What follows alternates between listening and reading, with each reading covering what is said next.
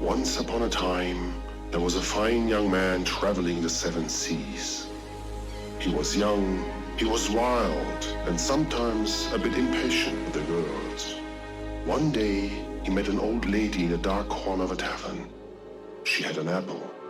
"Eat this apple," she said.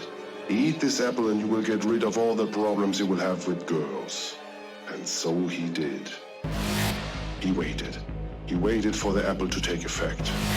But then he felt there was something terribly wrong. He stumbled. He tried not to fall, but the pain was unimaginable. And then his stick fell off.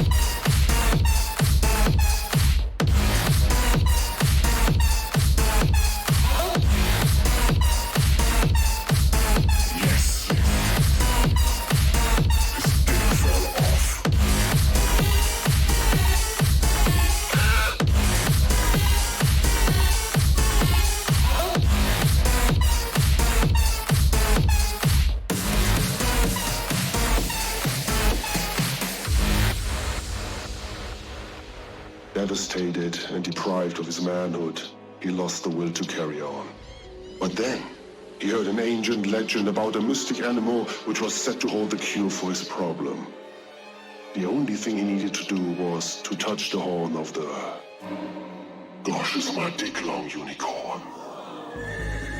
He instantly set sail, went to Moon Island, found the beast, and after a long and furious battle, finally touched its horn. The curing process started immediately. In fact, the growth was so immense that from that moment on he was known as the three-legged pirate. He sailed back to the tavern, searched for the old lady, and then... they fucked all night.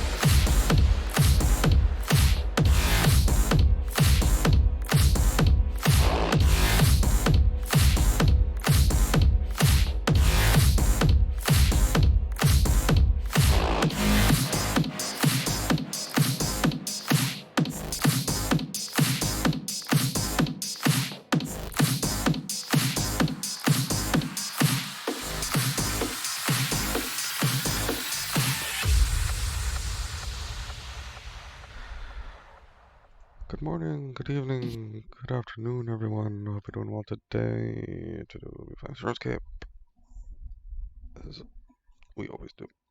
And we'll be watching some YouTube while I do it. Hope you enjoy.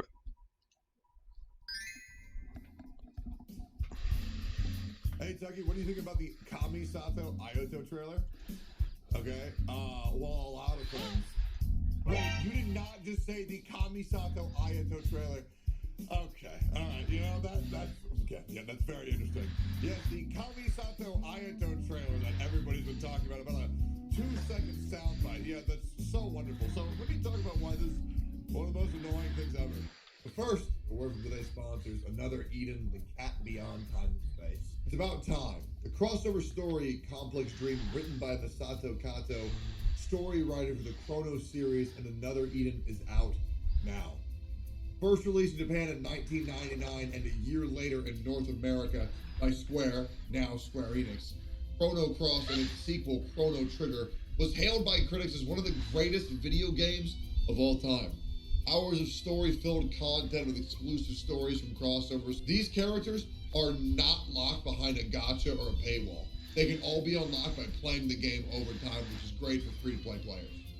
Embark on a journey beyond time and space in the ultimate single-player JRPG. Experience a console-grade immersive story writing, soundtrack, detailed characters, and incredible world building available for free in 72 countries, regions globally on iOS, Android, and Steam. Use my links in the pinned comment and the description. So like here I am, feeling like an absolute moron, because I've been waiting for Arataki Ito to come out, and if you haven't seen my reaction to the trailer, you can go back. It's the video I uploaded before this, because it's going on YouTube, obviously. Because I hate when my YouTube audience gets left out on all of the current events that are happening in Genshin and all the other things that I cover on Twitter or on Twitch and all that garbage. But here I am, sitting here, peanut butter on my nipples, my dick never more flaccid. I'm watching this trailer. By the way, I will say this definitively. Arataki Ito had the worst teaser trailer of all time. Literally, you go back, you watch Ratings, it has their entire backstory. Heartbreak, triumph, sick dubstep, dope visuals, amazing. You'll watch Hu Tao's, had one of the best, most iconic voice lines of all time. Oh my god, who comes to Wu Wang Hill alone? Oh my god, are you watching porn alone? Nah, I'm with the boys! But Ito, what did we get? We got one line, which actually, you know what? Let's go listen to this one line of dialogue. I think it's like right here. He had one line here. Now that's what I call a good show. Right there. That's all he had. That. Now that's what I call a good show.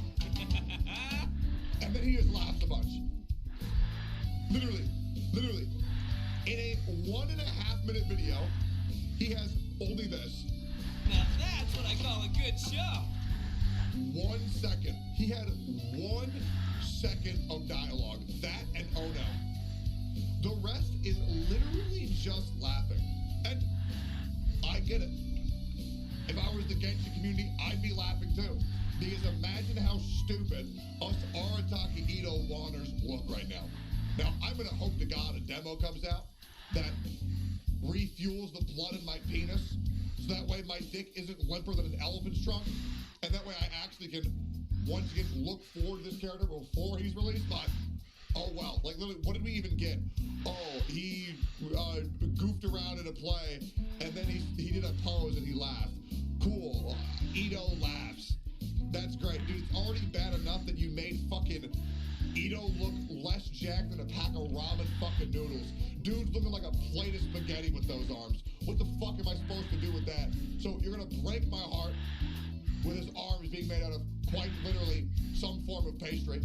You're going to give him a t-shirt that is fucking terrible. Only reason why it's on trending is because of this line right here. Backstage. Yes, most entertaining. Pity that the Tenryu Commission has arrived. You give him the worst teaser. You nerf his best feature. And then you overshadow his teaser debut with a different character. But first of all, we don't even know when it's coming. We have no idea anything about him. But he got completely overshadowed by fucking female Ayaka. What is he gonna be? I thought he was gonna be Cryo, but my chat's very convinced he's gonna be Hydro. You said like female? A Hydro polearm user or a Hydro Claymore. I have no fucking idea. I thought Wait, he would be female? Cryo because I know he's the brother of Ayaka, but I guess, sure, I mean, maybe Ayaka just lives in the winter more so the water froze or some bullshit. I don't fucking know. And now there's Twitter posts like this. It's an Ito teaser, yet people are freaking out about Ayato. Ayato 5 38.1 thousand hearts. Ayato's the officially biggest tease in Genshin Impact. Ayato and Tomo are watching Ito's tomfoolery. This is the greatest anime alive. Dude. Yo, Ayato voiced in CN English JP in Korea. 很精彩嘛，可惜天领奉行的人已经到了。 Like, Yes, most entertaining. Pity that the Tenryu Commission has arrived. Like, 素晴らしい演技でした。しかし天領奉行の者がもう来ていますね。 멋진 공연이었어. 하지만 아쉽게도 텐력봉행이 도착했군. and the worst thing is, I know Ito is going to be done dirty. I just feel it. It's bad enough that I've heard that Goro's E only generates 2 fucking energy particles every 10 seconds that it's out. Or on 10 seconds cooldown. Which is going to be terrible. I have no idea who's going to be battery for Goro. But, like, I'm going to use Ito anyways. But I'm just like, why could we have just not focused on this character releasing in 5 days rather than a character that's not releasing until, I don't know, I grow my fucking hairline back. So fucking never. Or maybe it'll be released in 2.1. I don't fucking know. Maybe. I put out a fucking tweet about it on Twitter. Fuck y'all Ayato simps. Let me give my boy Ito. Another fucking dude ain't coming until 2023. The comments are hilarious. If you want to see it, follow my Twitter in the description. And Twitch as well if you like. But now even more people are saying, why would I even roll on this dude? Ayato's coming out. Why would I even roll on this dude? Fucking Yai Miko. And like, I get it. But like, I don't know, man, the dude summons a cow. Am I wrong for being excited? I hope not. Because it looks adorable. But talk about absolutely pissing on my bonfire. Because I've been looking forward to Artaki Ito for a while. I generally feel like this is the character that's most like me in game. And I'm gonna want to main him. But I'm kind of feeling a little bit depressed. Like, I'm not angry about it. Like, you know, it's just a teaser trailer. It doesn't really matter, but we're gonna just focus on him. And then I looked for like anybody complaining about this. And it was literally just a bunch of mindless like Mahoyo bots being like, wow, Mahoyo, we love the taste of your cock. Yummy, yummy, yummy. Please nut at our fucking eyeballs. Tell him, Frame. Tell him, Frame. Please nut on my eyeballs. No. Cut that out. Not that. Regardless, I'm excited for Ito. But I just wish the fucking teaser trailer would have not been fucking awful. And I really think people are going to skip my boy. I mean, maybe he's terrible. Maybe it's a good thing. Maybe it's a good thing that we're getting free-to-play players less excited for a super cool character where they can save money. But that's important. That is important. But I don't know, man. I'm pissed. Justice for Ito, bro. Hashtag justice for Ito. This is bullshit. Hope you enjoyed the video. If you want a chance at Artaki Ito, go to the link in my description. When Ito drops day 1, I'm going to be doing a fuck ton of giveaways. So if you want to get Ito like I am, go follow my Twitch early. Because you have to be following for at least 2 days before the giveaway in order to enter. So, like, comment, subscribe, follow my Twitch. See you all in the next one. Peace.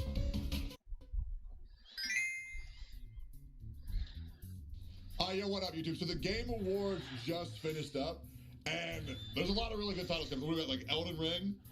I'm gonna try out Returnal. What's the other one? GTFO looks insane. What are the other ones? 12 minutes I want to try. Death's Door, but those are already Yeah, Death Door's already out. Regardless, the fiasco of the person who announced Genshin Impact as the mobile game of the year, pronouncing it as Genshin Impact, which blew my absolute mind. Somehow we got mobile game of the year. And you want to know what that somehow is? It's because Genshin Impact is the mobile game of the year. Now, here's the good thing. First of all, I have an Eggy plush. It's linked in my community post if you want to get one for yourself. But, you know, we've been doing content for almost 3 years. It's almost my 3-year anniversary. It will be my 3-year anniversary on Twitch very, very, very soon. And we got a little Eggy plushie to celebrate. So if you like my little egg, and if you need to store things on your desk, like a PC controller or a remote controller, he'll eat it for you and he'll hold it for you. You can share it on my computer if you like it, but we got a whole ton of orders, and time's running out. Anywho, take my egg. So Mahoyo, for the first time ever, actually decided to do something that nobody saw coming. And the thing that nobody saw coming was that we are actually getting 1,600 free primos because Genshin Impact was announced as mobile game of the year. And how do you get those? All you gotta do is like, comment, and subscribe. That's a joke and also not a joke, because if you like, comment, and subscribe, I'm doing an Ito giveaway on day 1 when Ito releases, and you can go get that on my Twitch by pressing follow. Super easy. But this is huge. Number 1, because finally Mahoyo isn't like, oh, hey, we won this incredibly illustrious reward. here's your reward of two fucking dollars. This will hopefully be a sign of good things to come. Because number one, I don't think, and I mean this, I don't think MiHoYo has a good of a grip on his player base as it once did. I think MiHoYo is actually going to have to start shilling to its community in order to keep player engagement and player like excitement and happiness and player morale up, because we are getting to a point Really of where getting installed multiple spirits. games are going to come out. Because the reason why Genshin Impact was so successful was because there was literally nothing else. Like, we didn't all play Genshin Impact because we liked it. We played it a whole bunch. I may not speak for everybody. We played it because, one, we liked it, but there was literally fucking nothing. But now with True. games like Tower of Fantasy coming out, Honkai Star Rail coming out, which MiHoYo won't mind if we play, Elden Ring coming out, Blue Protocol coming out, with so many amazing games coming out on the horizon, especially in March, dude, MiHoYo needs to get their head out of their ass. And I think this is a good step because more primos equals more characters to play. More characters to play means more fun. And I don't give a fuck what you say. Free-to-play accounts, they're fucking boring. Okay? They're fucking boring. Because there is no difficulty in the game regardless. Okay? Everything can be beat at C0. Everything can be beat with like fucking level 60 characters and level 70 weapons and plus 12 artifacts. There are literally accounts in the game to do that. So if you have more characters, you will have more fun. Because then the playstyle you want to play can be made. Now, this is really big because hopefully the events and the web events get better rewards and then we can level up shit up faster, because I don't know if it's just me, but like I can't even get weapon enhancement ore, man. I'm running out of ore. I'm running out of weapon enhancement ore. I'm running out of experience books, and I'm a whale who grinds every fucking day. No, he doesn't. So I don't know how everybody else is feeling, but like I have nothing. Okay? Speaking of having nothing, this weapon just came out, and I have a lot of opinions. And the reason why I have a lot of opinions is because this thing is literally statted the exact same way as Jade Cutter. Crit damage has a 2-for-1 ratio from crit damage to crit rate, which means every 1 crit rate equals 2 crit damage. So this is literally the same weapon as Jade Cutter, but here's the big but, because I like big but. Anywho, fuck, it's a terrible fucking joke. Jade Cutter's really, really, really good because of its statting and because of its archetype of the characters. But Redhorn Thresher, the Claymore, I don't know why anybody is even considering using this on any other character besides Ito, Noelle, and Xinyan. To be honest, just Ito. Okay? Because this weapon, let's be real, is for fucking Ito. Okay? MiHoYo is doing the same thing as they did for Honkai Impact, only they're being a little bit more ambiguous about it. The weapons that come out with the new characters, the weapon is for the new characters. And I know that might blow some people's mind, but before you think that you're going to pull this shit to put on your Eula, fucking don't. This is for Ito, Xinyan, and Noelle mainly. Ooh, maybe I'm wrong, but to be honest, this is what the point of the weapon was. Now, here's the thing that I want to say for all Ito wanters, which I hate that phrase. If you say Ito wanters and Ito havers, God, it just makes me want to fucking puke, but that's just me, man. I don't know. I feel like that's just cringy as fuck, but that's neither here nor there.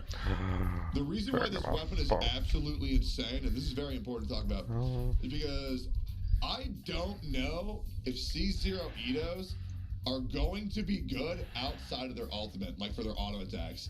But with this weapon, I think that he might. I feel like that you might need this weapon to make him viable outside of his ult, which is okay for certain players, but for low spenders, maybe Ito is kind of a skip. Who knows? At least if you're a meta player. But this weapon makes him so ridiculous. I mean, look at this shit, dude. 88.2% crit damage, which I've been told, it's been rumored that he's going to ascend into crit rate. It's like 24%, which I believe is the same as D-Luke, which would be nuts. And then 88.2% crit damage. He doesn't need base attack really because the majority of his ability scales with defense. He just needs defense. Defense increased by 28%. Normal and charge attack damage increased by 40% defense. Now, if you R5 this, which I'm probably going to because I feel like Ito, and I'm just going to be honest. I feel like Ito is going to be skipped by a lot of people.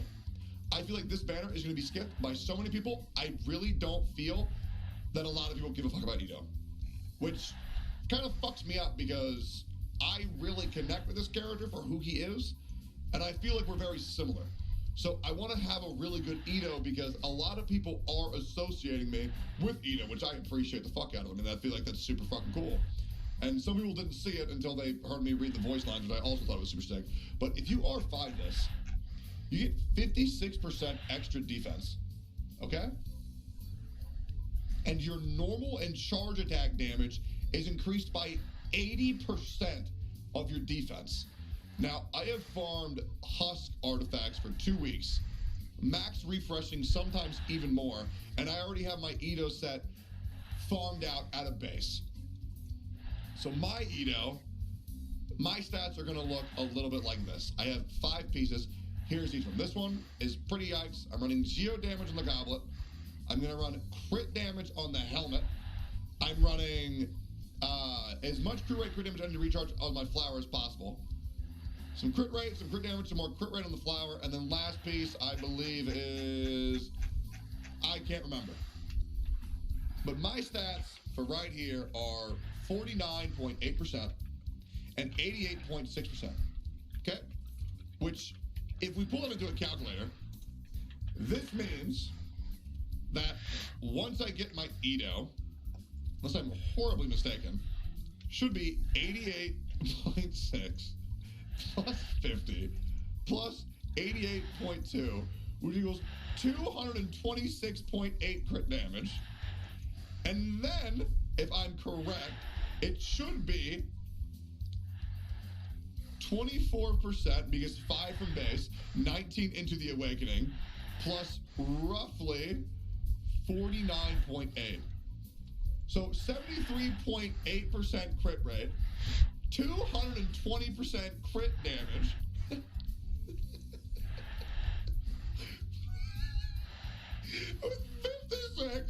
56% extra defense from the weapon, and my normal and charge attack damage are going to do 80% of my defense, which I don't know what Ito's defense is going to be, but I'm 100% running him on a defense main stat sand.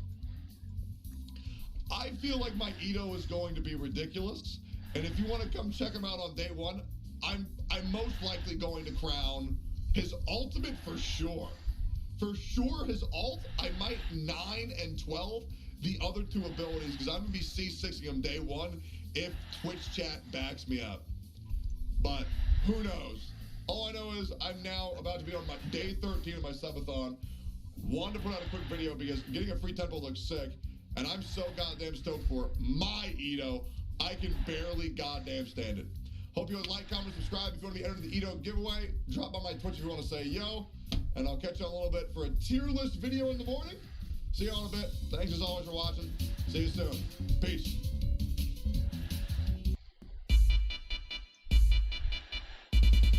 Suck. Ah, ha, oh, bah. Hey, yo, what's up, YouTube? So we are now on day 12 of my subathon, which is an absurd amount of time to stream. Making a tier list mainly because now the dislike button doesn't exist. Congratulations, you little... This is my tier list, and yes, I don't think that just meta matters. So I am going to rank, and it's going to matter how fun certain characters are to play. Let's go! Number 1, Albedo, B tier. You know what? No, C tier. Let me tell you why. I already know that I'm going to have to use this dude when Goro comes out. And also, let me do this real quick. Here we go. Boom, boom, boom. There we go. Oh, and also, let me get that out of the way. Okay, send you on F. All right, you don't need me to talk about it. Albedo is C tier because all he does is drop a fucking E, and then you fucking frame. I swear to God, if you interrupt me with that audio one more time, I'm gonna strike you down with the Midas Zeus. How fucking dare you? You drop the E, and then you swap. And then you have to deal with this annoying-ass fucking platform that when you stand on it, you go up 8,000 years in the fucking air, and if you're using Tartaglia, you can't even plunge. It's an inconvenience. 8,000 years? Having to use geo I constructs don't know in about that. general is the worst fucking thing on the planet because they'll delete themselves if another construct's nearby. They won't go off because another construct's nearby. If a boss walks over them, they get deleted. If they get put on fucking water, they get fucking deleted. Freem, I swear to God, mute your fucking computer. They are the worst things on earth to fucking deal with. Don't sit over there and fucking smile because you know you're throwing off my group. Apologize to my chat. I'm sorry. You're damn right. Mahoyo, we are over a year into your game. How have you not made better AI for your geoconstructs? Relocating a little bit to the right. But he is very good. Aloy F tier. I have no idea what the fuck they were thinking with this character.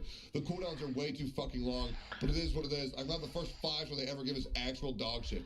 Amber's fucking garbage. Ayaka's S tier. When Ayaka first came out, I really did not like her. But the more I've used her, the more she's grown on me. And the fact that I can just throw a fucking ult, walk away, and everything's dead is insane. The dash is really good outside of combat, which makes my, like, doing dailies actually really good. But inside combat, I just use a different character. And I won't use Ayaka as main DPS. I'll use her as sub DPS. That way it's fine. But Jesus Christ, we changed the dash. Raiden S tier. Okay? Let me tell you why I'm being very heavy-handed with the S tiers. I'm not one who's too hard to please. I'm really not. This is my mindset. If you trivialize the content in the game and you're fun to play, you're S tier. Her E is one of my favorite abilities used in the entire game. It's insane for fucking co-op. Her ultimate is incredible. The fact that I hit her 400k with her ult, and then my regular swings after that are gonna hit her 30, 40k each, she's nuts. And using her with Eula is insane. And by the way, I'll be right now, Eula S tier. Okay? You use these two together, holy fuck. Even at C0, everything is going to fucking die. If you still haven't got on board the Eula train, I don't know what else you need to be told. Eula is so fucking ludicrously good. Actually, physical isn't that good. Dude, just shut the fuck up, you fat fucking bitch. I've gone on an account with all level 60 characters, all level 70 weapons, and all plus 12 artifacts, and they 36-star the Abyss. Every rotation, I don't know who thinks we need this much power. It's fucking pointless. And if you enjoy a unit, fucking use it. Barbara's fucking boring. Beto makes me so angry because I want to use her so bad, but the team comp I want to use her for doesn't exist. I want to use her with A, and I fucking can't. And her ult just costs way too much fucking energy recharge. And her E, you have to get hit for it to proc. But some of the enemies in this game just don't fucking attack you. They just walk back and forth. I'm moving her to C tier because her energy recharge cost really fucking makes me angry. Bennett's A, and here's why. Bennett is one of the best characters in the entire game. He is. And, like, obviously, if this was just meta, he would be S tier, obviously. But the problem is that he's so fucking boring. It just sucks. You just put a fucking high base stack weapon on him, max HP and ER, and then nothing else fucking matters. But I guess you can enable your other characters to have fun, which is why I'm moving him from B to A. I wish he had a little bit more flash. He also looks really fucking stupid. Chongyun's D because I really hate how his E overrides fucking infusions. Diluc is like a C, man. Like, Diluc is the reason why MTash hates the fucking game. How the fuck are you gonna have a melee character have an ult that pushes targets away from him? Who thought that would be a good idea? Oh, a melee character? Let's make an ability that pushes people away. It makes no fucking sense. Just make the Phoenix come to him and infuse his blade with the fire rather than he throws the Phoenix out. I'm sorry. There's just better characters. There are literally just better characters, and that's fact. Diona, I hate this. I'm putting her in S tier. I don't give a fuck what you say. I love shield characters so fucking much. Okay? Because when you use shields in this game, you don't have to worry about mechanics. It's awesome. All of her voice lines are cute. Her abilities are fucking amazing. Okay? She's cryo, which is insane. If you play her in JP, she sounds so cute. This character is absolutely adorable. I love her to bits. I don't care what you say. She's S tier in my heart. Her heals are amazing. Her shields are amazing. Her constant cryo application is amazing. These are the same character, okay? Geofish, Electra Albedo. The only upside Fish has on Albedo is that she doesn't make a stupid fucking elevator. And also, yes, Ganyu is fun. I think Call of Duty and FPS are fun. This character is good, but every single time I use her, especially at higher constellation, like, I feel like I should be holding my E longer, but I don't want to. And I just find that she's fucking boring, dude. I'm gonna just say it, Toronto. Your clears with Jean are not impressive, okay? Because when you have a character that can infinitely heal you, no shit you can solo it after 8 hours. Use a character that can't heal, then maybe I'll be impressed. I saw fucking Envy doing the same wolf boss with the Albedo E. I cleared that shit on my first try in like 30 seconds. Like, solos in this game, they're not impressive. Kaya's A tier. Jokes, he's B tier. Jokes, he's C tier. Jokes, yeah, he's C tier, that's fair. I really feel like more people need to give Kaya a shot. You just fucking caught it. He's just a good, solid, snappy character. Now, I think he should have a heal each time his cryo application on his ult hits. Because nobody plays this guy as main DPS. I play him main DPS from the beginning. I go physical damage, Kaya. Good for you. Kaya wasn't meant to do that shit, but whatever. Kaza, best character in the entire game. Sorry, let me adjust this accordingly. Because Yule is good inside the game and outside of the game. R34 artist, thank you for all you do. All right, Kaza, insane. Dude, literally full suck, bring him in, fucking fly up, slam down, alt. If you have C1, suck him in, fly up, slam down. If you have C6, Animo Blade. It is so cringe when I go on somebody's account and they have an Akaza and they don't build them. Fuck you. Fuck you. Fuck you too. Lisa, fuck you. Mona, the reason why she's growing on me, because I finally realized how good Widsith is on Mona. And because a 4-star weapon on her is so good, it makes me excited for her future. The other thing that's really nice is that having a Mona dash character in your party makes traveling in the overworld really nice. But once again, combat, it's terrible. But you will never use her for her dash in combat. So it doesn't matter. You just fucking ult. Everything gets CC'd. You drop an E. Everything gets fucking taunted. You go Kaza. It's sick. And then you pair Mona with Ayaka. And you drop her E. And then you ult with Ayaka. It's hilarious. I'm sorry, Ning Wong. I don't get you yet. Maybe I'll get you later. Just like Noel, I don't get you. Chi-Chi, I don't get you. Razor, you're dope as shit, but I don't want to use you. Rosario, you're awesome and your boobs are huge, but once again, I've kind of fallen out of love with you. This character right here, I feel like this is the biggest prank in Genshin Impact history. Like, are we sure she's good? Because she really does not feel good. Like, her E teleports you back a little bit sometimes, and across a football field other times. Her buff feels terrible to use, but I see all these people telling me how broken she is, but I think she sucks fucking balls. I'm putting her in E tier. I give up on her, dude. That's just my opinion. Sayu's cool because she's a taxi. Sucrose is cool because she's budget Kazuha. Tartalia's Pog, but I can't put him in S tier anymore because I just don't use them. There's other characters with more fun mechanics. I apologize, but maybe I'll find another character that makes it more exciting again. But for right now, I am slightly less excited about the Tartalia trend. Now, GOMC, I am absolutely in love with. I will admit, he's not the best, but actually kind of fun to use. He's fun enough to where to make up for his like lack in power. And the fact that I know everybody can C6 him kind of makes me happy. So I want to put him in B tier. Fuck off. Venti's S tier. No, you're in A tier because you're fucking boring, dude. I'll say it, dude. Venti's worst Kazuha. And you want to know why? Because Venti brings shit up in the air. So when I use my Venti, and then he sucks things in, they're too high up for my fucking Yule to hit. So fuck you, Venti. You're worse than Kazuha. You're staying in fucking A tier. Kazuha's cooler. Fuck you, dude. Zhengling's Pog as fuck. If you don't know that, cringe. Xingqiu's Pog, but also kind of boring. Yanfei, literally don't care, but that might change later. Yoimiya, kind of same as Tartalia tier. Every single time I use Yoimiya, I just get more and more frustrated at Mihoyo for leaving characters that obviously need like changes to their internal kit, and they're just refusing to do it. I have fun as fuck when I use her, but I just don't know why Mihoyo isn't fixing her internal mechanics. And like, I can't advocate for a character where it just feels like they don't give a fuck. Zhongli, thank God you exist. But also, I like Diona more than you, and that's a hot take, but I like Diona more than Zhongli, okay? I'm sorry if that pisses you off. Fuck off. Shinhee, you'll probably be at least A, high A, low S. Because holy shit, you're fucking hot. But for right now, I'm going to keep you here, and we'll see where it goes in the future. Tomo, they fucking did you dirty, bro. Goro, you're for sure going to be A tier for Geo supports. Arataki Ito, there's no fucking way that a C6 Ito is not going to be S tier minimum. Senora, when she comes out, will be my second favorite character, and Yoon Jin will also probably be Pog. Senora will be a playable character, and when you see this, you're all going to have to suck my dick and apologize for telling me that she's dead. Anywho, I hope you enjoyed the video. Make sure to like, comment, subscribe. I can barely see right now with how tired I am. I've been Tech Dome. This has been my TED Talk. Follow my Twitch in the fucking pinned comment. Catch you on the next one. Peace!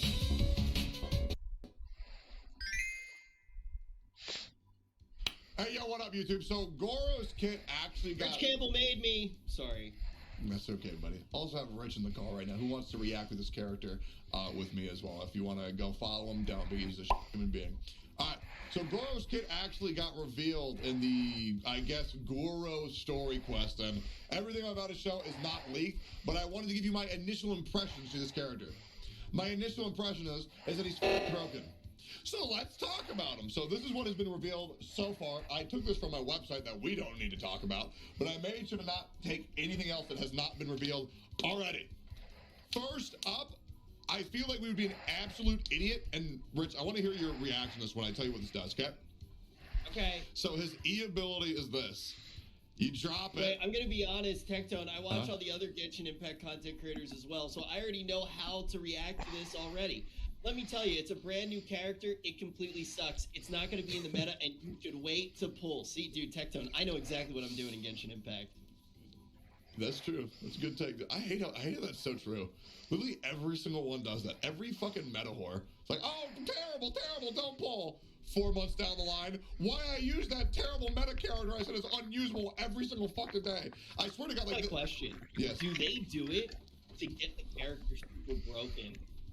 No, they get dude, they just do it because they want to fund fucking clicks. That's it. That's it. That is it. It's so fucking great. It happens every fucking character.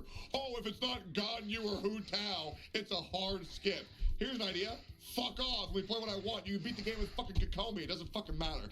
Anywho, Goro, character, fights 3 buffs to active characters when this skill's AoE based on the number of Geo characters in the party at the time of casting.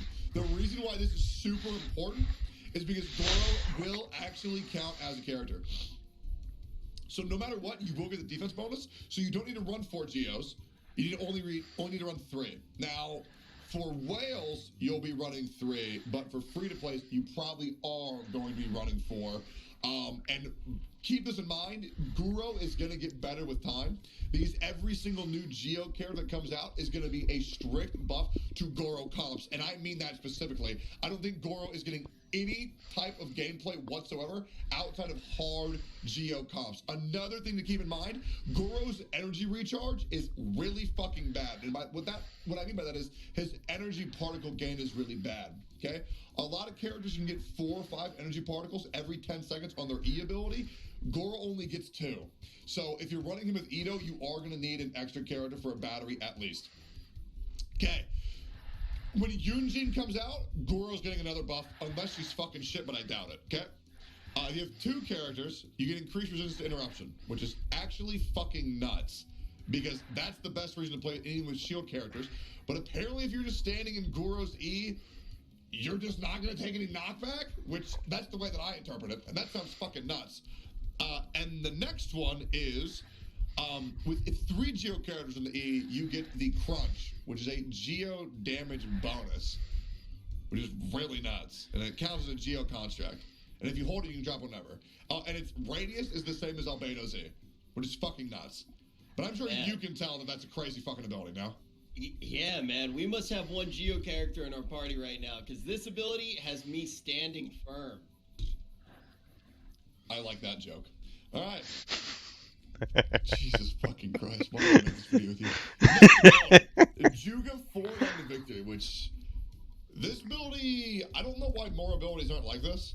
Like, I don't know... For example, I don't know why Kikomi squids don't follow you around. I don't know why Oz's ability doesn't have the option to follow you around.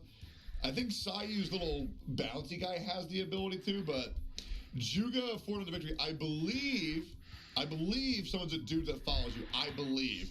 But let me read into it real quick, unless I'm getting confused with another character. So when you cast the ability, like General's Warbanner created by Inuzuka all-around defense, provides buff to the active character within the skill's AoE based on number of Geo characters in the party. Also moves together with your active character. Yes. Generates 1 crystal collapse every 1.5 seconds that deals AoE geo damage to one opponent with the skill's AoE. Pulls one elemental shard of the skill's AoE to your active character position every 1.5 seconds. If a general's war banner created by Goro currently exists in the field and this ability is used, it will be destroyed. Okay. Hey, this might be a peg. This thing doesn't count as a construct, does it? No, it doesn't count as a construct. Thank God. Because I believe, no, I think it would be actually bad. Because I think you can only have 3 on the field at the same time. And oh, really? Yeah, I believe there is a cap of 3. If a general warbender created by Goro currently is in the field and this ability is used, it will be destroyed. In addition to the duration of General's glory, Goro's elemental skill, individual all-around defense will not create a General's war banner. If Goro falls, the effects of General's glory will be cleared. To be honest, Goro is kind of a 1 ability character. I'm pretty sure you can leave his auto attack at 1, his ult at 1, and just max his fucking E. I'm sure his ult will have some use. But to be honest, the only thing that really matters is his E. His E is fucking nuts. And we're going to get into that even more in a second. The next thing that's really fucking nice is that now when you have Goro, you can actually see the shit that you need to farm in Inazuma. Thank God. Because that shit sucks. Without Klee and Chi-Chi doing their shit in Monster Leo, we finally have somebody to pull for to see the materials in Inazuma, because it's been a fucking pain farming without him. The other really nice thing is that when you use his ult, all nearby party members' defense is increased by 25% for 12 seconds. That's ridiculous. That is actually ridiculous. And the final thing is, Goro receives the following damages bonuses on his attacks based on his defense, which is skill damage for his ult, increased by 156% of his defense. I'm reading really fast because I'm really fucking excited. And then Juga, forward unto victory, skill damage and crystal collapse damage increased by 15.6% of his defense, which is also really fucking nuts. So it's just good shit. And then lastly are the constellation. Now, I know for people like us, Rich. Rich, can you please pull my that? bad. I fixed it. Yeah, can you please change that? Wait. Yeah, can you change that, please? No, that's fine. That's okay. Tygo, if you're watching this, can you cut this out? Thanks. Wait. Make sure. Yeah, just swap. It won't change back. Okay, just swap to something else. I know, we're having a lot of fun. Let's just. Wait, you can't change it back. I'm trying. Just close the tab, dude! Yeah, but then I don't know what's gonna happen if did I fix it? Just close it! This is a bad joke. Okay. Awesome joke, dude. Let me just turn off the goddamn screen, dude. Jesus Christ. Alright. Anywho. I made a mistake. That's okay, buddy. That's okay, man. Alright. So the thing with Goro is, at C0, he's gonna be good. But Goro's Constellation is gonna be absolutely fucking nuts. Yo, Rich, you ever had a bad experience pulling for Constellation for a character? For a 4-star? I ever have a bad experience? No. It's actually kind of weird. I had this one character, and now every time that I try to use him with other characters, he makes all of their attacks deal pyro damage. Yeah, that sucks, dude. I never had a single bad experience. That sucks. Dude, I had a thing where it took me longer to get a C6 Rosaria than it did to get me a C6 Eula. Well, I guess it's like kind of more random, right? If you're patient, though, you'll pretty much always. Yeah, no, I agree, and that's an argument that isn't brought up too much. We're like, oh, if you don't get Goro on the premium banner, you'll never get him. But it's like, dude, after the premium banner's over, he's going to the standard pool. That's literally fine. Wait, Goro's going to the standard pool? Yeah. Oh, yeah, because they all do. Yeah, they all do, yeah. So it's really not that big of a deal, even if you don't get them. Wow, so the standard pool gains value over time. Yeah, oh, it does. It actually does. You should pretty much never pull on the standard banner early. Wait as long as possible. I think that every time they do a rerun, they should add a 7th constellation. I don't think so, Tim. I don't think that's a good idea. And every time they do a rerun, they should make it cost even more to win. No, sorry, we're gonna piss everybody off. Yeah, that's fine. That's fine. Yeah, so with Goro, even though he's a 4-star, his constellations, and I'm gonna just say this right now to all y'all listening, his constellations are fucking broken. Like, Goro is a character that you'd pull for constellation. Like, his C4, and we'll get to it, it's borderline meta defining. Unless I'm way overvaluing it. I don't think I am, but I could be. It happens sometimes. Because we really don't know the numbers until we see all of his base stats, which I don't think were leaked. Maybe they were. I don't remember. Anywho, His C4 seems broken. Let's read it in a second. So C1 is when characters other than Goro within the AoE of Goro's General's War Banner on General's Glory deal geo damage to opponents, the CD of Goro's Inazuka's all-around defense is decreased by 2 seconds. Okay, so already you're going to get more uptime on your abilities for the C1. The C2 is while General Glory is in effect, its duration is going to be 1 second when a nearby active character obtains an elemental shard from a crystallized reaction. Okay, that means this is going to be 3 seconds every 0.1 second. Dude, that means this C2 increases his ult's ability by 33%, which is fucking nuts. C3, C5 are just going to increase the scaling, but the C4, if you haven't seen it, what the fuck? When General's Glory is in the impregnable or crunch state, it will also heal active characters within its AoE by 50% of Goro's own defense every 1.5 seconds. I feel like they keep doing this with the Geo characters. They're like, if you get constellations, it's also your healer. Like, I feel like this is actually their go-to move now with Geo. Yeah, and the other thing is, like, this is already nuts, but keep in mind, like, you're gonna get shields from every single crystallized reaction you're already running, and every character you're running has incredible maxed out defense. Like, you're barely gonna take any damage. If you get C4 Goro, you will literally be unfucking killable, unless you're really shit, or I'm looking into this way too hard. But, I mean, dude, he's literally Geo meta, which is a really fucking good compliment to get. So I feel like Geo meta is going to be pushed out really hard right now, and I feel like Goro is the catalyst for that. It's the mobile gamer build, man. Yep, I agree. If you're shit, don't worry, bro. Run a Geo comp.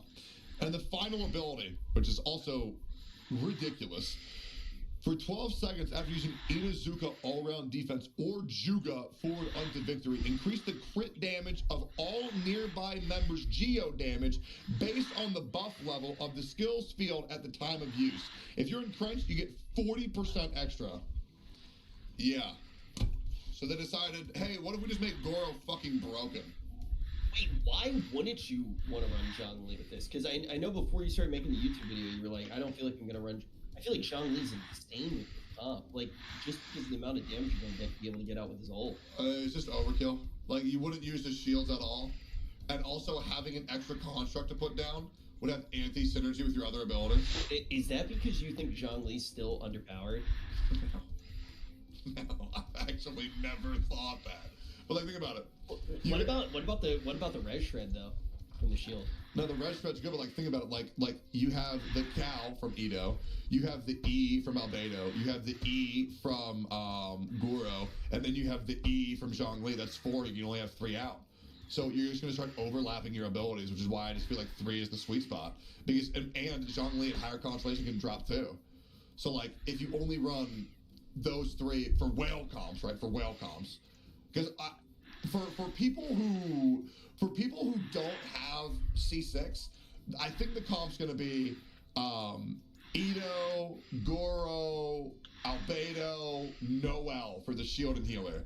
But then if you have C4 or C6 on Goro, then it's going to be Ito, Goro, Albedo, plus 1 other. Goro E doesn't count as structure? I was told that it did at the beginning of the day. Okay, well, I feel like I finally get to say it. This changes everything. That's right, MTash. Oh, shit. Then maybe Zhongli will have a place. Oh, that's yucky, dude. What the fuck? So then he becomes even better. This character's broken. I don't want to talk about it anymore. Anything you want to say, Rich? This is fucking ridiculous. I want to know more about Ito. Well, we'll have to find out when his kit's released. Well, I guess that means that you guys need to subscribe to the channel right now so you don't miss any of the Tectone content. Yeah, and if you want to check out Rich's channel, then come to my Twitch stream because he's on here all the time. And then he can tell you himself at twitch.tv/Rich W. Campbell. It might be in the pinned comment if my wife remembers. Who knows? Anyway, thanks for watching, boys. Say bye, Rich. OTK made Tectone. Oh, literally nobody knows what it is. Peace. I forgot. Poison. Frick.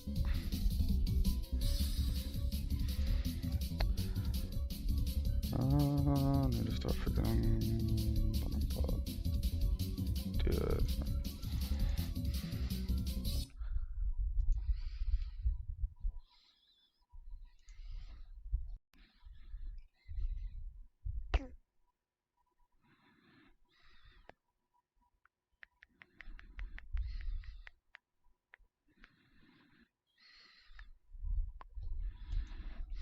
Hello, Wazra here, back with another episode of Boss Man, the series where we go for all the collection logs from all the bosses in the game. On our last episode, we started the Crozius grind, which, if I'm being honest, that boss burnt me out for going for the log, so we're not going to go back there until we get a couple of the big ticket items we still need, like Vitalis and the chest from AOD.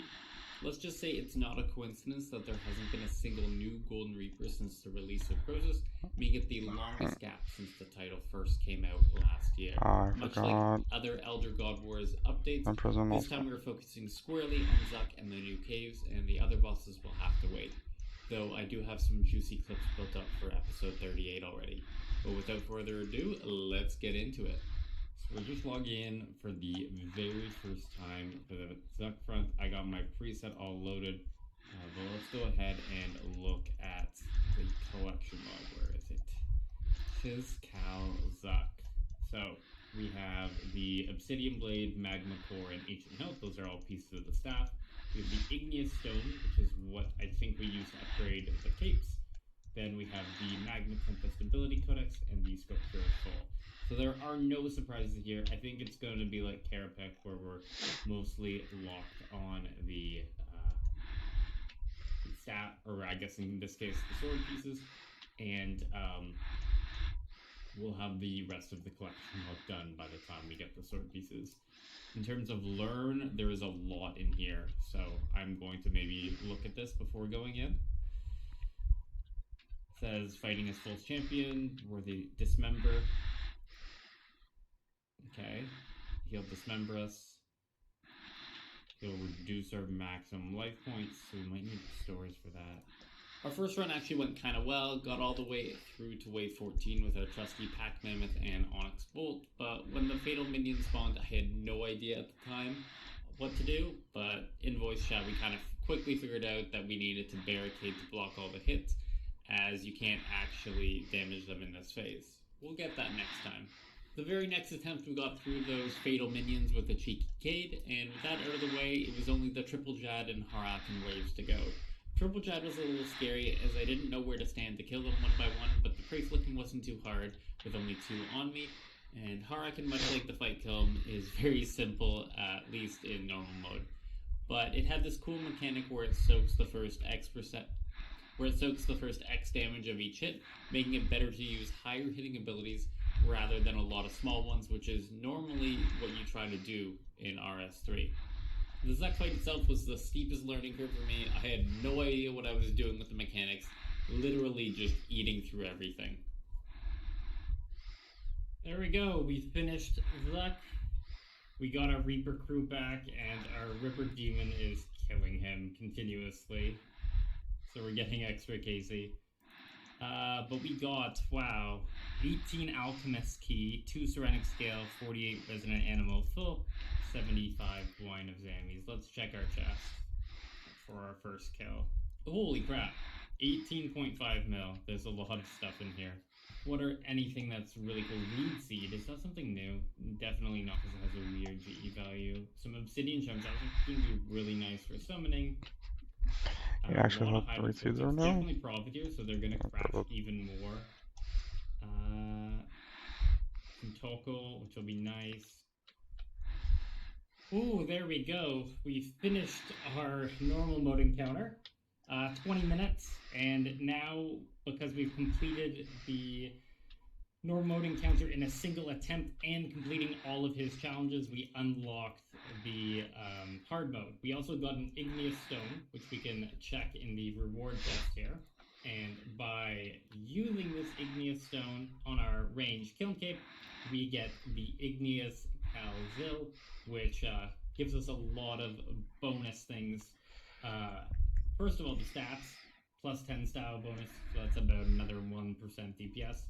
And bolsters the Deadshot ability, reducing the adrenaline cost, increasing the damage it deals, and increasing the duration of the bleed effect. So this is going to be really nice for ranged DPS rotations with our extra adrenaline that we seem to always gain with the Quiver. And that is the second cape obtained. We improved by 11 seconds there. Kind of funny, over like a 20-minute period only. 11 seconds, and I think it was all on Zuck. But let's see what our chest is up to now. 67 mil total. So, not the best run there, because I think it was 61 before. But let's go get our Mage Cone Cape. I'm going to upgrade Mage next, because Mage is super nice. And there we go. I think it looks the best of all of them with the purple. I think it just kind of goes with the cape. So overall, I'm not the biggest fan of the look of them. And with the Staff equipped, Omni will now hit 4 times. I'm just going to toggle on Max It mode just to show its potential here. And we'll go, and boom, 5k and then 3 5k hits. So that's a 20k with Max It mode with like no damage boost on. And that's our third run. We have all 3 capes about 4 hours after release. Time to go diet hard mode. Eventually we will either come back to normal mode to get 100 total KC. But for now, let's just go make this final cape. So with the Igneous Calquette equipped, we can now use Overpower here, and it's going to hit twice. And hit like a 7k, 8k. That's pretty nice. I don't know how it'll fit into DPS rotations, because it just costs so much adrenaline and melee is often starved, but it is pretty nice. Okay, starting hard mode. I've been told that wave 7 is where I'm gonna die. Yeah, I died on wave 4. We're gonna take out 1,000 anima of full here, just from our chest, so we can go ahead and upgrade our ring, and then we'll start to get the tradable ones in future runs. So if we can take out our Pontifex Shadow Ring, and we can charge it with 1,000. Now if we investigate it, there's a lot of effects on here. Still tier 2 luck, but chest-wise, we now get 8 Elder Troves per hour max, and Elder Troves tier 3 now have a chance to contain Pernix Quiver Fragment. And if we look at our current Elder Troves that are tier 3, we have 88 from Bix, so we're going to go ahead and open and see if we can get any Pernix Fragments. I see some, but kind of hiding what it is. So we got 10 fragments, and we need 100 in order to make Pernix Quiver, but we can go ahead and sell these right now. I think they'll sell for the min price of 5 mil. Yes, they sold for 6.7 mil each. Very nice. And once we get 5,000 of each anima, we'll be able to upgrade our ring even further to make it work as a passive. Oh, let's freaking go. No, I'm gonna fucking die this time. Okay. How far? I'd say like I last like maybe 30 seconds. I have 4 sailfish left.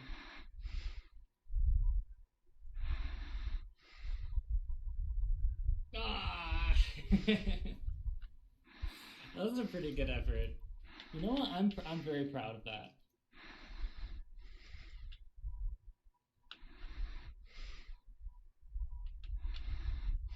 Let's go! Hard mode kill! Oh, we got our hard mode kill, so we're gonna come up and sit on his throne up here. I think we have to actually rest.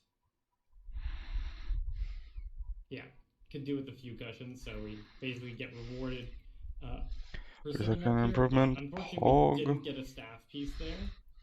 But let's see what we have in our chest now. If anything new popped in, there's nothing on the ground. Yeah, I think it added like 10 mil for that Zuck kill.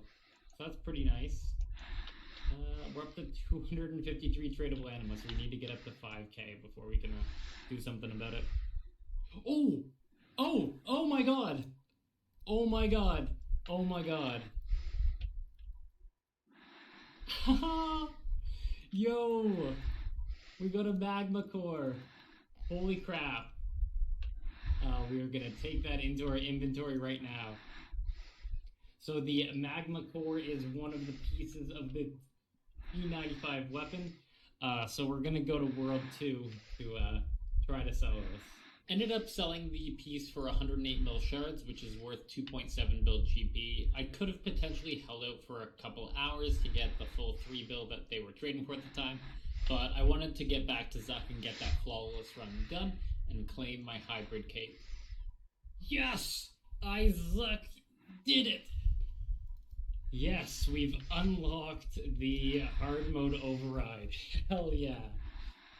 Oh, that was tough. I feel really good about that. Our kill was too long to track. It was over an hour. But what did we get from our chest here? We're up to 156 mil, and I got an igneous stone. Scared me, and I thought I got another drop. But yeah, that feels pretty good. I'm pretty happy with my PVM abilities getting this done. But let's figure out how to actually make the capes. So I think if I take all three of them and just use them on each other, and we will get the Igneous Calza, which has the really cool override, and I am so happy with this cape. Let's go show this off at War's Retreat. So yeah, this is day one. I want to say like 6 hours after release. No. This is about 12 and a half hours after release. We went ahead and we did 7 normal mode runs, and then we did the 3 hard mode runs. So that was our third one. All 3 times on my hard mode kills, I've gotten to Zuck flawlessly. So that's really nice. We don't need to worry about flawless anymore. It does help our drop rate if we don't use checkpoints, but I'm not too worried about that because I did already get that one magma core here on one where I did use the checkpoint. So 1/3 of the way done to a weapon. Oh, I got the pet. Yo, today is a good day. Yeah, I guess we have a new pet override. Let's take that out of here. And yeah, inspect the pet. We've unlocked Little Zuck, override familiars. Now we have our boss pet. It was just kind of T-posing there. It's a little weird. But he's a nice boss pet. Good size to him, good heft, and also really cool. I do want the gold skin. It's probably going to get me to stay for 200 hard mode, because if we look at the boss pet, you go Lil Zuck, number 2, you get this at 200 times in hard mode. And that looks really cool with the gold. I guess we're doing 200 hard mode. Well, I just did something very dumb and forgot to record while doing it. But I went ahead and insta-bought the Magma Tempest Codex for 1.8 bill. And now we're going to try it out. So Magma Tempest is a staff-only ability. So it's going to be really important while we're using our staff. But if we come here and we use Magma Tempest, it creates an AoE around it, and it hits about 100 to 200, so 8 times total. Now, the real busted part about bleed abilities is that it adds like 4 to 8 damage for every stat you're boosted. So now when we Magma Tempest with max hit mode, we're hitting 600 each time as a max hit. And it hits 8 total times, and each time can also trigger poison. So that's what, like 5,000 damage? Honestly, this ability should be a threshold. There we go. We finally have a timer. We got a 38-minute and 10-second run. Unfortunately, we didn't pick up a drop, but our drop from Zuck himself was an Igneous Stone, 24 keys, 50 Dragonstone, and 12 Anima. And our chest is looking pretty nice at 269k. 33:36, so we improved by another minute 40. I think I can get the sub 30. It's time to upgrade our ring. So we have 1400 Resonant Anima of full in here, and we're going to take that into our inventory. On top of that, in the bank, we have, I think 1600. Yeah, 1653. So we need to buy up to 3347 tradable. So 1911. Cost me 100 mil, or 97 mil, but we now have enough anima. So we will get the Pontifex ring here, and we can talk to Wahi's Stell, and then he'll upgrade it. And if we talk to him in the cathedral, he should be able to upgrade our Shadow Pontifex ring. And there we have the Elder Ring achievement done, which means we've fully upgraded our Pontifex Shadow Ring. Now all these effects are completely passive. We have 163 full troves in there. So now whenever I get a trove in the future, it's going to be a tier 3 and not the tier 1 that it currently is. So that'll be a little bit extra GP per hour, and hopefully it'll pay for itself over time. There's another personal record improvement. We're down to 30:45. We improved by 2.5 minutes there. Basically, all I did on phase 4, 9, and 14 was I skipped killing anything that wasn't igneous. I think I can get a sub 30. That's probably the end goal. And once we get there, I might try to slow down a little bit. But so far, we seem to be consistently getting 5 Elder Troves per run, which is really nice. But yeah, these hybrid bull tips are stacking up, and because no one's actually ranging this front, they just keep going down. Like, they're 10.3k, and I don't think they sell for 10.3k. There it is, the one cycle Harakan. Oh, I'm so happy I got that. Holy crap. 2756. I love this combination. So on this run, what I did is I put on the Conservation of Energy Relic, which saves 10% adrenaline when using an ultimate. And then I also have the Supreme Invigorating Aura. So Tsunami only costs 10% adrenaline. I lose 60% of the cost from Insight Fear, 10% from Aura, 10% from Relic, and 10% from my ring. So, and if it crits, it's free. So I love it. Conk only costs 30%. Sunshine, I end up with 30% after, so I can just dump so much. And that led to a 2756. Yeah, it's my 25th suck. Congrats to me. Or 25th hard mode suck. We are now at 28 KC, and I've updated my preset, so I thought I'd give a little bit of an update here. I have the same base sort of stuff, except for I've gotten rid of a couple items. First of all, we have the Elite Tectonic switch. I go ahead and equip my Elite Tectonic for all the Jads, and then the Harakan fight, and the final 100k of Zuck, because I basically don't need the Crypt Plume damage reduction at that point, so I can take advantage of the Elite Tectonic. I also don't bring the T90 shield anymore. The T90 Defender is more than enough to deal with that. Apart from that, it's pretty similar. We're down to 1 overload salve. With 6 doses, we last a full 36 minutes. And I can use Lantidime Incense Sticks to make that even longer, up to 48 minutes. So even in a worst case scenario, we still get through it. In terms of everything else, pretty standard. 5 brews and 4 sailfish, though generally I don't end up using all of the food. But I think this episode we're going to go up to 50 KC. I think that's going to be the cutoff point. Or if we get another sword piece, or let's say the Scripture or the Tempest. Hopefully we get something soon.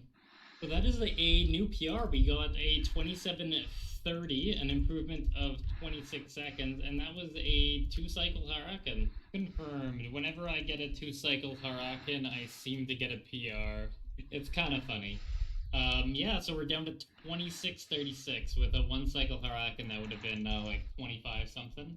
It's currently Sunday night, and I'm probably not going to be doing any more Zuck. And on Monday, I believe they're going to change the rate at which we get Resident Anima for tradable, because there's kind of like a little thing like where if you upgrade your ring, but you don't have the passive, then you need 5k of each anima, but you're supposed to get anima that you spend yourself at a faster rate. So they're probably going to fix the anima rates on Monday, so I want to 1, sell the anima, and 2, open all these troves and sell the Pernix Quiver Fragments.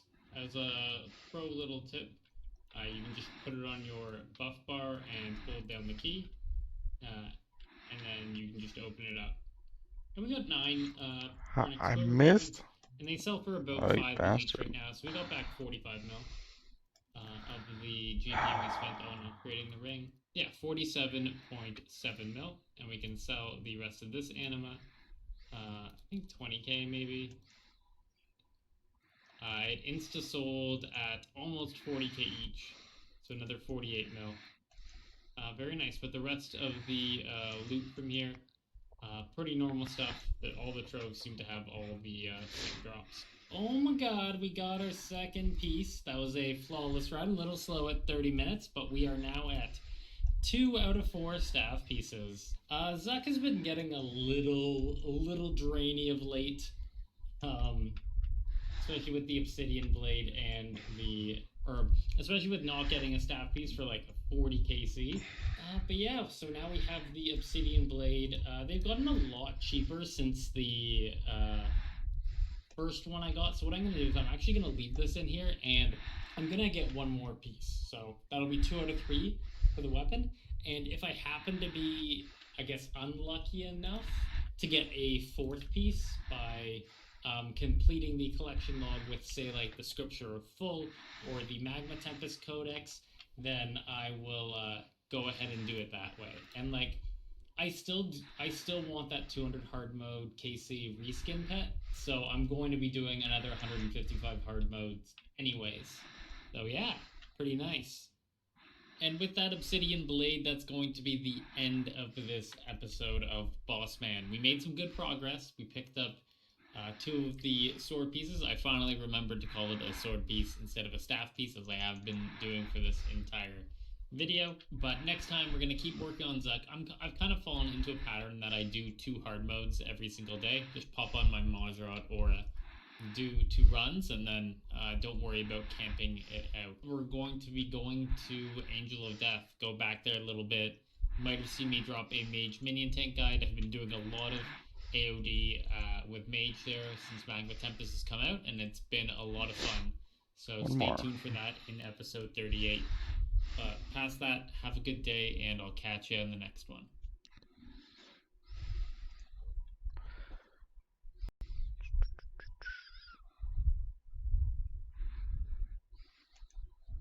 Gear is expensive, very expensive, and today we're going to find out just how expensive having all of the best gear in the game is, and whether it's more than a party hat.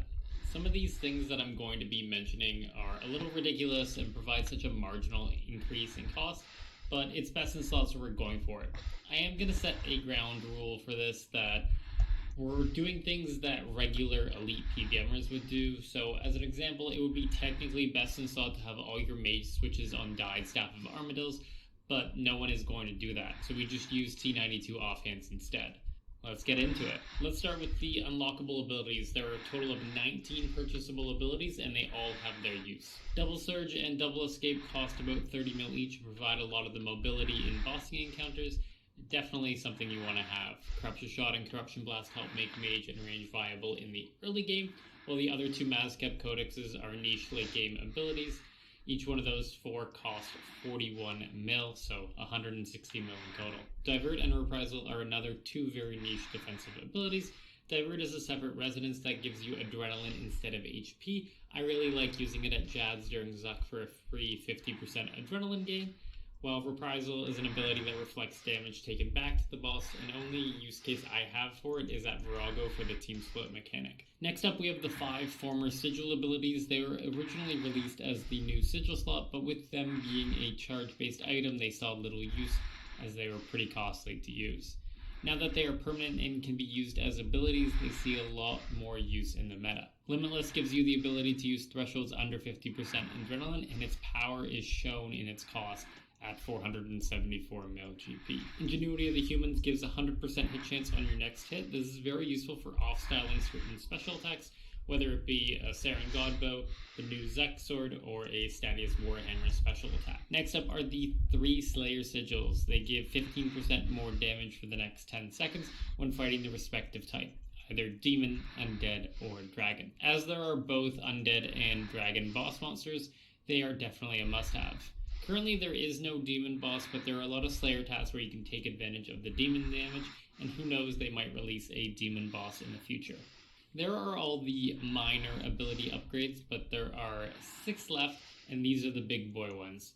They are the ones that revolutionize the style that you're using. For Mage, we have Greater Chain and Magma Tempest, both of which help to deal a ton of AoE damage and stack up more critical hits. For range, we have only one with Greater Ricochet. This specializes the style as a multi-hit style, with it having a ton of small hits that can proc on hit effects like Poison, Criminal Bolts, and Soul Split. For melee, there are 3 greater abilities from the Dragonkin Laboratory: Fury, Flurry, and Barrage. Greater Fury is a basic ability. When unlocked, it changes it to a single hit of 157% damage, and if you crit, your next hit is guaranteed to crit.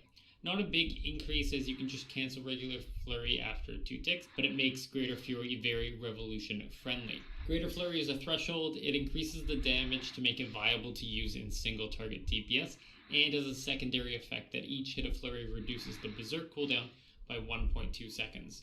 Zerking every 50 seconds instead of every 60 seconds can be a big increase to DPS. Greater Barrage is a basic ability, and it's the solution to melee being unable to attack for certain boss mechanics. If you haven't been attacking for 5 seconds, you're able to bleed one of the channeled abilities, such as Assault, Destroy, or Flurry, to make up the DPS that was lost in dealing with the mechanic. Okay, that's all 19 abilities. The first 13 cost 1.1 bill, and the last 6 cost 4.6 bill, bringing our total so far at this point to 5.7 bill. While we're on the topic of non-gear, let's look at the Praeso codexes. There are better versions of the Turmoil Prayer, and one is needed for each style. Each one costs 894 mil, giving a total cost of just shy of 2.7 bill. The reason why these are continually so expensive is that they are pretty much unpower creepable. They could release new weapons, new gear, new abilities, and these prayers will always be relevant. Really, the only way they won't be good in the future is if they release further more powerful prayers, which I doubt, as these are level 99 already. Think of it as a permanent 2% damage and 2% accuracy to your character. Without touching any actual gear, we have spent 8.36 bill. Okay, that's enough non-gear. Let's get some gear in here and start with the glove slots. There are 6 best in slot gloves depending on what you're doing, 2 hybrid gloves, 1 for each style, and Mage gets that bonus extra glove with Crypt Bloom. Cinderbane gloves are the poison gloves. They provide a ton of extra poison damage, and whenever they work, they are immediately best in slot. The Mage gloves are the enhanced Carapax wrist wraps, which is a cool interaction with Combust and Dragon's Breath, making your Combust hit immediately and for more damage. The range gloves are the enhanced Nightmare gauntlets, which buffs the snipe ability, giving it a plus 25% hit chance and allowing you to move while charging the ability. This is key at any high defense boss like Virago, as you'll hit much more often with snipe. The melee gloves are the enhanced gloves of passage. This buffs your next attack by 10% and makes the target take 20% more damage from bleeds for the next 10 seconds. Crypt Bloom gloves are tank gloves, and they are used when you want the 4-piece set effect and the target is non-poisonable, and that way you can keep the DPS boots on. We're going to talk about those boots in the next section. If you are unable to properly take advantage of any of the 5 of these effects, then the backup is the Depth Touch Bracelet, which has really high stats and reflects damage taken back to the target. Boots are a little bit easier to get through as there are only 4. The style-specific boots are good enough that you will never want to wear hybrid boots. As with gloves, Mage gets the second pair. The Mage boots are enhanced Blast Diffusion boots, which cuts the charge time of Detonate in half. Now takes 3 ticks to get to 80% charge, or 4 ticks to get to 100% charge, both of which are viable in DPS rotations. Without the boots, you only use it during non-attacking periods where you could charge for free. The ranged boots are enhanced Fleeting boots, which gives Rapid Fire a plus 10% hit chance, and also gives you the ability to move around while casting it. The melee boots are enhanced Laceration boots, which gives you the ability to use Bladed Dive with any melee weapon equipped and not needing to dual wield. This doesn't have a major impact on PVM except for Raksha with the Shadow Pools and Scythe, but it's just a big quality of life for the melee combat style, so you never catch me not using it with melee. The boots themselves are cheap, but upgrading them to enhanced cost over 200 mil, with the Shadow Spike being a minor upgrade. This is a very late game item, but hey, it's still best in slot. Crypt Bloom boots are rarely used as there aren't many scenarios where you want 4-piece Crypt Bloom, and it's worth giving up the Blast Diffusion boots for its effect, but it's still worth owning in case you need 5-piece for something. You will also need to buy the Trim Masterwork gloves and boots to get custom fit Trim Masterwork, but you'll almost never use them in actual PVM and they'll just sit in your bank at 100% charge. Next up is the ring slot. We have a total of 6 rings in here, with 3 hybrid rings being the main rings you will use. The Ring of Death is the de facto ring you're going to use most places. Death costs are still too high, and with Onyx's being at near alch price, each death is under 400k. It still has good stats, but it's just not the best ring. Reaver's Ring is that best ring. When you have 100% accuracy after the accuracy penalty, it's by far the best ring. The 5% crit chance is about 3% extra DPS, and it also has higher base stats than the Ring of Death, where if you can stomach the death cost. When you need synergies with crits, like with melee, magic, or range for Tsunami, Meteor Strike, or Incendiary Shot, Reaver's Ring gets that much better than just the 3%. Luck of the Dwarves can be used as a switch at the end of kills to help improve your loot. The effect is minimal except for places where the drop rate is super low, like Araxor. There it goes from 1 in 40 to 1 in 39 for a leg piece, so you're getting a 2.5% increase in drop rate. The other three major rings are the other ones in this gear setup. They see a lot less use currently as the Ring of Death death cost is just too low in comparison. Channeler's Ring gives you more crits for channeled abilities, but Reaver's is generally better to camp if you're choosing one. It's only really worth it as a switch for Greater Conk or Asphyxiate. The Champion's Ring sees little use, but as bleeds come more into the meta, we could see it be used when the accuracy cost of Reaver's Ring is too high. It gives you 3% critical chance while the target is under the effect of a bleed, which for melee seems to be all the time now. The last ring is the Stalker's Ring, and this is just an in-case purchase. It provides 3% more critical chance when using bows. If bows get more back into the meta, it can easily become the ring that people use for range, but for now it's just a switch when using a bow for niche things. Let's move on to the pocket slot. This slot is for books that give a buff to your character. There are a total of 4 in the meta at the moment, with the Elder God Scripture being very good and very cheap to use. It has pushed a lot of the older pocket slot items out of the meta. The best one is the Erethdor's Grimoire. It gives a plus 12% critical hit chance and increases the base hit cap on critical hits to 15,000. Pretty much everywhere this is going to be your best pocket slot item to use. But on the other hand, its cost is the biggest pull away at approximately 3 mil per page. You're looking at 4 mil an hour to use this book. The next best one is the full book. When it activates, you get 20% extra damage for 15 seconds, but you also take 10% extra damage yourself. Assuming you get 40 to 50% uptime on the effect, it deals more base damage than the Grimoire does, so whenever you don't need synergies with critical hits or the increased hit cap, full is actually the best in slot book and much cheaper. The other Elder God War book that we can use is the Scripture of Wen.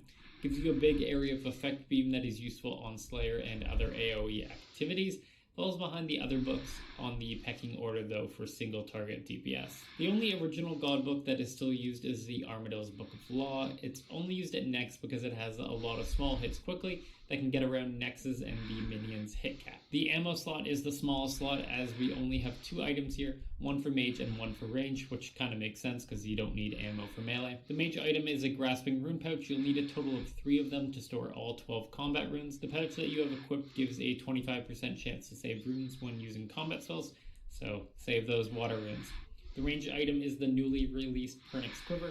It still costs over 400 mil at this point, but it should come down with time.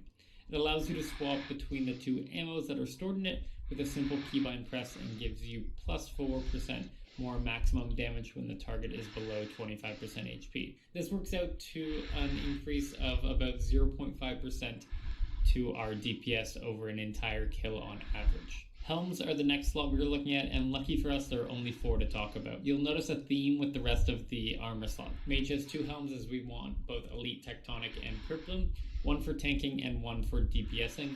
For range, we want the Elite Serenic Helm and Melee Atrium Masterwork Helm. There isn't too much special to talk about here with helms, it's just the best stats for each style. Now let's get into the fun part of this, the top and leg armor.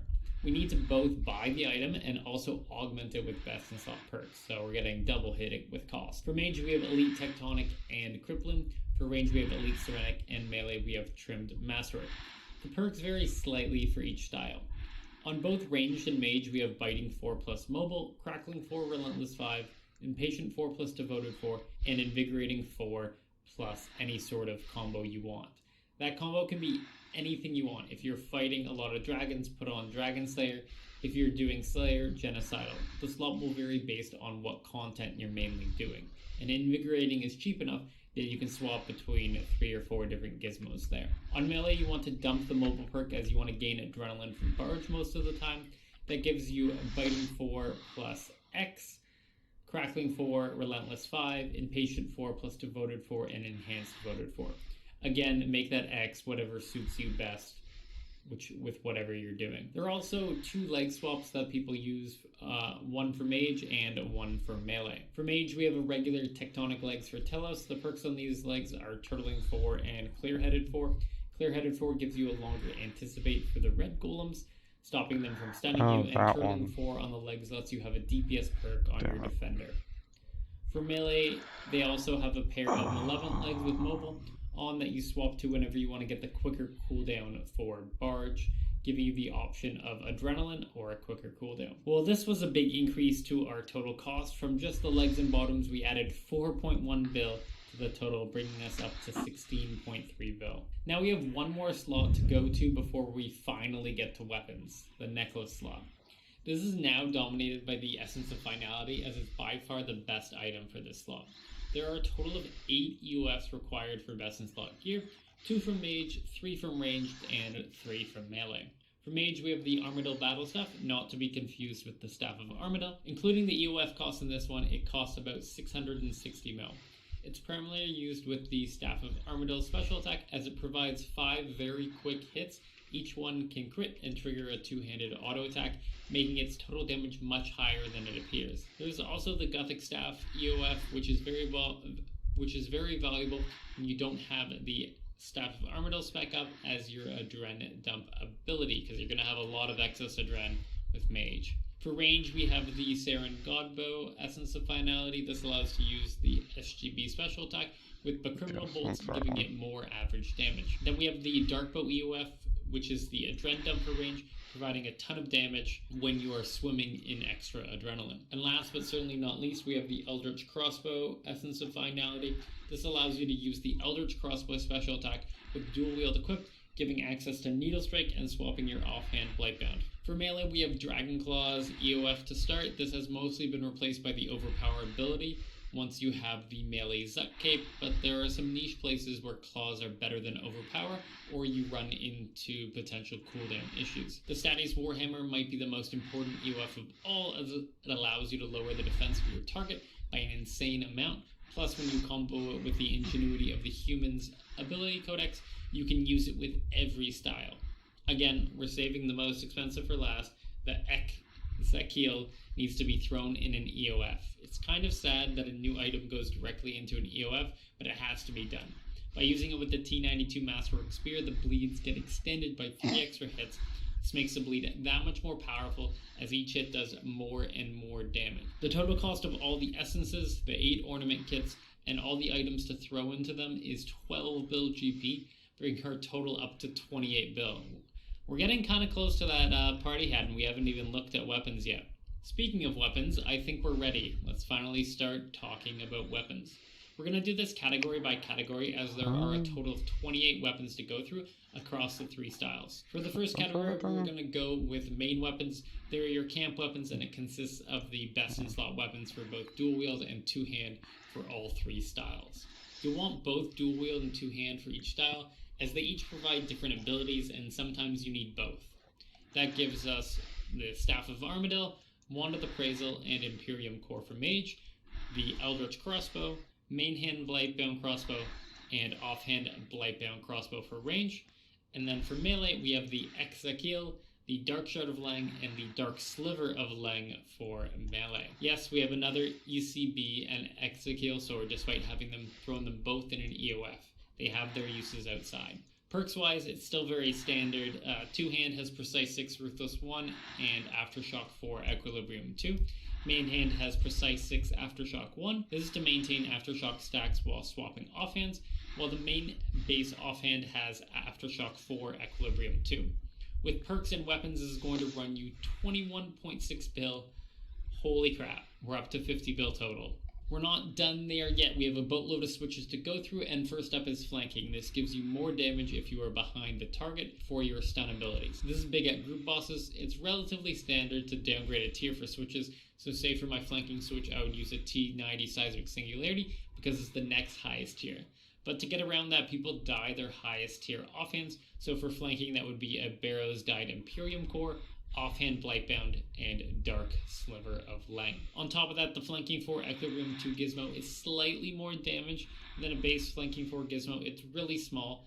I don't consider it worth going for it due to the 500 mil price tag per gizmo, but if you're going after best in slot, it's definitely something you need. The flanking perk alone sets you back another 6 bill. Lunging is a much more niche switch. It's almost never seen for range, barely used for mage, and heavily used for melee.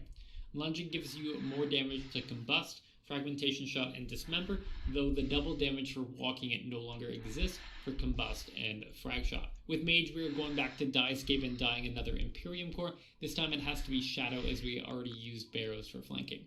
Lunging is used for mage because of the 2 synergies with Rack and Rune and the Carapac wrist wraps.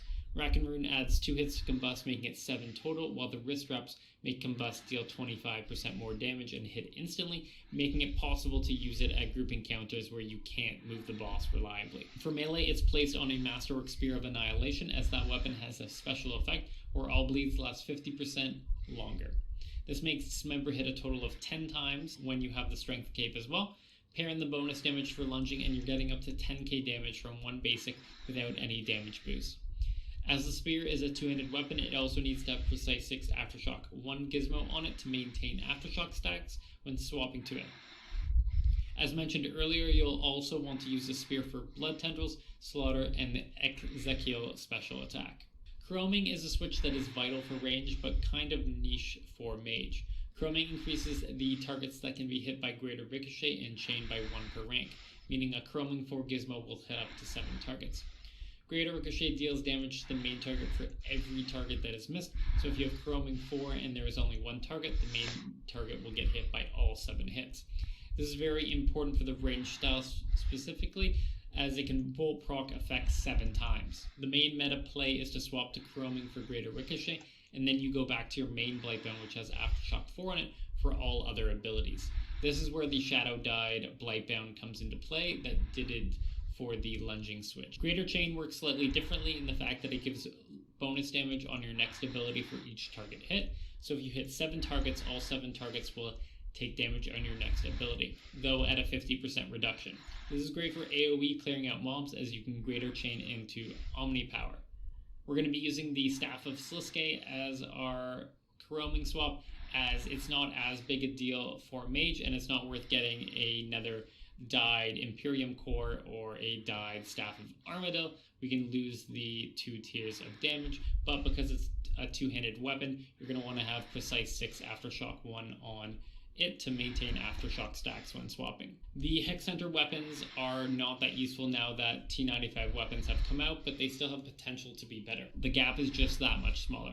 With Inquisitors being 1.4% DPS better than a Staff of Armadillo when you have 100% accuracy, it's technically best in slot, but small enough that most people won't bother swapping. For range, the Hex Hunter bow uses arrows, so at the moment it has little use, and the Pterosaur Maw has a similar problem to the Inquisitors in that the T95 weapon are close enough damage that people don't bother.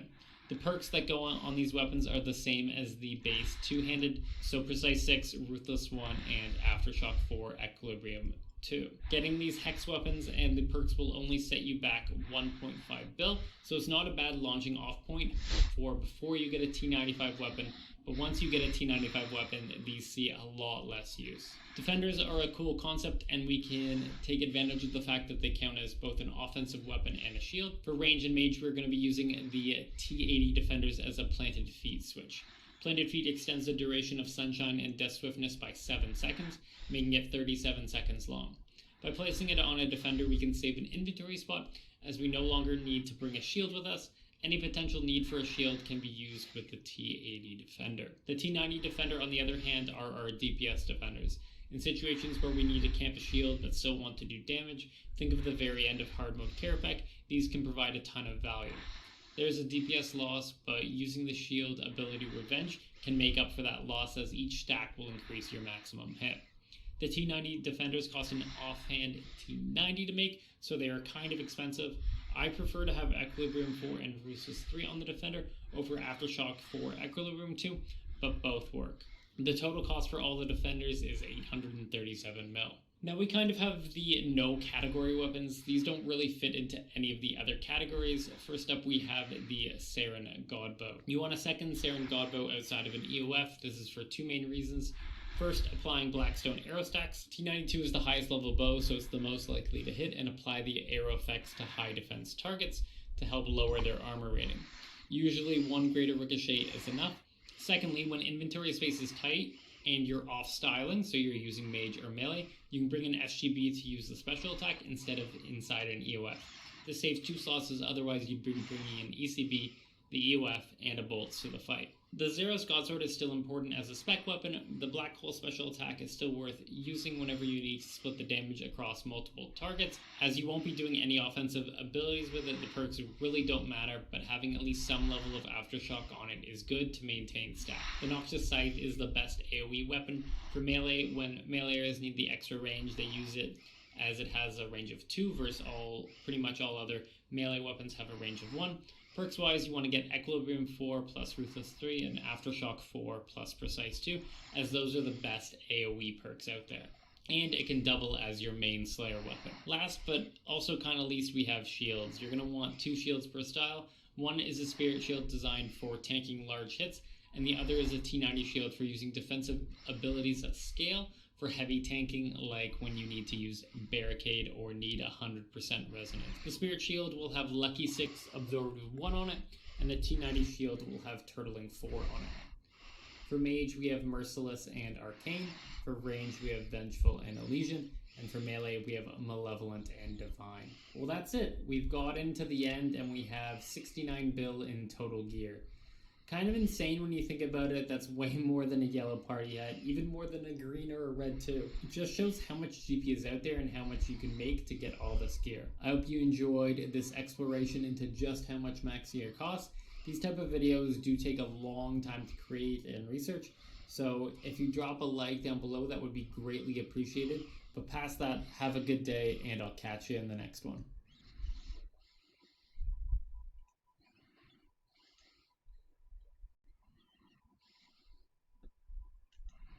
Hello and welcome back to another episode in the Trim series. We only have 7 requirements left to go. It's like we're very close to Trim, and some of these requirements were pretty close to being done. Like the Master of Assault, we just need to get 1 more roll done, so that's probably 1 or 2 1-to-9 runs in hard mode.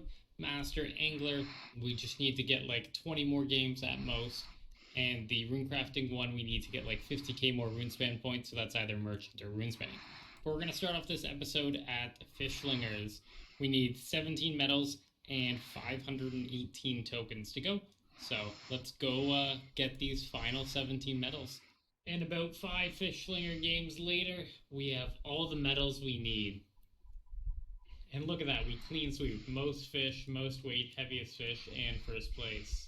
And 37 fish tokens. So if we look at the rewards here, we have 503 medals, and this Champion's Tackle box requires 500 medals. So we have that part done. We just need the 1860 tokens, so 350-ish more.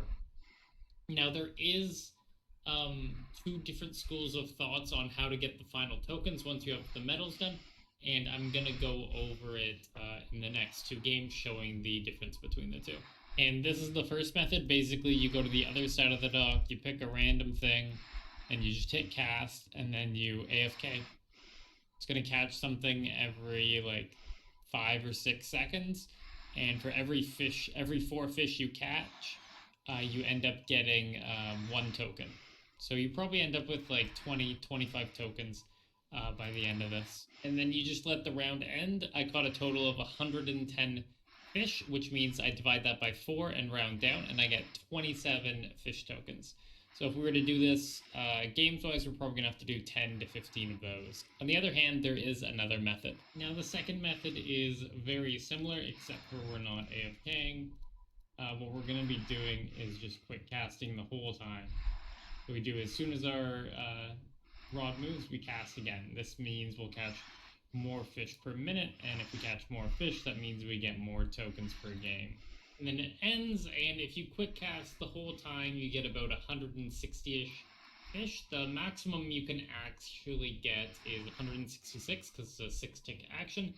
but you can see we got awarded 40 fish tokens that time. So we got about 13 more tokens than we did before, but we had to pay full attention versus AFKing the entire time. I think I'm going to go more AFK. And that is our last game of Fishlingers. We got 36 tokens. I kind of timed it so that we would get the almost exact number of tokens we needed. And if we claim the reward from the fishermen, we can now actually purchase the Champions Tackle Box, and we are done the Master Angler trim requirement. Boy, am I happy to be done with that. And we are just going to throw this in the bank and probably never use it again. Hard mode dungeon is one of the more hated requirements, as it actually requires people to do dungeon instead of relying on dailies and elite dungeons to complete the skill. But it's not too bad. I ended up completing this requirement over a 2-day stretch with a duo partner. As for tips, I have the following. Try to find a duo partner that also needs to get this done. If you are solo or duo, then the floor is only a medium, while if you are 3 to 5 people, it's a large. Mediums are just way faster, and it's going to be a medium regardless if you're by yourself, so you might as well throw that second person in there. Turn on guide mode. This cuts into the XP gain, but you'll save a lot of time. Any room that isn't on the critical path up to the boss is a darker shade on the map. This lets you ignore rooms and really speeds up the hard mode dungeons. You can get 4, 5, or even 6-minute hard floors with this checked on. Past that, it's like regular dungeon, except for everything has to be killed because every door is a guardian door. Alright, that's going to be the end of our first set of dungeoneering. Derp over here is now done. All 48 floors. We've been pretty consistently getting like 4 minutes per floor, so it wasn't too bad. And there you see he's gotten all hard mode dungeoneering floors and unlocked the title of Daemonheim. We started at 1 and went all the way through up to 60, skipping every floor he had already done. So and these are the ones. It's 1, 2, 3, 4, 5, 6, 7, 15 floors to go. So I'm probably just either going to do them by myself, or maybe I'll find another friend who has some floors to go, and we'll get through them doing some more, like 4 minutes. So that's like an hour, hour and a half more of dungeoneering to get that trim requirement done. And overall requirement-wise, we only got 6 left, so feels good to be that close. Okay, our first fight with Blink. Let's see how many times we're going to die. We already got 1 death. Honestly, 2 deaths for a Blink fight, I will take that. And Primal Longsword's very good to get. So if you're looking for getting the T99 stuff, always do hard mode. And with a slightly not terrible boss fight, we got our new fastest solo floor. We got a 5:30ish, what about 5:33 solo hard mode dungeon. I think that's pretty good. I'm averaging about like 7 to 8 minutes per, and we have three floors to go. So 20 minutes, and I'll have a nice title. And we're done. We got the Prometheum 2-hand sword. Unfortunately, not the T99 one, but we already have that one bound, and if we ever need to melee, we can. But when we end here, we are going to finish off all of hard mode dungeon, which means we have completed every single floor. And I think next, to round out the end of this episode, we are going to start on the champions. The champions are 1 in 5,000 drops, and there are a total of 11 of them. I was lucky early on in my RuneScape career because I actually got one. I got the Aberrant Spectre one in like 2007 or whatever, when I was like 15 years old or 14 years old, and I got that one. I was so hyped about it back then, and now I don't need to get it. And to make our life a little bit easier for the Champions Challenge and getting all those champ scrolls, we're gonna go ahead and make 500 aggro overload. That's over 200 hours of AFK. I don't think I'll use all of it going for it, but worst case scenario, I just have leftover aggro potions when we're all said and done. So this is our setup. We got our cannon going, and we're killing both imps and lesser demons, so hopefully we pick up the imp champion scroll first. But one thing we do need to do is we need to change our loop beam off of 1k each.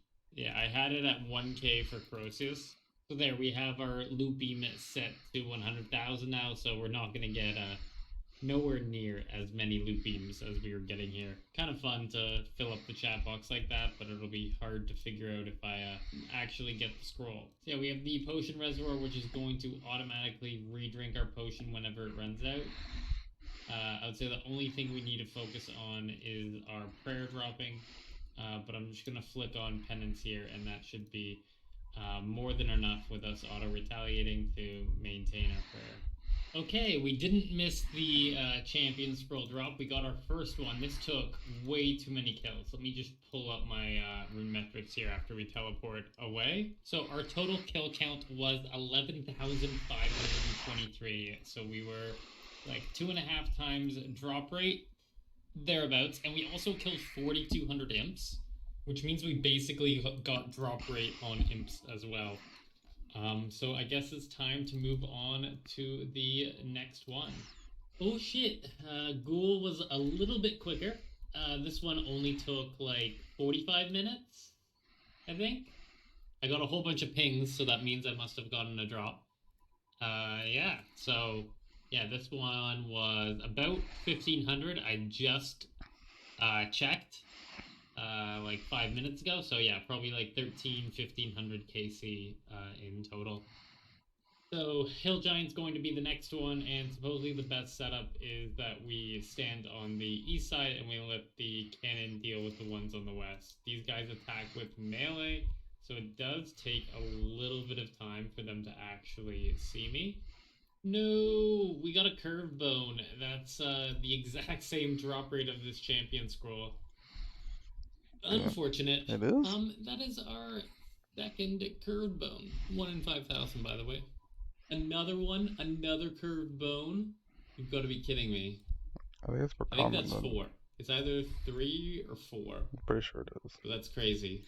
There it is. The Giants Champion Scroll. About a couple seconds later, we have an inventory slot, so we went into our inventory. And we didn't AFK too hard and we got it. It's been... Oh, it was about to disappear. It's been a minute and a half. I got pretty lucky there. Next up is skeletons, and this is might be the quickest one yet. It's a couple thousand kills an hour, and we can just chill here, get some nice scavenging procs, and hope for the best. And that's the Skeleton Champion Scroll. Luckily picked it up in time.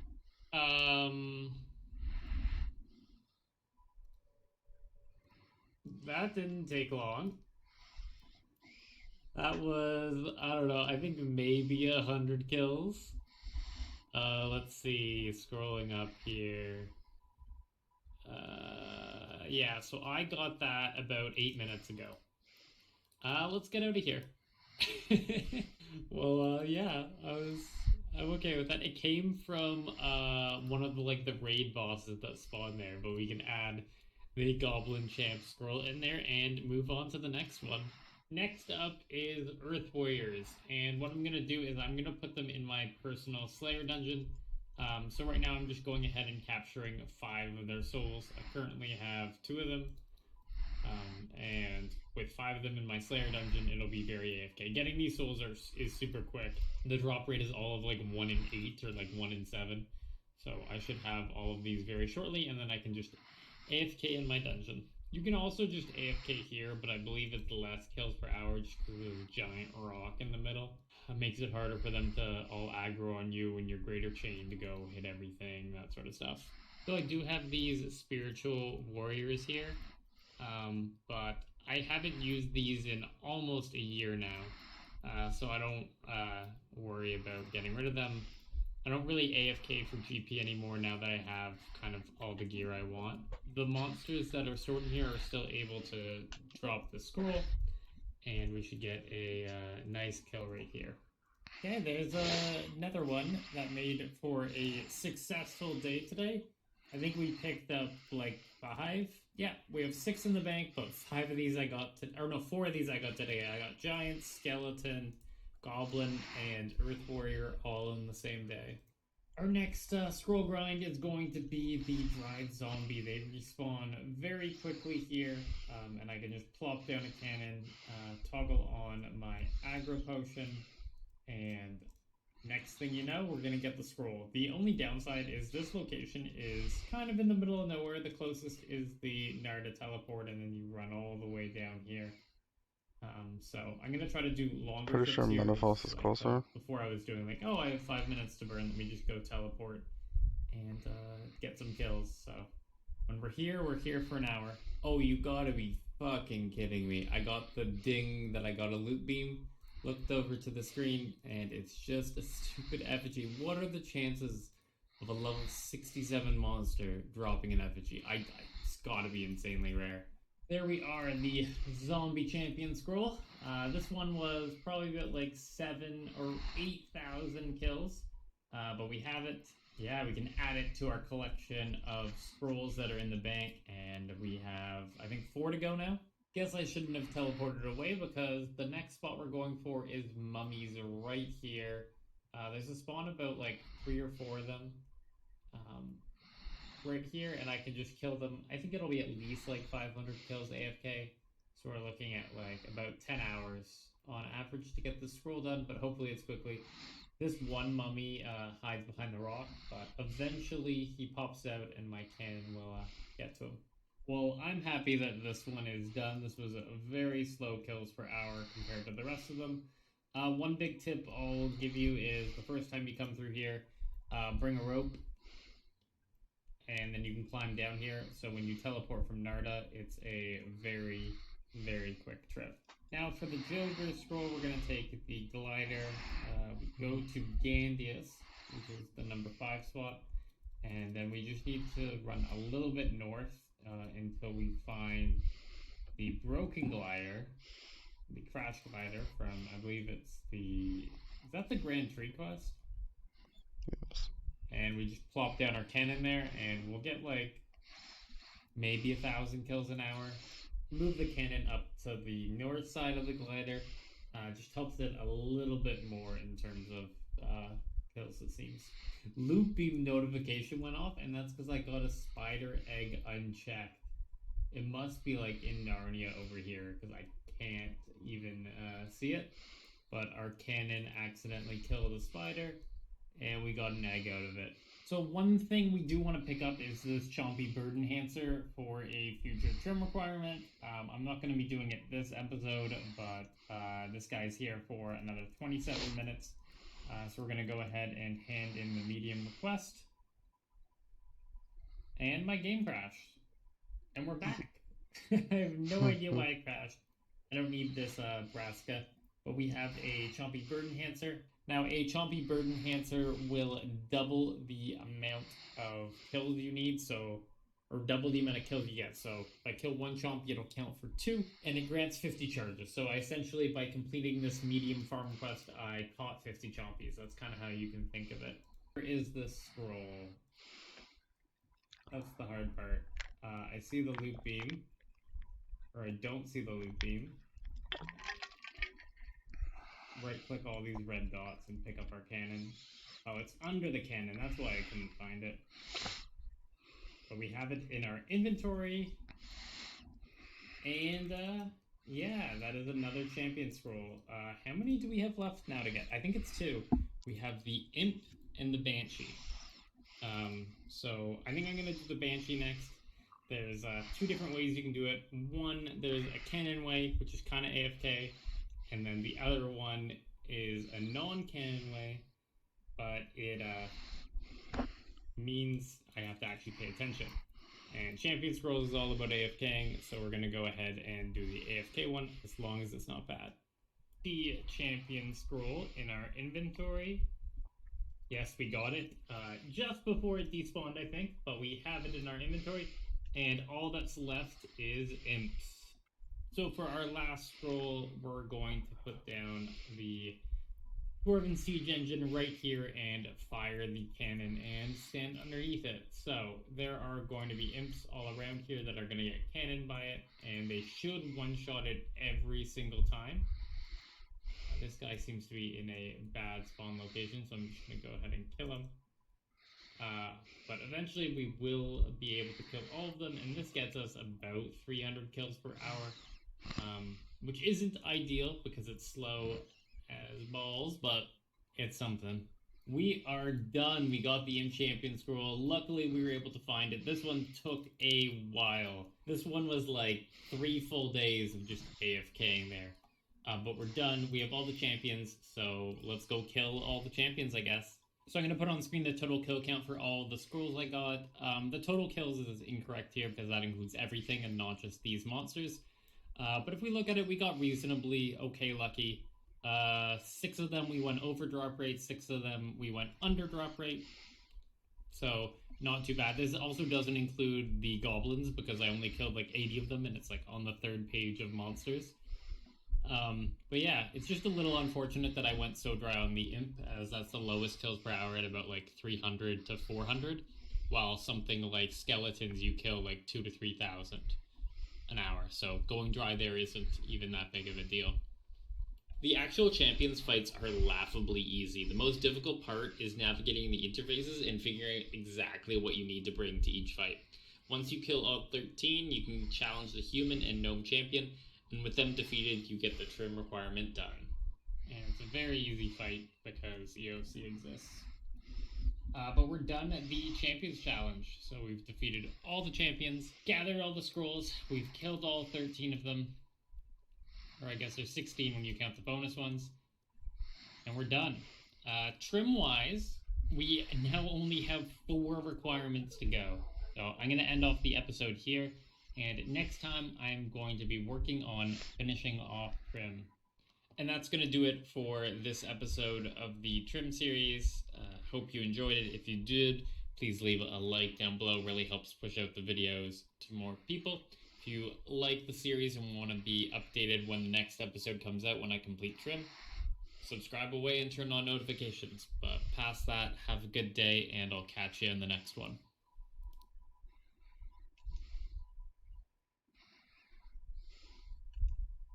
Hello, Wazwer here, back with another episode of Bossman, the series where we go for every drop from every boss in the game.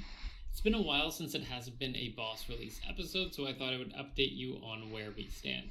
Coming into this episode, we need 5 more collection logs: Croesus, Zuck, Solak, Virago, and Nex, Angel of Death, which are some of the hardest logs out there. And items-wise, we need 12 of them, with 6 coming from Croesus, 3 from Zuck, 1 from Solak, Virago, and Nex Angel of Death, respectively. These are not easy items, but with there being no more boss releases the rest of the year, hopefully we can catch back up and get very close to Golden Reaper by the time the new year rolls around. Solak is one of, if not the best boss in the game. It combines damage mitigation, movement, tons of DPS, and good loot. So, of course I would go dry here. But going dry here has allowed me to experience new metas with the boss. In particular, when the Leng Swords came out, Solak was the #1 place where I was looking forward to use them. Not only is the T95 damage big, but also there is some opportunities to use the spec losslessly, notably at the start of Phase 3 and at the start of Phase 4. This increases the hit cap by 30%, meaning you can hit much higher with big abilities like Flanking, Assault, and Hurricane. While the overall damage increase isn't a lot, seeing those big numbers just feels so much better. Like a 19k flank versus a 15k flank, the 19k just feels so much better. The final phase now goes so quickly that you can basically skip his voice lines, especially if you get a big flank. We picked up a bunch of Troll, Clue, and Triss key drops, which have the same drop rate as getting a unique, but we were also able to get 2 Grimoire splits and a main hand crossbow split for the coin pouch, all leading up to this. Oh, yes! Yes! Yes! Yes! Oh, title is over. Oh my god.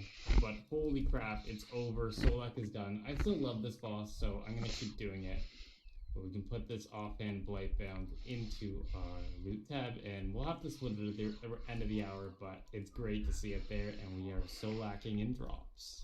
The crossbow sold for 1550 mil, and with it being a 4-man, that is 387.5 mil each. And that is the Solak title complete. We now have 2 items to go for Golden Reaper. It's kind of funny, today was actually the day where I uploaded the previous episode, And it kind of always seems to work out this way, but whenever I upload a video for Bossman, I just seem to finish a collection log or get a really good drop that day. So while it wasn't the Angel of Death chest, which we still need, we got the offhand crossbow, which finished this collection log. We got a total of 3 bows and almost 1500 KC. That's like 1 in 500 drop rate. And if you look on the wiki, the drop rate for any crossbow is 1 in 200, so went pretty unlucky there. But otherwise, we were drop rate on Grims as they're 1 in 200, and we were drop rate on these cosmetics as getting each of them. Actually, no, we were under drop rate because they're 1 in 500 drop. So we should have had basically 3 mushrooms and 3 staffs in our KC. And just looking at these pages, that's 679. And if we take like 4 mil a page thereabouts, that's like 2.4, 2.5 bill in just pages alone. Crazy. Like, it's insane how much money you can get from just these pages as consistent money here. So what do we have left? We have, as mentioned, the next Angel of Death chest, 1 in 5k drop to go, and then Vitalis at Virago. This is something that is next on my docket of like really trying to grind out, in that if I go with a duo partner with Vitalis who has over 1000 KC, the drop rate for me to get it on every kill is 1 in 500. You can get like 5 kills an hour, so we're looking at 100 hours of Virago to hit drop rate. And when we get to 2000 total combined KC between hard mode and normal mode, we'll be in an even better position because our threshold will go up once more. We'll get to a 1 in 333 drop rate. Yeah, let's start working on the other 2 collection logs. It feels weird to be this close to Golden Reaper, but Croceus is coming out in a couple days. So I think I'm going to shift my attention to that for my group PVM content with next AOD and Virago. I've been doing a lot, and I mean a lot, of Angel of Death over the past couple months, broadening my horizons, going with new people, and I have over 1000 kills this episode coming up in these next couple minutes. So sit back and enjoy the GP coming raining in. For context, each codex drop is about 120 mil, each wand drop is about 200 mil, and each core drop is about 130 mil for splits. We're after that chest drop, which is a 1 in 5000 drop. So hopefully we can get it soon. Oh, I got my melee golden rock, that's why I'm here. Sorry guys, gotta go. Oh, that's my 4000th next AOD kill. Hell yeah. One person on the team, Arceus, has been missing getting any weapon, so a Wand of Appraisal or an Imperium Core, for about 3000 kills, despite the drop rate being 1 in 1000 to get either of them, so every time a new weapon drops is a bit of a dagger. He's missed over 20 of them now, and doesn't have any progress on his log over the past 3000 kills. I don't feel too bad for him because he has a chest, but still I wish I could just give him one of mine that I keep on getting. Hey, that's 4100 next Angel of Death. Chest when? This is gonna sound so first world problem-y, but it's gotten to the point that I've seen so many codex splits, probably over 100, that they don't get me that excited anymore, despite the 130 or 120 mil price tag. It's all about personals or weapons now. Hey, 4200 next AOD. Chest one. Hey, there we go. That is my first personal dex in forever. There was about another 8 codex drops that I didn't bother to include. They're just kind of boring in codex after codex after codex. I could probably make a cool collage out of all the screenshots at this point, but alas. With Zuck's release came the new ability Magma Tempest, and with that came the era of dominance for Mage. Mage was already good, but Magma Tempest was the kick that everyone needed to learn how to use Mage at various bosses, one of which being Angel of Death. I bought the codex quickly and started to learn right away. It was fun being at the forefront of something new, watching Rocket Cars stream, seeing what he was doing, and trying to replicate it ourselves. Of course, we aren't as good as him, but it was cool to try to be. It's very fast-paced kills as things happen very quickly, so it's stressful, but at the same time, it's very minimal on the switchscape and more focused on your mental decision-making with abilities, which is a difficulty curve that I like a lot more. If you want to learn more about mage minion tanking, I did make a guide on it. It's a good way to get into doing it, and then you can add in things like swapping to dual wield for pillars and other sorts of things once you're comfortable. check the link in the description. I will caution that to use Mage at AOD, you're probably going to need a Staff of Armadil. So you're going to need that 5 to 6 to 7 bill staff to be able to do it. They did rightfully nerf Magma Tempest eventually, but all those things that we've already learnt and applied to being a major at AOD still work. So you can keep doing the same things just with a couple minor adjustments and losing a little bit of damage. Mage is still very good, and it's probably going to be my primary style for minion tanking in the future. Hey, the 4400 AOD. Oh shit! Let's go! Hell yeah! Woo woo! Followed up that personal wand with a personal core. When it rains, it pours. There's 4500 AOD. Yay! And this is now our 5th missed chest and starting back at AOD. Hopefully we'll get ours soon.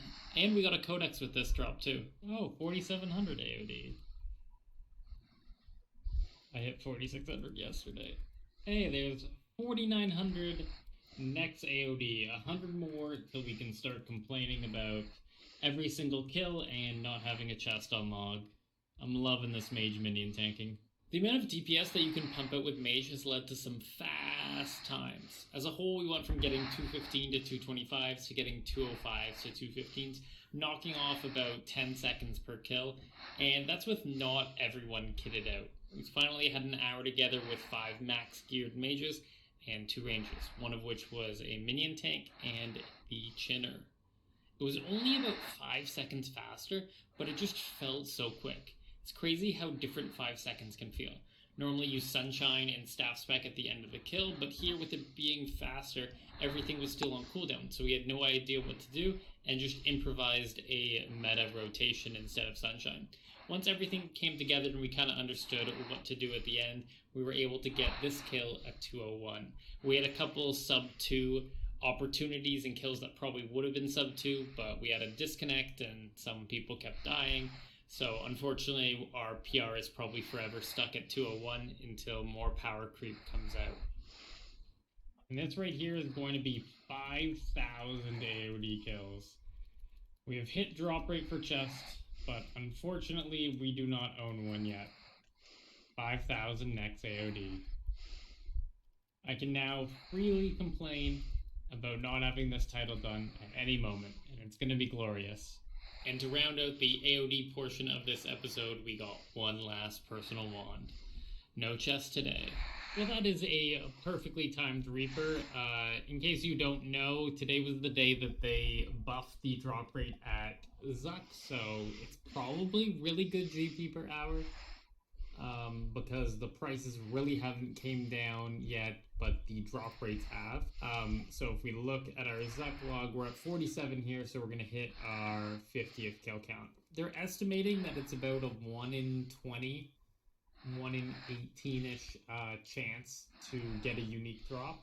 So I hope that in the next couple days we'll be able to pick up one more of these, whether it be the last sword piece, yes, I'm calling this sword piece now, or the Magma Tempest Codex. And our Reaper task is done. Unfortunately, we didn't pick up a piece with the buffed rates, but we're still sitting pretty with the 2 pieces after like 51 KC. Picked up 13 mil in commons this run, so probably looking at like 25 to 30 mil in loot per hour.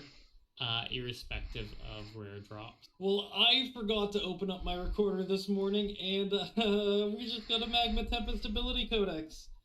Yes, that is our first drop since the buff changes. We got our last drop at 41 KC, and we're now up to 75 total KC, which I think means I have 68 hard mode. Yeah, so we have 68 hard mode. We got the Magma Tempest ability codex. So for collection log, all we need now is one more sword piece and just the scripture of full. So that is huge. And this is the day before the nerf. So I think the price is actually still going to be somewhat high. So we're going to take this codex, put it into our inventory, and sell it. The price has dropped overnight a little bit down to 1.5. The market's starting to adjust to the fact that it's double the drop rate and the fact that it's potentially getting nerfed tomorrow, so not many people are buying today. So we sold it for 1567 mil. Not too shabby. Looks like I'm gonna have to go to Taverley to make sure I can collect all of it because we're at max cash. They did confirm that you need 100 normal mode and 100 hard mode for IFB, and I'm probably gonna want to do 200 hard mode for the skin eventually. Might not do it all right now. So once we get this next hilt piece, I might go ahead and just grind out 100 normal mode. Aw, 26-minute flat. We just missed the sub 26, but that's 36 seconds more improvement. We're up to 600 million comments in the chest, including like 250 full pages, so that's gonna last us for quite a while. And that is our 75th Zut kill in hard mode. We have like our 7 normal mode. Oh! Yes! Whew, that is our 3rd sword piece. Oh! I am so happy about that one. Haha. So I completely forgot about the whole selling part of it. We're gonna take the ancient hilt out of here, go to the max guild, and see what it sells for. Based on price checker, it's about 1.4 bill. So we'll see what pops up here. Yeah, it insta sold for 1.4 bill flat. I picked that perfectly. Wow. Let's go buy some shards. We're over a max cash stack again. And the shard stack is growing. We're up to 360 mil, so that's 9 bill in shards. And that's basically all from just like Zuck, Codex drops, just a lot of stuff. I'm getting drops and it's adding to my bank value. And that's going to be the end of this episode of Boss Man. A little bit of a quick one, but we still packed in 100 hours of PVM for this one. Got a lot of progress, knocking 3 of the 12 items we need for Golden Reaper. Hopefully next time we'll have one of those tough 4 logs completed that we have left. If you enjoy the episode, leave a like down below. Really helps me out. But past that, have a good day, and I'll catch you in the next one.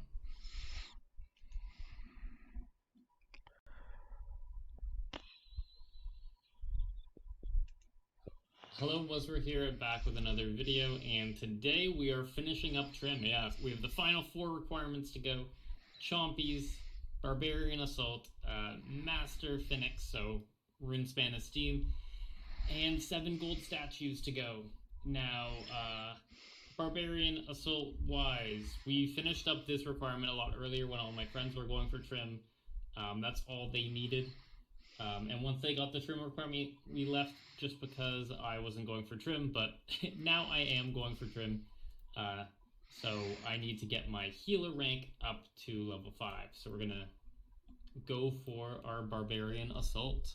Barbarian Assault is a pretty simple minigame, but it requires an entire team that is communicating well and not messing up. The healer and the defender work together to give each other calls. I tell him which item he needs to drop on the ground to attract the runner onto traps, while he tells me what poison I need to feed to the healers to kill them. As healer, my job is also to keep everyone else alive, but that really only comes into play for the high level hard mode runs. In the lower ones, they can just heal themselves. Eventually, everything is dead through the intended means. We get our honor points based on how well we did as a team on the wave. For example, a failed attacker attack takes away 2 points from everyone. Then we immediately pop back into the next floor. I would advise getting Barbarian Assault Enhancers. Each charge gives you double points for 1 wave, so it doesn't take too many charges to get all the way through the requirement. So this could potentially be our last run. Just double check by getting a couple heals in here. You can kind of boost up your points by healing random people at the end. But if we look at our points, yeah, I'm done 521.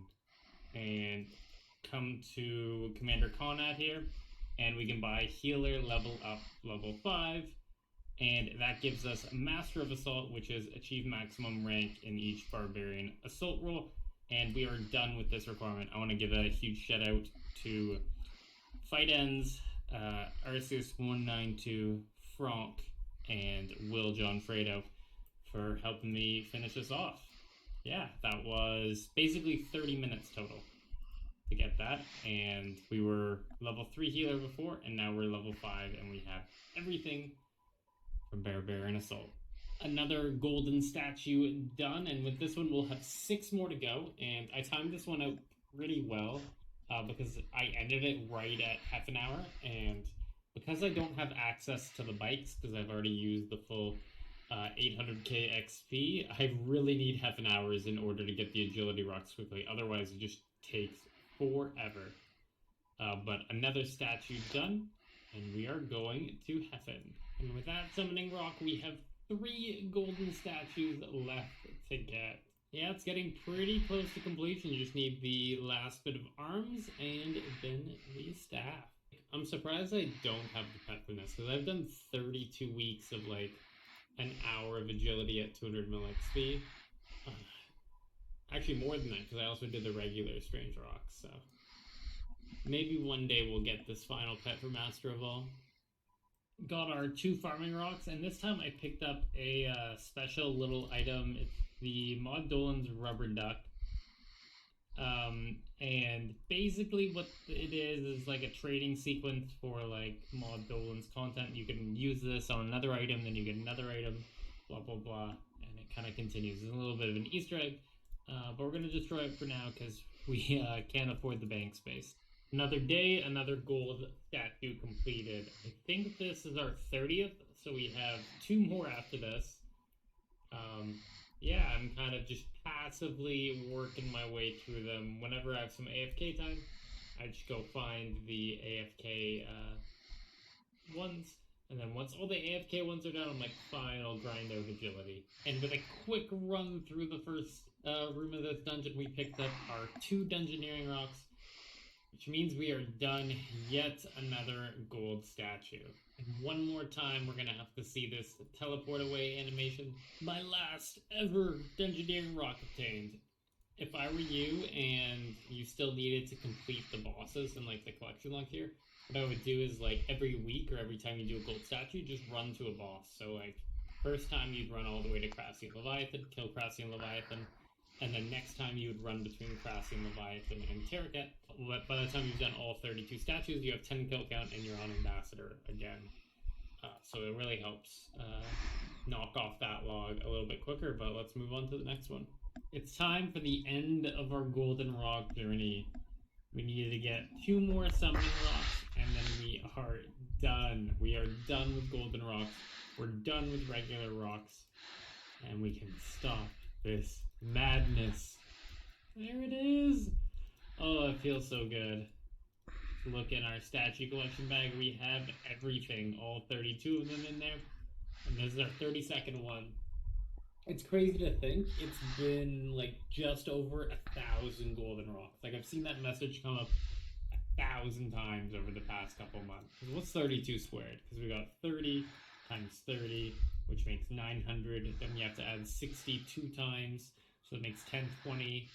And then we add times 2 together again, so it'll be 1024 golden rocks we've obtained, and an extra 900 strange rocks. So that's like almost 2,000 rocks combined, but the last couple ones are being added here.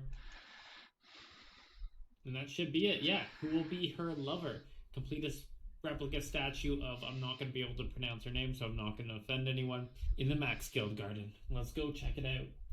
So there is the completed statue in the Max Guild Garden. The statue is complete. We look at our trim requirements now. There's only 2. Literally only 2 left. We need to get the esteem rank from Runespan and kill 4,000 chompies. And if we look at our Runespan points right now, we have 194k, and there are 4 unstable air runes coming up. It's currently December 2nd in-game. I'm not sure when this video is going to be up, but December 5th there is an unstable air rune.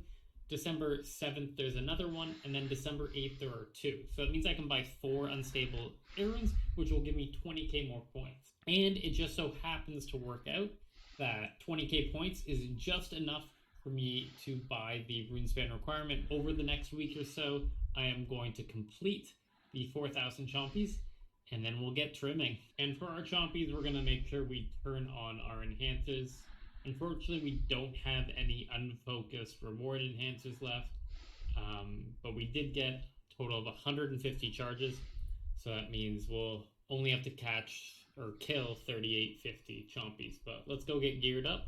Now we're gearing up for everything, and we're gonna buy a ogre bow here for, what was it, 500 GP. Then I think I don't have any ogre bellows in the bank, which means I'll be able to get one from this chest. Yes, and we're gonna do the drop trick. I think maybe like 10 of them. So we have 12 here, that should be more than enough. And what we'll do is we'll take the ogre bellows and put it on a convenient keybind for me, which I guess is gonna be Z. I just have to remember that my self split keybind needs to be changed back. And then we go to Fairy Ring BKP and go over to the west here. We're going to set up our Oldet coil right by this bridge here. So we're just using keybinds to fill them all up. And you can also click on the inventory here. Yeah, so we have everything, and now we just go around and click on these toads. You can only have 3 toads in your inventory at a time. Past that, the game doesn't let you. Actually, I need to move this can over slightly. There you go, that's good. And then we're also going to add bloated toads to our bar. And we can just hit the keybinds, and we're going to drop a toad on the ground. It's going to move us 1 square over. And do that again, and again, and eventually chompies will spawn. Because I have the already elite diaries done, 2 of them are going to spawn every time 1 spawns, and the cannon should basically insta-kill it, or get to a point where it gets in range, and then it kills it. It has been just about 1 hour here, and it's been pretty successful. How many chompies did we get killed there?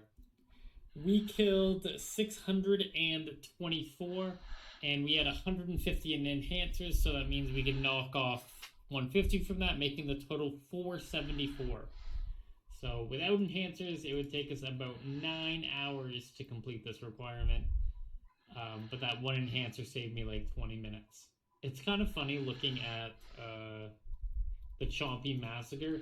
The only downside is that the dead bodies block chompies, so sometimes they can despawn if they're all stuck.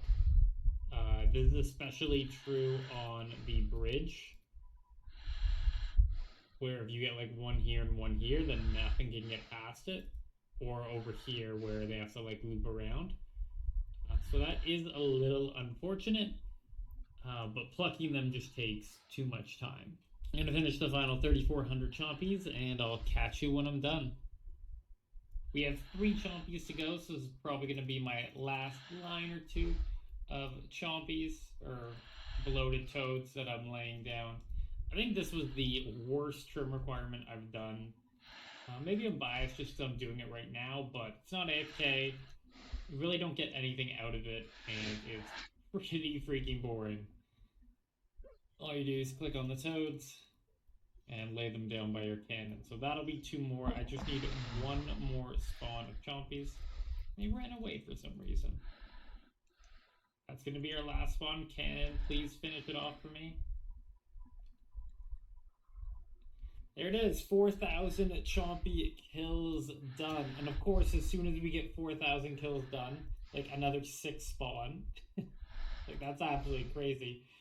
But yeah, we'll pick up our cannon here. Another set, oh my god. It shows just how much in waves it comes. But 4,000 chompy kills, we are now an expert dragon archer. This is the highest honor that can be bestowed on chompy bird hunters. I'm going to preemptively do this before we get trim, but the best part about this is that I can clear out this tab here. A lot of this tab was built up just for trimming. Like, I have all the elite skill outfits in here. I have all the skill capes. I have stuff like primal fruit pulp.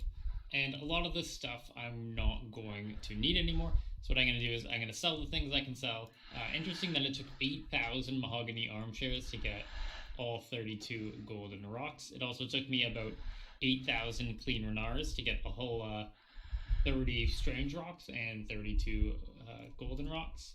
But I'm going to keep the volcanic trapper outfit because I do use it for Croesus as I main hunter. But most of the time, but if I happen to do like mining, wood cutting, or fishing, I can go ahead and reclaim the outfit just for that 1 hour. Apart from that, we can destroy all these other elite outfits, which is so nice on bank space. Between everything, we netted like maybe 60, 70 mil extra just in stuff that was sitting in the tab. But besides that, we have all the capes here, and most of these capes are useless, so I'm just going to go ahead and drop them. I could alch them for 60k, but I don't want to swap the cooking cape in case I ever need to cook food. I'm going to keep rune crafting for the rune Goldberg machine. Slayer I don't need to keep because I have the 120 cape. Thieving is nice if I ever have to thieve anything. Same with div for div. Agility, don't see how I'll need that. Same with smithing, fire making, summoning, fletching, mining, woodcutting, or construction, or farming, or range. Now we've cleaned up this tab quite a lot, and it went from like 50 or 60 items down to like 15. So our bank space, we have over 100 spaces left, which would be really nice in the future, especially with this large tab taking up so much space. But you'll see more of that in Boss Man. Here we are logging back in, being able to buy both of our unstable air runes, and we'll be able to click on these to get 5,000 rune span points each. We now have 214,000 rune span points, and let's go to the rune crafting guild. So we shop with Wizard Phoenix right here, and we go to Esteem. We just need to go ahead and buy all of the ranks. So we start with rank 9. Oh, this is a really annoying menu to navigate through, but we'll need to go through them each time. Rank 3 Esteem. It's kind of funny how this like requirement used to be like, oh, just sit in RuneSpan for like 150 hours. And now you just get it with the Traveling Merchant. You need to buy 40 or so of those air runes. It takes about a year maybe to get, and I trimmed in 6 months. So we're looking at maybe 100,000 of those points I gained myself by just AFKing in RuneSpan. But there it is. We have the rank 1 Esteem from Master Phoenix, and we now have completed Trim Completionist, and we are now able to obtain the cape, which I'm going to do after this AOD hour, and have a nice little party. It's been 6 months of long journey. All we need to do is investigate this cape, and we should be able to claim a trim cape.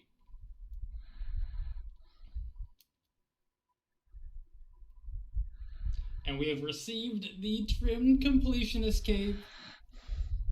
It's done. Yes, it was a post-nerf trim, but it's still trim. Now let's go into the wardrobe and come in here and put on the Completionist cape. There we go. We have a trim cape with gold particles. And there it is.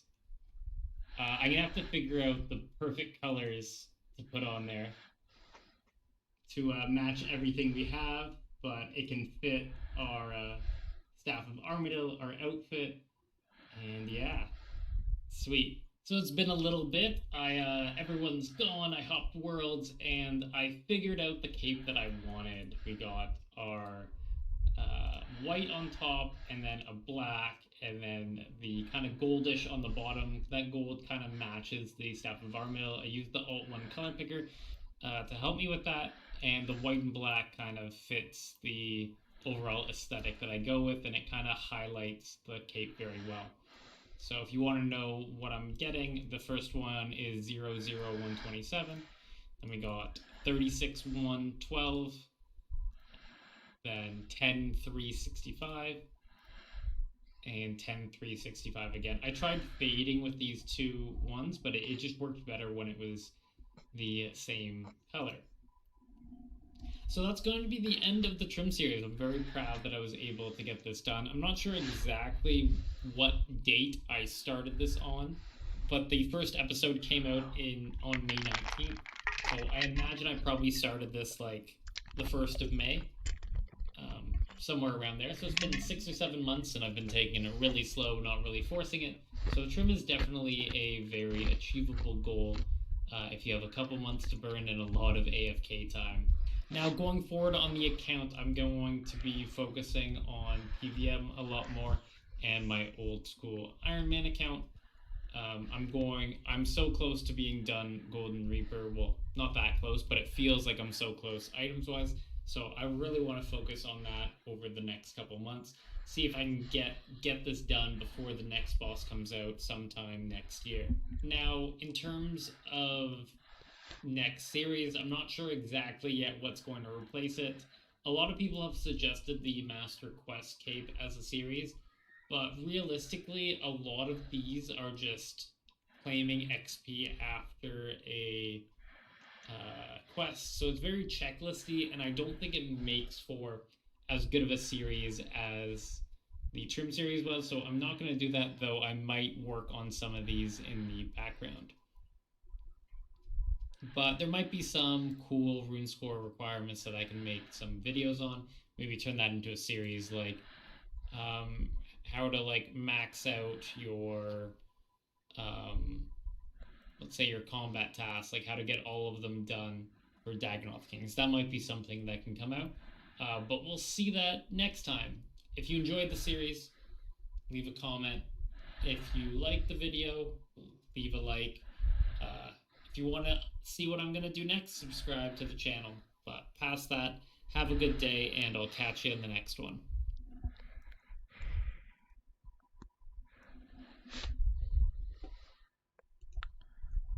Not bad.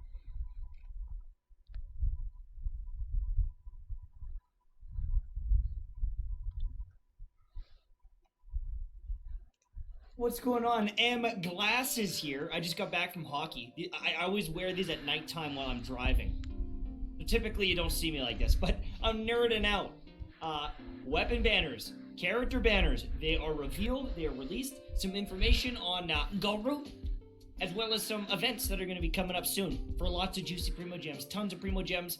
You're going to pity. You're going to get your characters. I can feel it. We're feeling good about it. So we'll start with the weapon banner here. We'll just talk about what we see. I'm not too blown away by anything. The weapons that are on there, we've got a bell. Yikes. Sacrificial, cool. Favonius Lance, cool. Alley Flash, pretty interesting. And the sword, they're fine. They're fine. But Skyward Harp, that's a pretty average weapon. That's a pretty average weapon to throw on the banner. It works on multiple characters. You know, Child can use it well.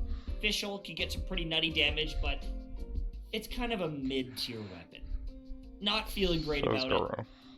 Unless you're getting Ito, I would not touch this weapon banner. And I'm going to say that one more time. If you're not getting Ito, don't touch the damn banner. There we go. I think that'll get the point of view. I talked about the sword in another video. It's just not good. It's just not good if you're not a defense scaling unit. It has a ton of crit damage on it, but you gotta be careful here, alright? Save your Primo Gems if you're not going all in for Ito. Now, the weapon banner, that's pretty interesting. I got a couple things I want to say about that, but first, Raycon. Grab yourself some awesome little earbuds. Put those Raycons in. You won't actually have to listen to me sing when you get your Raycons, but what you will have is amazing audio quality wherever you go, whether you're pumping it up at the gym or just working from home. These are available in 5 stylish colors, so you can pick the perfect one for you or anyone on your Christmas shopping list. Even better, these things are like half the price of other premium audio brands, so this is a no-brainer. You can get free shipping and returns, so gifting is easier than ever this year. I've had my everyday earbuds from Raycon for like 2 years, and I use them constantly. Biking, working out, just moseying around the house, cleaning. Anytime you want to listen to music, Raycon has you covered. So click the link down below in the comment section or description, or go to buyraycon.com/mtashed use code HOLIDAY for 15% off store-wide. This is a no-brainer, people! Thank you so much, Raycon, for sponsoring this video, and let's get back into the content. Alright, so this banner, it's interesting. And, if you're wondering if you should wish on this banner, you almost have to go all in if you're going for Arataki Ito and get Goru and get some constellations and really double down on the Geo. If you're not using Geo characters with Goru, he is bad. He is terrible. He is one of the worst characters in the game. If you are using Geo, he brings something to the table, especially if you're using defense scaling units. I cannot recommend this 4-star character if you're not going with a Geo setup. If you don't have Arataki Ito main DPS, you don't have a cracked Ning Wong, he is not a good unit. That's all there is to it. Arataki Ito, on the other hand, doesn't need Goru to succeed. Goru, however you pronounce that, he needs other Geo units to be valuable. But this 5-star DPS, I think will still bring some value to the table. He'll be good against any type of enemy in the game. Will he shine and be the best? I don't know about that. But Eula is a physical unit, which typically people want to melt, people want to vaporize. Eula is physical and she slaps. Ning Wong can one-bang bosses, right? Arataki Ito is probably going to hit hard, especially if you do have his weapon and you've got a good artifact set. But there's one little shining beauty at the back here. Xiangling is a 5-star character, especially at C4. When you get C4, I would say she is a 5-star character. Damage per second, overall value, she is insanely good. But the 6-star character on the banner, Barbara. I like Barbara. Barbara's good at healing. She really is a very low investment, high value unit. Throw a thrilling Tales of the Dragon Slayer on her, and she can burst heal your team. You won't die if you've got a Barbara. But that's about all she does.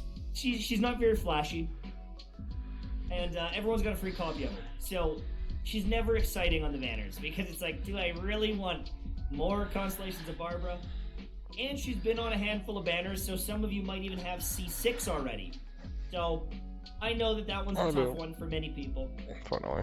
As for me, on my brand new account, I will be skipping. I don't want to get this banner. For some reason, Arataki Ito looks boring. On free-to-play God, I will be skipping. I don't know why Arataki Ito, it looks so cool to me. But his little taunt, super boring. And he's just like a Geo Razor, attacking really fast, and that's cool. It's fun, but I already do it with Razor. And so I just don't have that urge and that passion and that need to get Arataki Ito. So for me, it's a skip. I'm sure someone's going to put out numbers that are going to show that he's cracked and I'm an idiot. But I'm not saying he's bad. I'm just saying that I'm skipping. I think that you can have a lot of fun with this character, and if you want this character, this game is easy. So the answer is, if you like him, just do it. If you want to get him, just do it. You can beat the game with a sack of potatoes if you wanted to, all right? And 4-star weapons. You truly can. If you put a good team chomp together, right? A good team chomp with some synergy, you will beat the mass majority of content in this game with your eyes closed. I promise. That's all I'm going to say. Arataki Ito, is he a skip? I can't answer that for you. For me, it's a skip. But for you, let me know in the comment section down below. Now, we got some more information here. Our boy! Hello! Handsome little puppy. Very, very cute. Very, very cute. We know what he does. Let's click on the full article. Let's check out all the details quick. Now, his normal attack, his charge attack, it's a bow user. He charges it up and does geo damage. Woohoo! But this is where things start getting spicy. Now, the all-around defense, this is a banner that he throws down. This is a stationary thing. And while standing within this, you get different bonuses depending on how many geo characters you're using. If there's one geo character, you gain a defense bonus, which would be good for someone like Noel or Arataki Ito. 2 geo characters on your team, you get increased resistance to interruption. I don't think that that's that valuable, because if you look at something like the Geo Traveler, they can provide that as well. And if you've got like shields on someone like Zhongli, it provides that as well. So this isn't that amazing. But number 3, it does provide a geo damage bonus, and that is valuable. Getting that extra geo damage on a mono geo team could be a nice boost. 10-15% more damage to your team is always going to be good. But if you're not using 3 geo characters, well, we're gonna have some problems here. Now, he is a geo character and activates one of them himself. So even if you're just using him, he's gonna give that defense bonus, but I'm not sure about this one. The damage ticks, not looking too good, and the energy generation, terrible. Not good. It's just not great. You can see when he plants it down, he gets a few, but it's not giving a lot of passive energy, and I just don't know if this is going to be a great battery for your team, especially because there's a big cooldown on it. You can only have one of these banners activated at any one time. When a party member leaves the field, the buff will last for 2 seconds. So if you have to dodge in and out, you can still get some value there, which is pretty cool. Now this one, forward onto victory. You can see here, this is a passive that actually rotates with you. It moves with you. It is a circle that transitions, doing passive damage. You can see here, like the General's War Banner, it will provide buffs to active characters within the AoE, based on the number of geo characters in the party. Now look at this bad boy. It generates 1 Crystal Collapse every 1.5 seconds. That's getting some nice AoE damage to opponents. And if you group them, it's almost going to be like Shangling's crystals. If they're close enough, it will do damage. But these are targeting one opponent at a time, if that makes sense. So if you use someone like Venti, you'll actually scale that damage up. It'll stack and you'll tick more times because all the enemies are getting hit by each AoE, right? Now pull 1 elemental shard in every 1.5 seconds. So the little shards that provide you shields, it will automatically suck those in, giving you refresh shields over and over again. So if you're doing a bunch of elemental reactions and geo damage, ton of shards on the ground, you will always have some uptime on that shield, which is great. Pair that with the geo resonance, and I do see some value here. Am I overwhelmed by this character? I'm not, but I need to test him. I need to test him with a geo team. I need to see what he can do. Kind of a unique style, though. That is the one thing I'll say. What a unique kit. He's got the Warlord's banner. He's got this passive that roams around with him. He's providing value to those geo units, and it's a very specialized, very niche thing. And I like that. Do one for Hydro. Do one for Animo. These niche things that just amplify one element. I love it. And so even if I don't get him or I don't recommend him to everyone, he is very cool. Now, as I said before, with the banner, it's one of those things where I think that if you are a big Geo fan and you want to hunt him down, awesome. But you have to also be careful. There is no guarantee on 4-star pity. You could get 10 Shanglings, you could get 10 Barbers before you get one. I think Tectone said that he spent $2,000 to get 1 Rosaria. I don't know if that number's accurate, but that is the only worry here is you got to be careful. You might only get 1, maybe even 2 copies if you drop $100 or more. And so that's a little bit scary. You might have been saving up for a while, and it might not be enough. And is it going to ruin your account if you don't get him? No. But I know that people are very interested in this character and trying the kind of mono Geo team. Just got to be careful with that one because it's not a 5-star unit that is an automatic guarantee with pity. So that's one thing I'll say. Now, nothing else really important. There's a test run. We know this. They do that all the time. And then we've got some events going on. We've got the banner there. You can see that. We've got the weapon banner. Cool.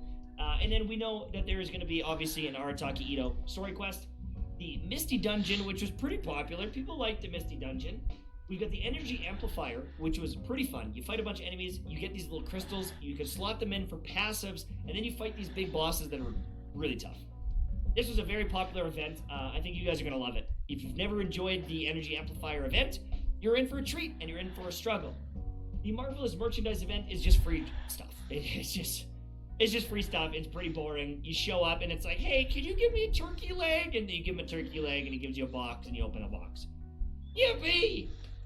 Anyways, that's pretty much it for me. Thank you so much for watching. Make sure to check out Raycon, buyraycon.com/mtash with the link down below, and I will see you soon.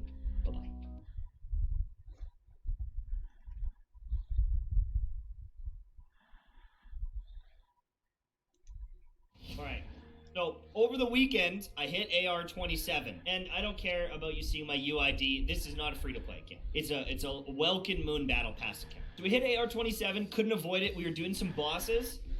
Just want to show you guys this. Because we were doing a bunch of bosses, right? This whole weekend I did bosses because I needed to spend my resin somewhere. So we've got tons of Ascension materials. We're set for Yonfei for a while. We're set for Barbara for a while.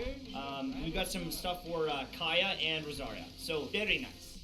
Very, very nice. Now, as you might notice, we got 1,100 Primo Gems, and I want to use them. Now, we've got a bit of pity here. So what I might do, I'm going to get a 4-star, and then we're going to save, and we're going to do a 10 pull. We got to change it up. Here we go. Rosaria C2. Let's go. Let's go. Rosaria C2. All right, the first wish is a blue. The second wish, come on. This is 7 pity. 7 pity, it's a blue. Okay, Rosaria. This is 8. 8 pity, 8 pity, 8 pity. We got a blue or a purple on 8. Purple on 8. I kind of moved because I was excited because I saw a character, but it was Noelle. Damn, dude. It's okay. We've got 2 Rosarias, 1 Bennett, 1 Noelle. It's gonna happen. Like, you can't really avoid it, right? So, you know, it could have been 4 Noelles, right?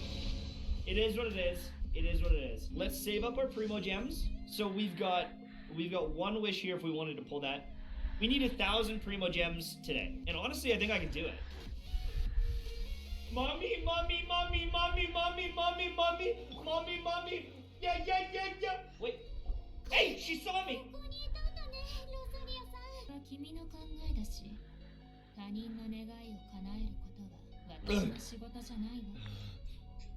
My wife said I'm not allowed to play the game when Rosaria's on the screen.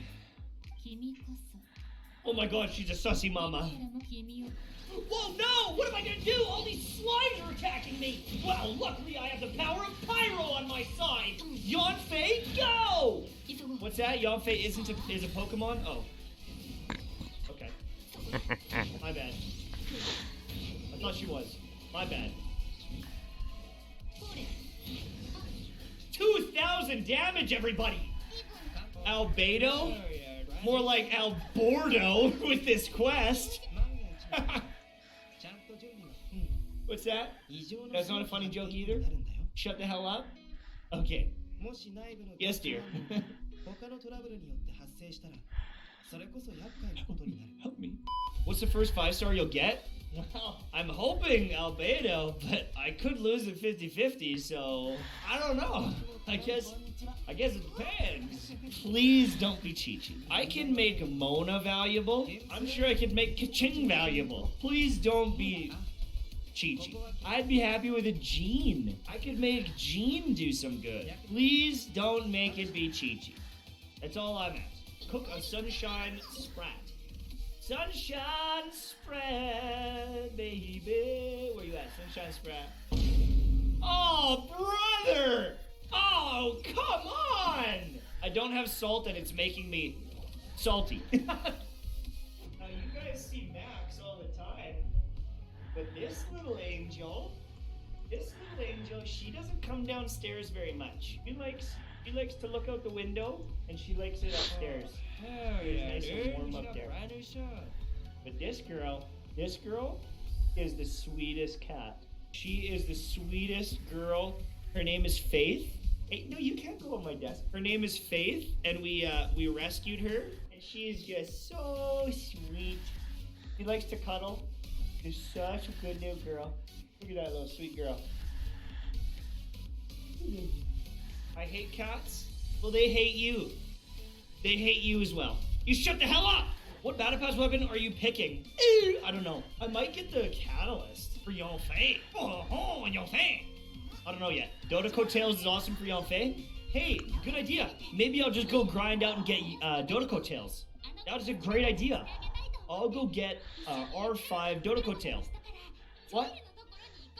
Or what? That Catalyst that's amazing for Yonfei, amazing for Ning Wong, has a ton of value for free-to-play players. That was from an entire activity in the Golden Apple Archipelago that got taken away. An entire sub-region, almost as big as Inazuma, that got taken away, and no one can play it ever again, and that weapon can never be got ever again? Even if you wanted to pay millions of mora to get that awesome weapon, you can't get it?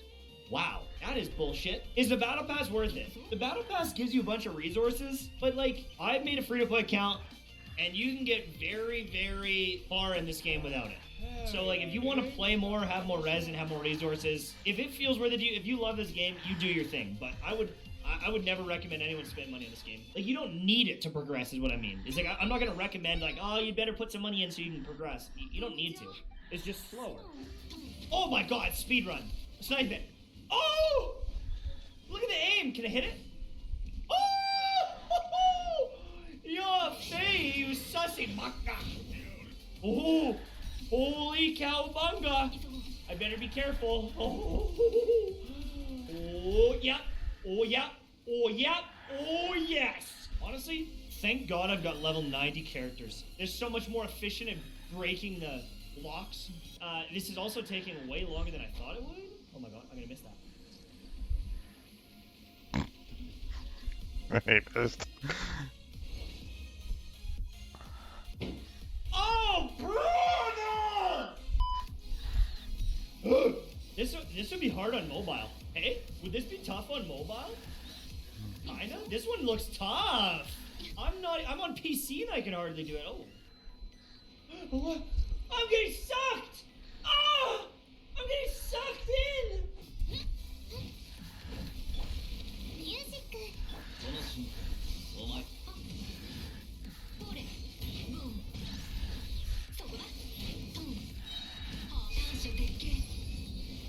What the f is that damage? Pretty sure it's called elemental reactions. Kind of Oh OP. my god! Am I a whale? I just yeeted that boy. Can you do Gollum from Lord of the Rings? I don't want to do him, no. I don't think he's very attractive. Maybe if he, I don't know, combed his hair a little bit. But oh, you mean, can I crawl around butt naked and sound like him and creep you out in the darkness? Where is it? Where did I put it? It's not here. I've lost it. I've lost it. Where? Precious. It just has it. It just has it. You stupid hobbits. I didn't mean to. I didn't mean to lose it.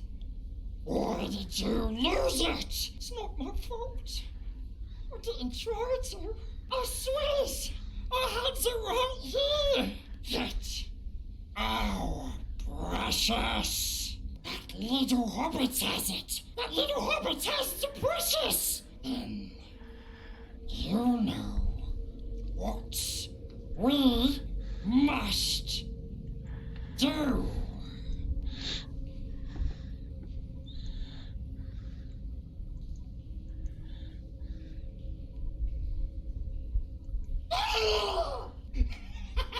Good? Pretty good? Very painful in the voice, though. Yep! There we go. Oh. I'm gonna drown! Ah! Ah! This is hell! I'm in hell! I don't have the stamina to deal with this shit!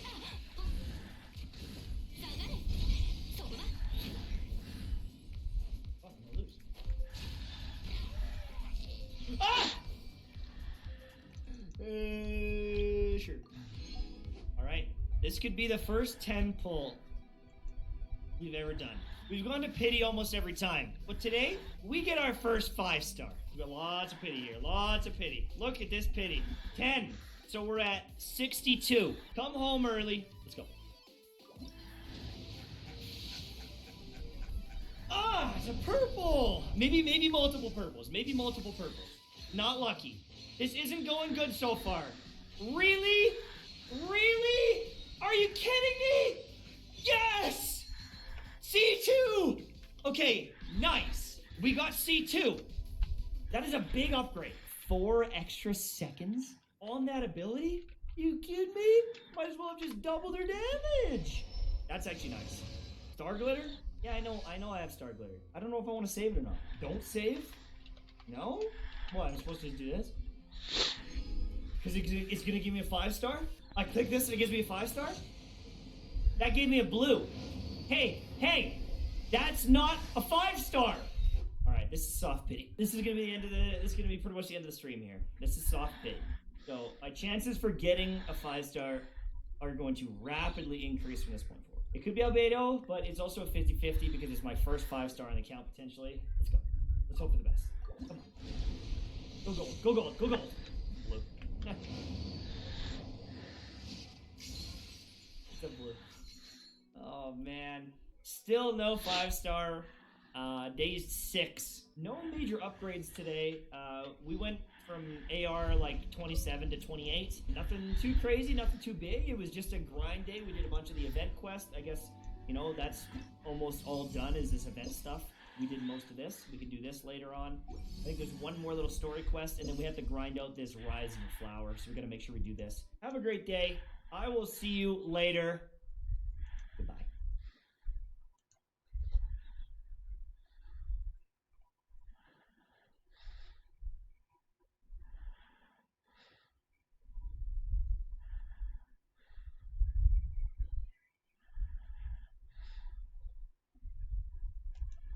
Vamos. What the hell's a Vamos? Every time I play Genshin, people just start speaking gibberish for no reason. What is up, my beautiful ninja? How you doing today? I finally got some clam artifacts, and I actually can't believe how much damage this clam actually does, bro. I was actually fine just using the Heart of Depth set for my Kokomi, but no. I have seen the light, and it's a clam. This is not an excuse to look more naval, I promise. I'm just gonna use Coco and Bardman today so I can show the clam supremacy.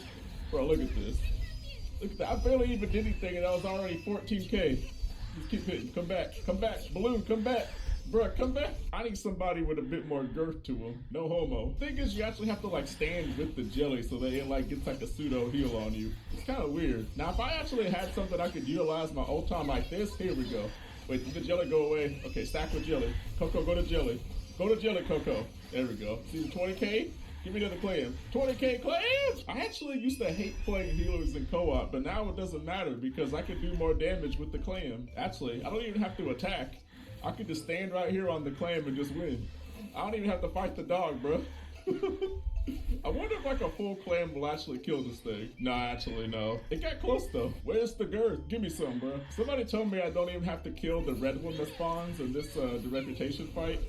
Well, I don't think he's here right now, but sometimes there's a red one that spawns as well. And I think I have to like kill them both at the same time. But it's only one that's actually the boss. And bro, you are getting deleted by this clam, bro. Are you okay, man? Just stay with the squid, Coco. Do not leave the squid side. I love this game, bro. I am the Clam Archon, Lord of the Navels. Yeah, like naval power, like boats, bro. I am a good Mormon boy, I promise. I wouldn't get a top DPS medal. I just want revenge for all the times Coco was slandered. Oh, Jean and Noel. Oh, that's good. Who's gonna break the shield though? Alright, y'all have fun with that. I'm gonna get these flowers, bro. I'm just gonna chill until the shield goes down because I don't even think you can do damage before then. I mean, you can, but like not any at all. Trust me, that makes sense. I need my ult though. Guys, can y'all make some more energy cores, bro? Because my ult kind of lacking. Wait, what the hell? Wait, when the hell did a Hu Tao and a Yenfei get here? I'm pretty sure the only damage that matters is the one to the flower though, so I still should be okay. I'm gonna rob the MVP medal, bro. I have done absolutely nothing. You can tell now. Here we go, buddy. Here we go, baby. Assert naval dominance. Wait, is he taking damage yet? I can't see. I think we're kind of lagging, bro. I can't even see where the damage is at, but keep going, Coco. Keep going, Coco. Coco, keep going. Just stand with the squid. Stand with the squid. The squid is going to get us there, baby. I'm pretty sure that Hu Tao is destroying all my dreams right now, actually. But who got it? Who got the damage? Who got damage? Who got it? It was me, right? Nobody. Wow. What the fuck is that, dude? Mahoyo just didn't want to make them feel bad, bro. They didn't want that Hu Tao to feel the pain of getting out DPS by Coco. Whoa, spawn mid-game? Wait, is this even fair? Shogun, give me one of them eye things. Wait, Shogun left. Wait, you made Shogun leave. Wait, you're not even playing. Sherpo, you made the Shogun leave, bro. Bro, help me. I'm frozen. Do something. Why are you just running around back there? Dude, he's not even helping. Dude, what is this? You just expect me to do all the work, bro? I mean, I know I came here to do damage with the... Wait, bro, really? Really? I am so tired of getting disrespected everywhere I go, bro. I'm just trying to help the orphans, man. Oh, there's who's in here. Hey, wait, whoa, I have no chance. Bro, I didn't even get a chance, but he's already... I spotted he was dying. Dude, I'm being robbed. He didn't deserve that. That was supposed to be me. Dabby, where the hell you at, bro? Dabby, get your ass over here. Why you didn't hold DPS until I spawned in? Back in my day, people would wait until I spawned in to save my ego. Everyone has yellow and red connection. Bro, y'all playing this game from Mexico or something? It only matters if I do damage to the flower. So I'm just gonna sit here, right? I'm just gonna stay right here. Y'all can take care of everything else. Though the ads are spawned, y'all can do that. I'm just gonna stack with the flower. This shield is getting deleted, bro. What the hell? Oh, wait, it's my chance, All right, come on. Assert dominance. I am the Clan Larcon, bro. You know what, way too early. I'm not gonna lose it. I'm getting top DPS one way or the other. I don't care how many D-loops, I don't care how many Hootals are here, bro. I'm getting it. This is mine. There is no way in hell I'm gonna get this, bro. We gonna keep pushing. Eventually, I will get it, man. It might not be this run, but it will. Okay, it's this run. I got it, man. Give it to me. Reward me. I did it. Oh my God. Bro, I beat a D-Look and a Hootal, bro. Coco supremacy, my ninja. Oh, you skipped Coco, didn't you, bro? Oh, that's a shame. I would pick on the D-Look for not having Coco, but I'm pretty sure that's a lost pity. I'm not gonna say anything about the Jiggle Larcon, though. Oh, wait, my food wore off. Bruh, guys, my food. Guys, I'm nothing without my illegal bucks. Give them back. I want 2 rounds in a row of this, bro. Wait a minute. Guys, hold DPS. Don't break them. My claim's not ready. Guys, hold your damage, guys. I need about 4 more seconds for my claim, guys. Y'all can break it at about... Okay, now y'all can break it. You have my permission. There you go. Listen, look, bro. They actually listened to me. They waited. Here we go, baby. Come on. Squid power. Naval power. Come on, bro. Come on. Oh, keep going. Ignore that damage. Yo, D-Loop, keep it still, bro. I see you trying to make him fly away with that damn bird on your head, bro. Oh, I got this, man. I got this. I'm not gonna be stopped, bro. I'm not gonna be stopped. Wait, what's a stop? 2 runs in a row. Coco top DPS. 2 runs in a row, bruh. I'd stay longer, but I don't want to take my Coco with your presence. Can I do that with Barbara? My Barbara has no attack, but she does have 30k HP. And I have 9, 10, 11. Perfect mathematics. This is not no unintelligent Barbara build. No, I'm being cheated again. You spawned me mid. Wait, what's the sound at? What happened to my game sound? But there's no sound.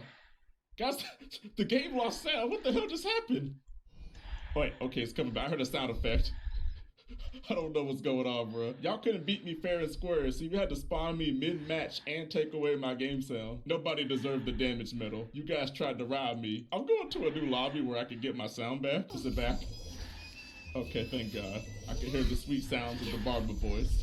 Yeah, I like Barbara voice. What you gonna do? You'll never stop me from appreciating the toenail polish. My God, this is horrible. Guys, kill the ads. We have 2 Shoguns. Just delete the ads with your... Oh, what are you doing? I thought the whole point of playing Shogun was that nothing else was supposed to live. A's whole track record as a god has been systematically murdering the gods of every other island. Okay, I got this. Come on. Profile. Come on. Spam it, Barbara. God, fight through the lag. It's okay. Ignore the lag. It's okay. Everybody has green connection, but we still gonna lag. It's okay. Oh my God, don't freeze me. Get a Barbara ult in there. Come on, Barbara ult clan. Come on. Oh. Top damage, Barbara. Top DPS, Barbara. Wait, what?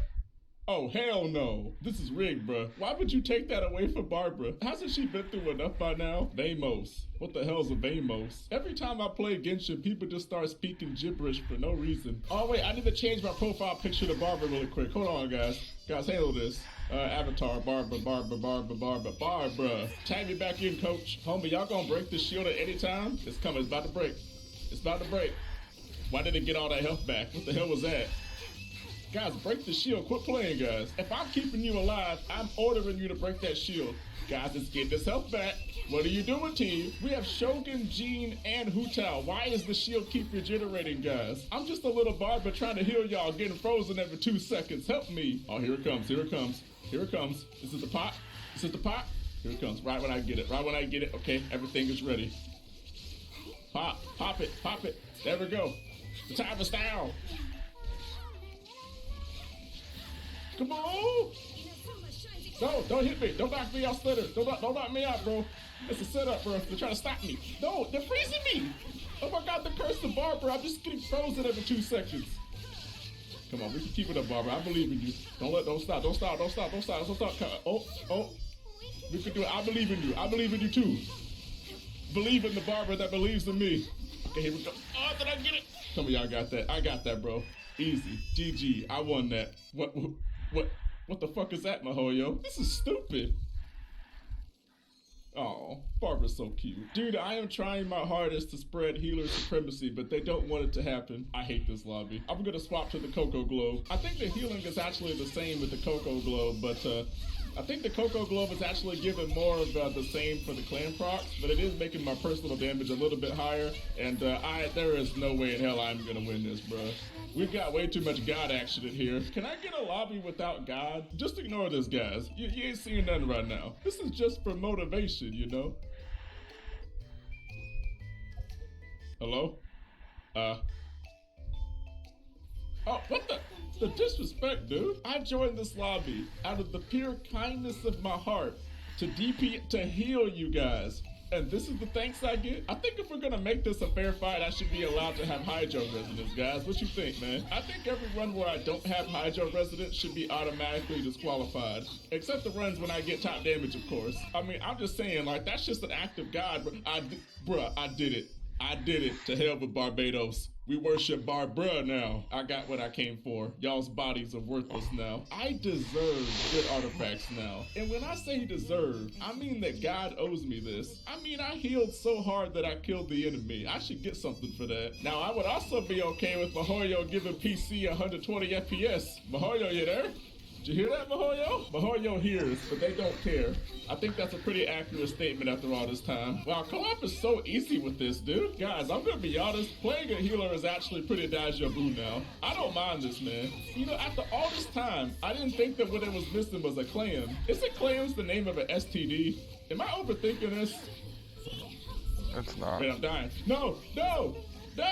What the hell, dude? Why didn't y'all kill the Cheat Mage? All that work keeping the Hu Tao's HP topped off and they let me die. Dude, I can't even see. I can't even get to see. Oh, thank you. Wait, can I actually, I can't see my artifacts. I can't see them. Yeah, okay, thank you. What the hell is this? Oh, a healing bonus crown. Oh, I get it. This is some kind of sick joke. It's times like these that make me happy I got the chicken wings. I'm pretty sure everybody can appreciate Barbara flying with chicken wings. I mean, that's just blatant heresy if you don't. Don't be a heretic, guys. Embrace the duck. Wait, that's an item. I didn't kill this, but thanks for the nectar. Is there anything else I can steal from this world? He hasn't gotten them yet, has he? Oh, hell yeah, bro. Wait, you haven't even done the challenge down here? Bro, you deserve to get robbed then. Since he's wasting my time not starting the domain, I'm pretty sure it's justified that I robbed his crystal fly. I got caught. And well, my ninja, that's gonna be it for today's episode of Jay's Ninja Adventures. I hope you enjoyed this video as much as I enjoyed making it for your ass, man. Like the video, comment below, subscribe to become one of my ninjas, and I will see you in the next video. Ninjas out. The wink is a little disturbing. Not gonna lie.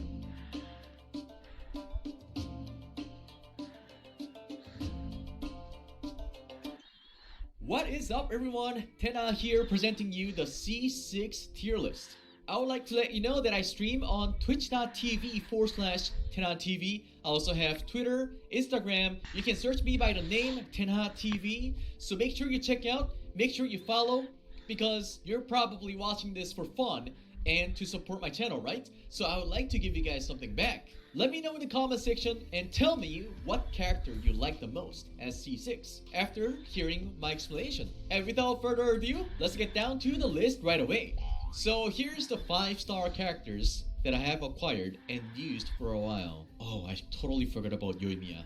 I'm so sorry. Now, okay, this is not a 5-star character, okay? That's 1 star. We can neglect this free-to-play 5-star character. And also, I'm going to neglect the Traveler as well.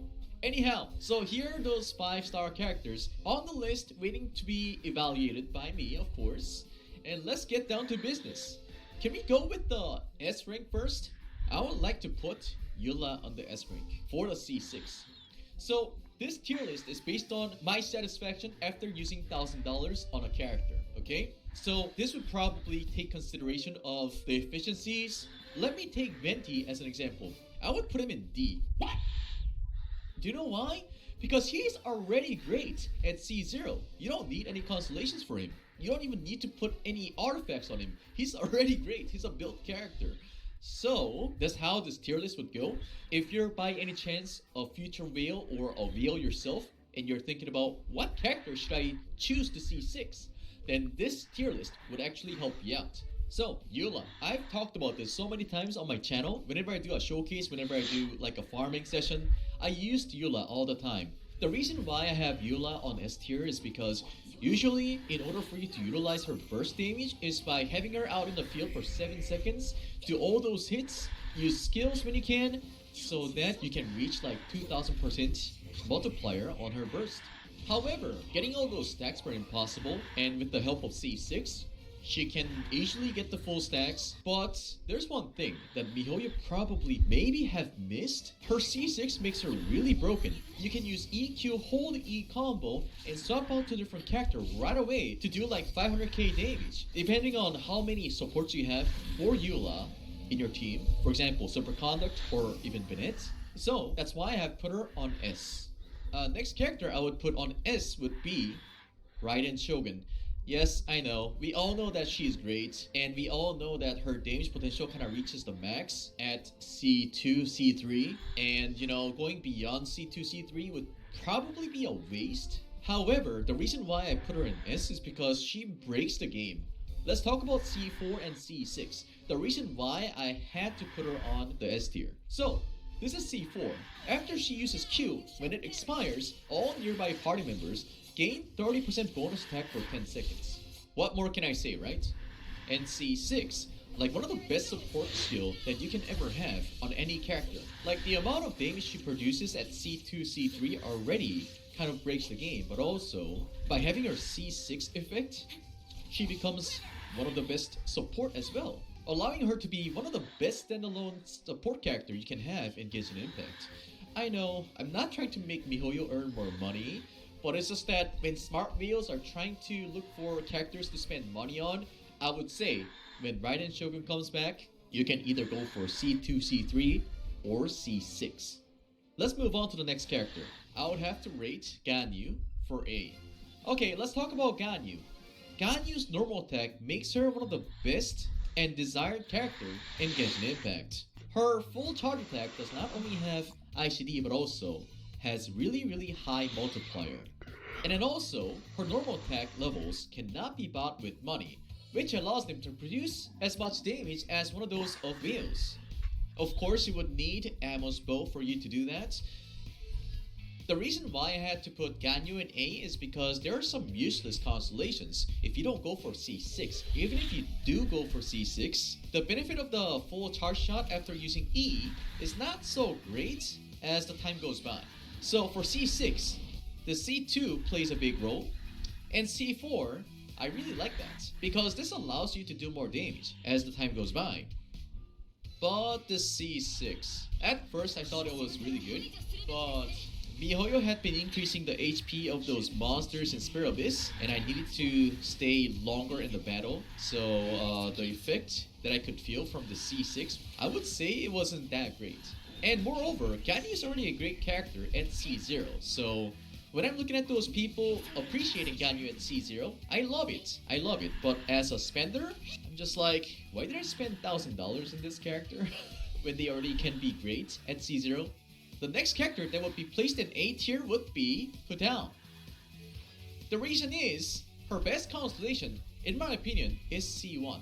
After that, yeah, it would help her be a better DPS, be a better support with a C4, and then here's C6. Yeah, at that time, we had a lot of fun just memeing with 0 crit rate and 350% critical damage build, but after that, I kind of felt like I wasn't really utilizing her if I'm fully relying on her C6 effect. So, if I could turn back the time and if I wasn't a content creator, I'd probably stop at C1. That's why I had to put her in A. Just know that relying everything on C6 kinda makes you feel really bad. The last character to be placed in A tier would be Child. Yes, everything started with Child. That's when MiHoYo started selling Constellation and have all those full potential locked behind Constellation. We already had 2 Child rerun banners, and every time the banner dropped, people were asking, hey, is C1 worth it? Yes, of course, it would help you utilize him a little better. And C2, yes, obviously, helps your Child get more energies back. And C4 kinda changes the way you play the game. Come to think about it, I would probably have to put Child in S tier. Because, like I said in the video, I'm basing this tier list off of the satisfaction compared to how much I have spent on a character, right? So if you're comparing Tartaglia C0 to a C6, the way you play Child just becomes totally different. So instead of worrying too much about his cooldown for his E, for using him for too long on the field, you can just use his ult in a melee stance, swap out, do the skill rotation, and come back to Child. And we're gonna move on to B tier. I choose Ayaka for B tier because her C6 effect, to me, it was really weird. Ayaka's C1, C2, and C4 effects are really strong. It makes her really good. However, her C6, although we use Ayaka, use E, sprint to charge attack, it just kind of makes everything really weird. To be honest, I don't need to do sprints and charge attack. Instead, I can probably rotate to a different character and use their skills instead. However, in order for me to not waste this little bonus damage for her charge attack, I have to do it, and I don't like it. I only do it to make myself a little better. And the way Genshin Impact tells you that Ayaka's C6 effect is ready is by giving her this little glow on her hand. It's really hard for you to notice that while you're in the Spirit Abyss, trying to fight against a monster that has 3 million HP. Don't take this wrong. Just because I have them in a lower rank doesn't mean I do not like them. I love Ayaka. Ayaka is a very strong character. But when it comes to the satisfaction for C6, not so much. Let me put multiple heroes in C tier list because, you know, it takes a long time for me to explain everything. So we will just get down to the point right away. So for C tier heroes, I would put Zhongli. Oh shit, don't hate me. Klee. Xiao in the C tier. So let's start with Zhongli. Why? It's because he's so good at C0. You don't need his constellations. Of course, yes. Maybe C1 would help you produce maybe a little more damage here and there. And C2, I would have to tell you that C2 is very convenient when it comes to the gameplay. The way you would play Zhongli would be different before C2 and after C2. And C4, of course. Up to C4 is pretty nice. But C6, this is what kind of screws everything over. Like, it heals you, right? That's why I couldn't use Zhongli with Hu Tao. After C6, I was like, man, this feels so janky. It feels like Bennett C6, you know? If you don't read and I go for C6, you'd be like, I mean, it's kind of good, but is it really good? I don't know. It definitely screws up your Hu Tao when you're using Zhongli's shield to protect Hu Tao. That's why he's C. And let's move on to Klee. I don't know if anyone would agree, but if you ever got your Klee to C6, then it would be a little weird. So, let's talk about notable constellation for Klee. C2 decreases opponent's defense by 23% for 10 seconds. I utilize it for showcase here and there. And C4, I don't know why this is in the constellation and why this thing is fixed in there. 555%. Why? Why is it 555%? Anyhow, it is fixed. It is not really based on your attack percentage or anything like that, so there's no way you can improve this other than getting better attacks and better critical damage perhaps. So I felt like this was really weird.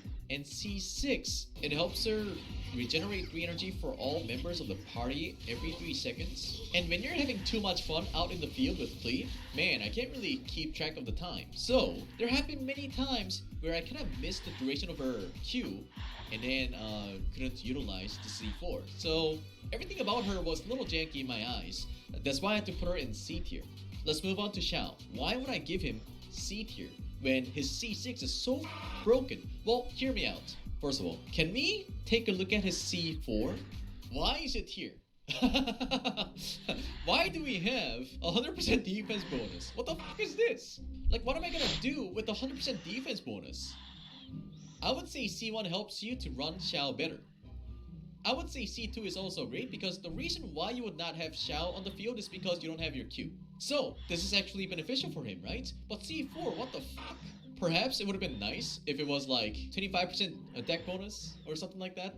And then there is C6. Although it seems to be very broken, and when you can get the effect of C6, then yes, it's all cool. Assuming that you can target everyone with the spam E. But, first of all, why is it 2 opponents? Like, you can't really utilize this C6 when there's only 1 opponent. And I didn't like that.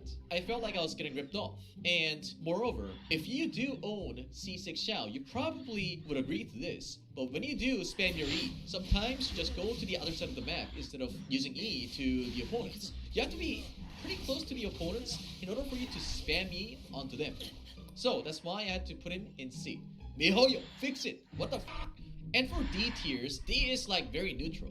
I would first have to put all these perma banner 5 stars because we have no choice over that, right? We didn't choose to get them. They choose us. And I would also have to put Venti on the D. Venti is so good at C0, so I don't think it's really worth for anyone to go for C6 Venti.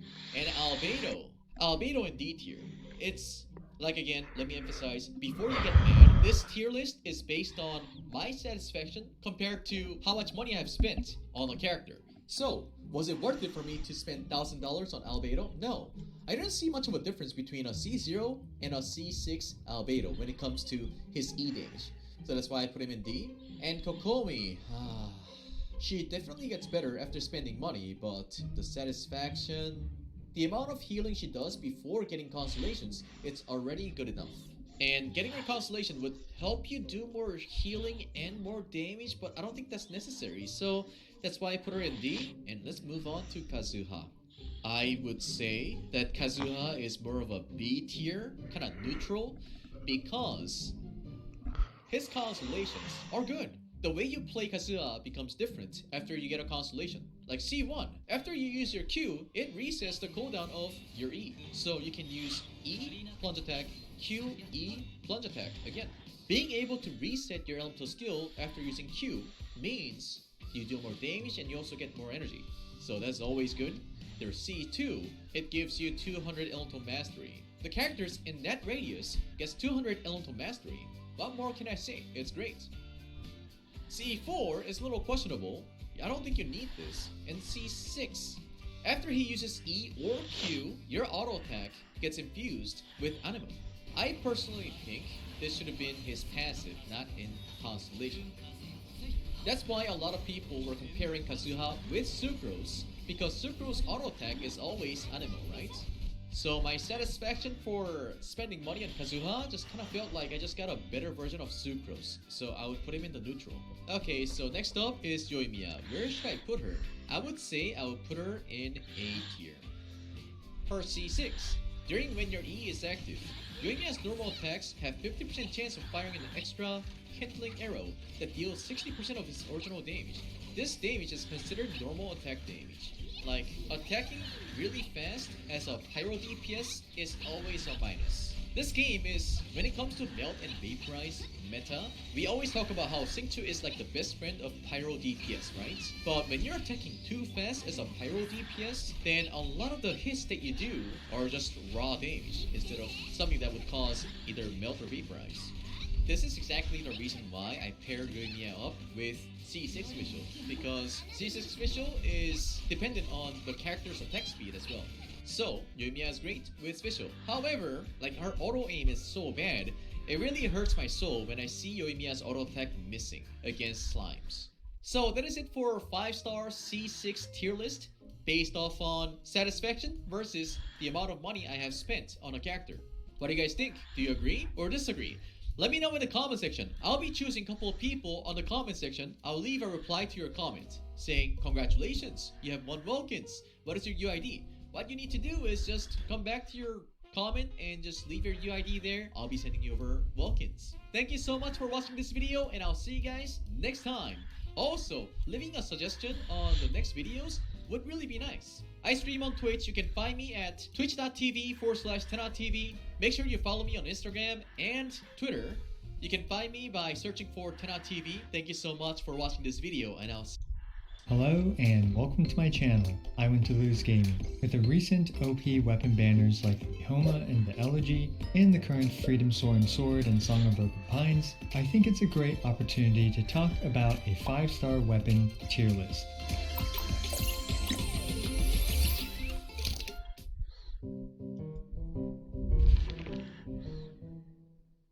Nowadays, even some long-time free-to-play players have been considering whether or not they should pull on the weapon banner. It's high time we take a look at all the 5-star weapons in the game. Currently, there are 24 5-star weapons to rank in today's tier list video. Now before continuing, only pull on the weapon banner if you're aware of and comfortable with the risks involved. While the pity counter carries over to the next weapon banner, the epitomized path does not. I've already made a video explaining this in detail, and I'll have a link to that video in the description below. For this video, I'll be ranking weapons in 2 different tier lists. That's right, you guys are getting 2 tier lists for the price of 1 video. What a great deal. Anyway, the first tier list is a more free-to-play friendly focused tier list.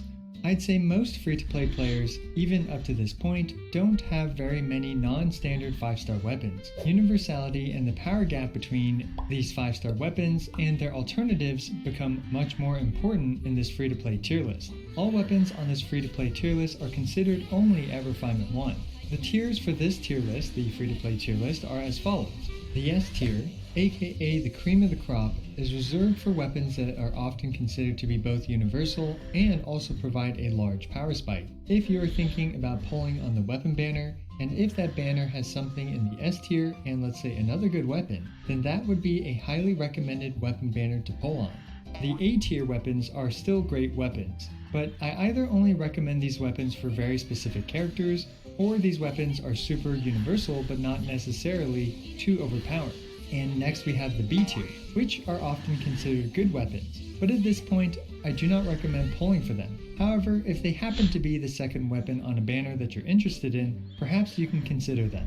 Afterwards we have the C tier. These weapons are not considered completely useless, but are weapons that I do not recommend pulling for. And lastly, we have the D tier, which can just be accurately summarized with this frowny emoji. These weapons are either power crept or provide minuscule benefits to their alternatives. Another way to look at this list as a whole is it worth a free-to-play player's primo gems to pull on the weapon banner, assuming you get the weapon in a reasonable amount of pulls? Now for the second tier list, which I will be calling the Dolphin Plus tier list. The Dolphin Plus tier list is for people that spend some money in Genshin Impact and may have quite a few characters and even some 5-star weapons. This list focuses more so on end-game combat potential. In particular, this list is great for dolphins or whales, or even some free-to-plays honestly, looking for the best 5-star weapons to take their accounts to the next level. Refinements are also considered on this tier list. The tiers for this list are S rank for essentially irreplaceable. Weapons in this category have no substitute for what they do and are often the best in slot weapon for some of the best characters in the game. The second tier is the A tier, or situationally the best. These weapons are amazing weapons, but often have situations where another weapon is just as good or even a little better. Either that, or the weapon is limited in usage to maybe just one top tier character. The third tier is B tier, which is what I will call the occasionally good tier. Weapons in this category are decent and usable and can even occasionally outperform weapons in the tier above, but they are considered to be much more niche in general. And the lowest tier for this list is the C tier, which is the power crept tier. The weapons in this tier are almost never the best option to use because there are simply better options. So how will I be ranking an individual weapon? I will be considering the characters that can effectively utilize this weapon, the impact it will have on the overall power level of your account, and whether or not this weapon has been power crept, and how does it compare to its alternatives.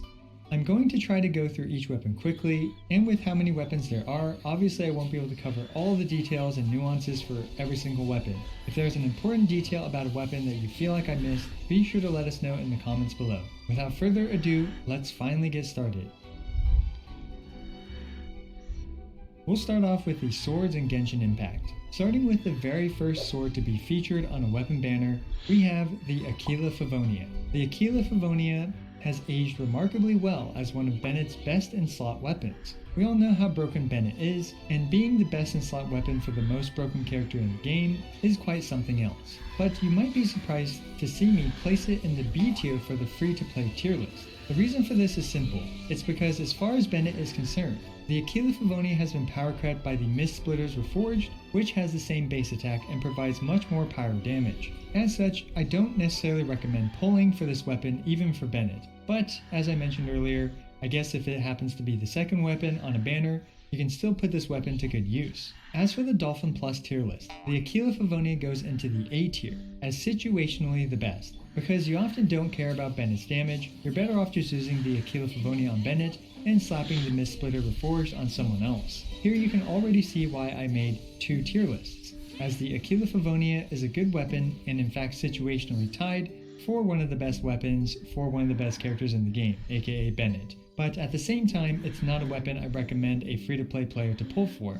Next is the Skyward Blade. I'm throwing this thing straight into the C tier. The Skyward Blade provides some decent stats and some energy recharge. However, it is severely lacking in damage compared to other swords. And if energy recharge is your only or main concern, then Favonius and Sacrificial Sword are often better options. However, it's worth noting that the Skyward Blade is a nice middle ground between energy regeneration and damage, and it also has good base attack, so it's a viable alternative for Bennett instead of the Aquila Favonia or Mist Splitters Reforged. In the Dolphin tier list, I'm also keeping this in the second lowest tier, which is the occasionally good tier, for when you want your Bennett to have 300 plus energy recharge while not losing too much damage on his damage buff.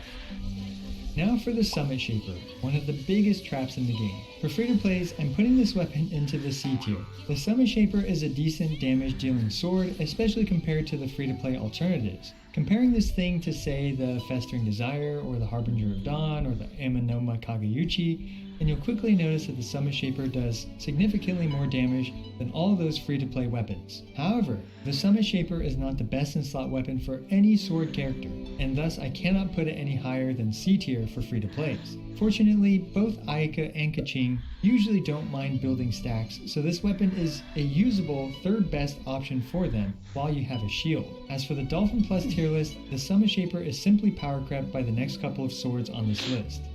Speaking of a sword that power creeps the Summit Shaper, we have the Jade Cutter. The Jade Cutter provides an outrageous 44.1% crit rate and a ton of attack thanks to its passive. This is the ultimate stat stick for a free-to-play player, and its buff is completely unconditional. As such, I'm throwing this thing into the S tier for free-to-play players. Literally every attack-based sword character will notice a huge spike to their performance in comparison to their free-to-play alternatives. And as we go forward in this tier list, you'll notice that weapons that provide a lot of crits will do well on this list. Well, farming for amazing crit artifacts is very difficult, even for whales, so for free-to-plays, it's a really tall order. Now as for the Dolphin Plus tier list, I have to put the Jade Cutter into the A tier. This is because while it's amazing on all the attack scaling sword characters, it's not going to break your damage output for the most broken characters in the game. However, the Jade Cutter is still an amazing option for characters like Jean, Xingqiu, Kaching, Traveler, and Chi-Chi.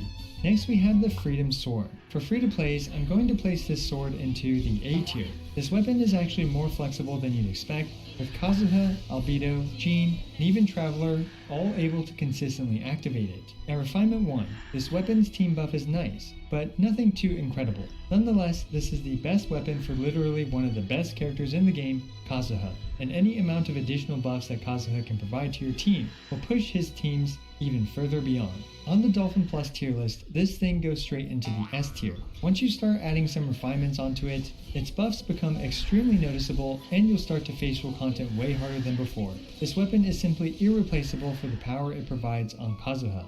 The last and most recently released 5-star sword is the Mist Splitter Reforged. If you want the ultimate DPS sword in the game, this is it.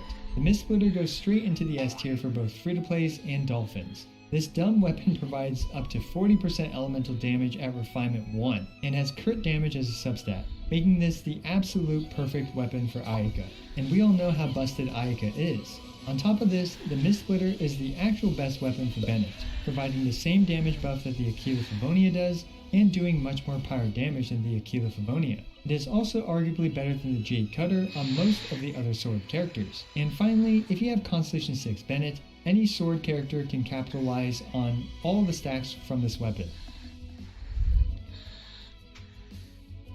Alright, so we finished our first category of weapons, and now let's start with our second category, the bows of Genshin Impact. Starting with the very first bow to be featured on the very first weapon banner, we have the Amos bow. I've got one word for the Amos bow, and that word is Ganyu. The Amos bow is currently the best option for Ganyu's ridiculously broken charge shots. Because Ganyu is one of the best characters in the game, Ganyu alone puts the Amos bow in the A tier for both of the tier lists.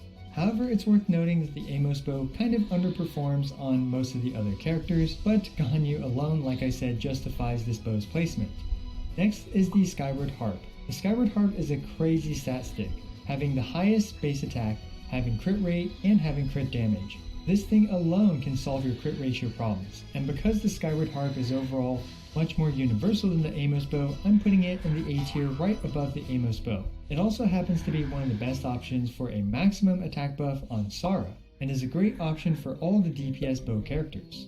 And after the Skyward Harp we have the Elegy for the End. The Elegy for the End is very similar to the Freedom Soren sword, providing amazing buffs and being usable on so many bow characters. It goes into the A tier for free-to-play players, and straight to the S tier for Dolphin Pluses. At Refinement 1, the buff it provides a free-to-play player's account won't be as high as, for example, having the Mist-Splitter Reforged for your Ayaka, and as such, it's not quite at that level of S tier for a free-to-play player. But for Dolphin Pluses and with some refinements, the Elegy for the End quickly becomes an irreplaceable asset for Venti and occasionally Sara. The Elegy is also great on Amber, Cryo Amber, and can be viable on Fischl and Diona as well. Overall, this is an amazing weapon and is one of the best weapons in the entire game.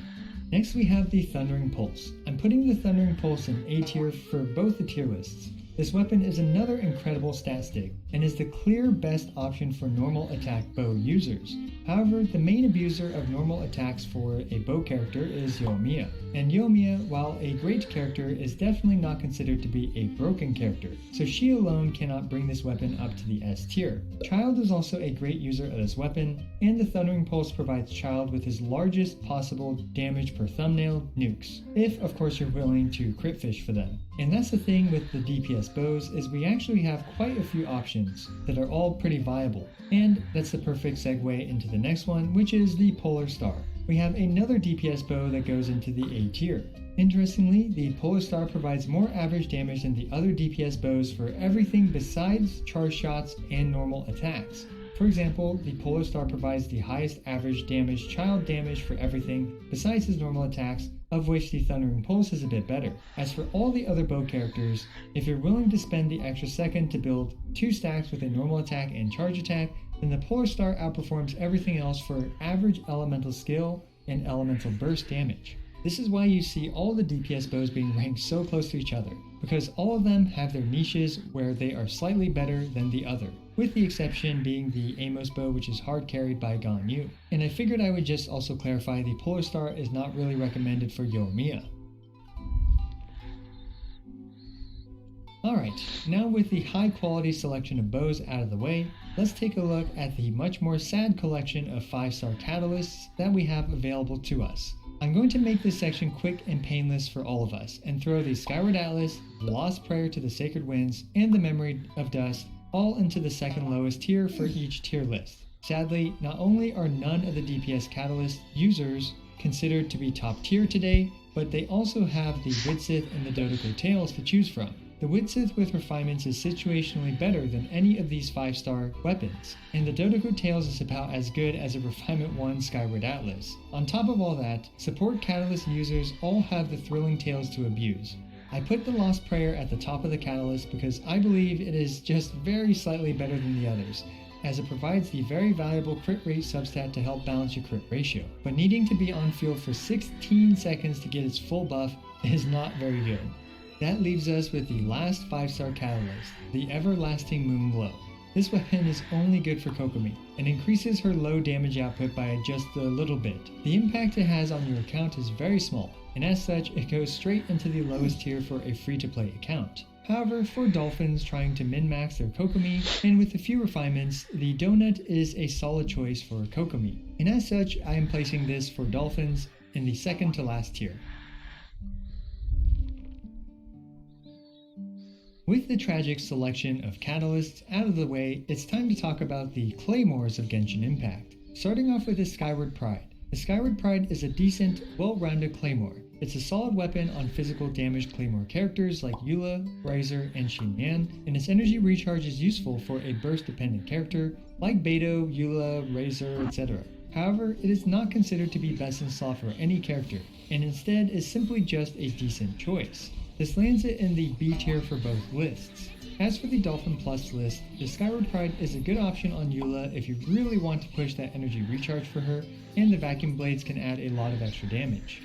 Next we have the Wolf's Gravestone. The Wolf's Gravestone is both a solid DPS weapon and an occasionally good support weapon. It also happens to be universally good, and even best in slot for many Claymore characters. Now you might hear all that and wonder why it's only in A tier for both the lists. And that's because while it is often the best in slot weapon for characters like Diluc, Beidou, and sometimes Xinyan and even Eula, Claymores lack a powerful universal crit substat weapon. The Wolf's Gravestone party buff, while amazing, is also very situational, often activating when you no longer need it. However, because of the universality of this weapon, it is an extremely valuable claymore to own on your account. The Unforged is surprisingly very similar to the Wolf's Gravestone, sporting the same base attack and the same attack buff at 5 stacks without a shield. However, with a shield, the Unforged with 5 stacks becomes better than the Wolf's Gravestone without its buff. With all that being said though, needing to build stacks and needing a shield lowers this weapon's overall usefulness compared to the Wolf's Gravestone.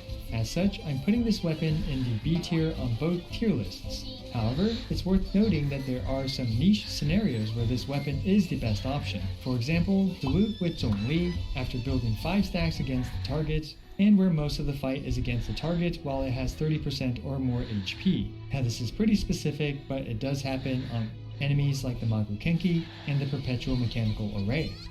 Now for the Song of Broken Pines, which is often considered to be Eula's signature weapon. The Song of Broken Pines is an amazing weapon for Eula and for Razor as well, but as a DPS weapon, it's only really good for physical DPS characters, of which Eula is considered to be the most meta-defining. This weapon goes into the A tier for both tier lists as well, but behind the Wolf's Gravestone. The reason for this is because the Wolf's Gravestone happens to be Eula's best in slot in many scenarios as well, in particular, ones where Eula can tag a less than 30% HP monster for her burst. Regardless, you'll see a big power spike with the Song of Broken Pines on Eula if you don't have the Wolf's Gravestone or the Unforged. On top of that, it can occasionally be used as a support weapon, which I sometimes use on my Sayu for fun. The last claymore is the Red Horn Stone Thresher. I'm going to tentatively place this thing in the A tier. Similarly to the Amos bow, the Red Horn Stone Thresher will be carried by the main DPSs that use it, and in this case it's likely that both Arataki Ito and Noelle will be able to utilize it. However, as of making this tier list, this weapon has not been released yet and its stats have not been confirmed, so please keep that in mind. And now for, in my opinion, the most power-crept category of weapons, the polearm. Let's start off with one of the OG polearms, the Primordial Jade Wing Spear. This weapon has the much coveted crit rate substat, and its passive is a solid one to boot. However, as we've seen with most weapons that have a time-gated stack building mechanic, I can't put it in the highest tier. As such, it lands itself in the A tier. While a very solid option, even for Xiao, the Primordial Jade Wing Spear is only situationally the best weapon option for him. For other characters like Zhongli, Xiangling, and even for Hu Tao's burst, building stacks can be impractical, and as such, the Primordial Jade Wing Spear can often be considered to simply have 0 to 2 stacks. Next we have arguably the saddest 5-star in the entire game, the Skyward Spine. In a vacuum, the Skyward Spine is not a terrible weapon. However, all players will have access to the catch, and the catch is basically this weapon. What's doubly sad is that all the other 5-star polearms do a lot more damage than this thing does, and the free-to-play weapon, the catch, does about the same amount of damage for elemental bursts. Because this has been power crept by other polearms and is the same in performance as the free-to-play weapon, the catch, the Skyward Spine is a contender for one of the worst 5-star weapons in the game. Arguably, the only use for this thing is if you want to use both Xiangling and Raiden at the same time, and you only have one of the catch. And now for another tragedy and perhaps the biggest scam weapon banner in Genshin Impact history, the Vortex Vanquisher. This weapon was released before we knew any better, and is another stack building shield weapon. Sadly, this weapon is completely power crept by the next weapon, the Staff of Homa. which unconditionally does around the same amount of damage without the shield requirement. And because this is completely power crept and has literally no situation where this is your best weapon option, except for making your shield more durable, this is another 5-star polearm that's going into the lowest tier on this list. And that's the perfect segue to one of the most powerful weapons in the game, the Staff of Homa. From a raw damage perspective, minus Raiden, the Staff of Homa is either always or often the best option for raw damage. This thing unconditionally boosts all types of damage and skyrockets your damage when you're under 50% HP. 3 of the best characters in the game, Zhongli, Hu Tao, and Xiangling, all love having the Staff of Homa. And other high tier characters like Rosaria and Xiao can utilize it well as well. In fact, even Toma loves having the Staff of Toma. As such, because this weapon is the best option for so many characters and scenarios, this thing is going straight into the S tier on both tier lists. And last but not least, we have the Engulfing Lightning. For free-to-plays, I believe the Engulfing Lightning deserves an A tier placement. Meanwhile, for Dolphin Pluses, I believe it deserves an S tier placement. For free-to-plays, while this weapon is the best option for Raiden and is a great option for Xiangling, the power gain compared to the catch is relatively small for the Primo Gems spent. You'd be better off going for Constellation 2 or even Constellation 3 on Raiden before going for the Engulfing Lightning. However, assuming you have Constellation 3 for Dolphin Pluses, then this weapon will help bring your Raiden above and beyond, as any additional damage you stack on top of a Constellation 3 Raiden's damage will further skyrocket her damage into even more broken levels. And finally, the Engulfing Lightning is a great universal weapon, especially when paired with the Emblem of Severed Fates artifact set. Alright, so that covers all of the 5-star weapons up to this point, as well as my speculative placement of the Red Horn Stone Thresher. We can see that the 2 tier lists are similar, but with the free-to-play tier list focusing more on universally good weapons, while the Dolphin Plus tier list has a stronger emphasis on team buffing weapons. We can also see the difference in placement for the Shield series weapons between the weapon types, mostly due to alternative options for the various characters. And we can also see some discrepancies between whether or not a weapon is recommended to be pulled for free-to-plays, as well as whether or not this weapon is best in specific scenarios. And lastly, I really hope to see some new meta Catalyst users, as well as new Catalysts introduced, because our current selection is nothing short of a tragedy. Also, I regularly make Genshin Impact videos, ranging from Caesar showcases, DPS showdowns, guide videos, and more. So be sure to smash the subscribe button, as it's the best and easiest way for you to support my work. Also, don't forget to like the video and leave a comment for the YouTube algorithm. What do you think about my weapon placements in these tier lists? Let me know in the comments below. As always, I appreciate every single one of you. This is I Want to Lose, signing out. That's good.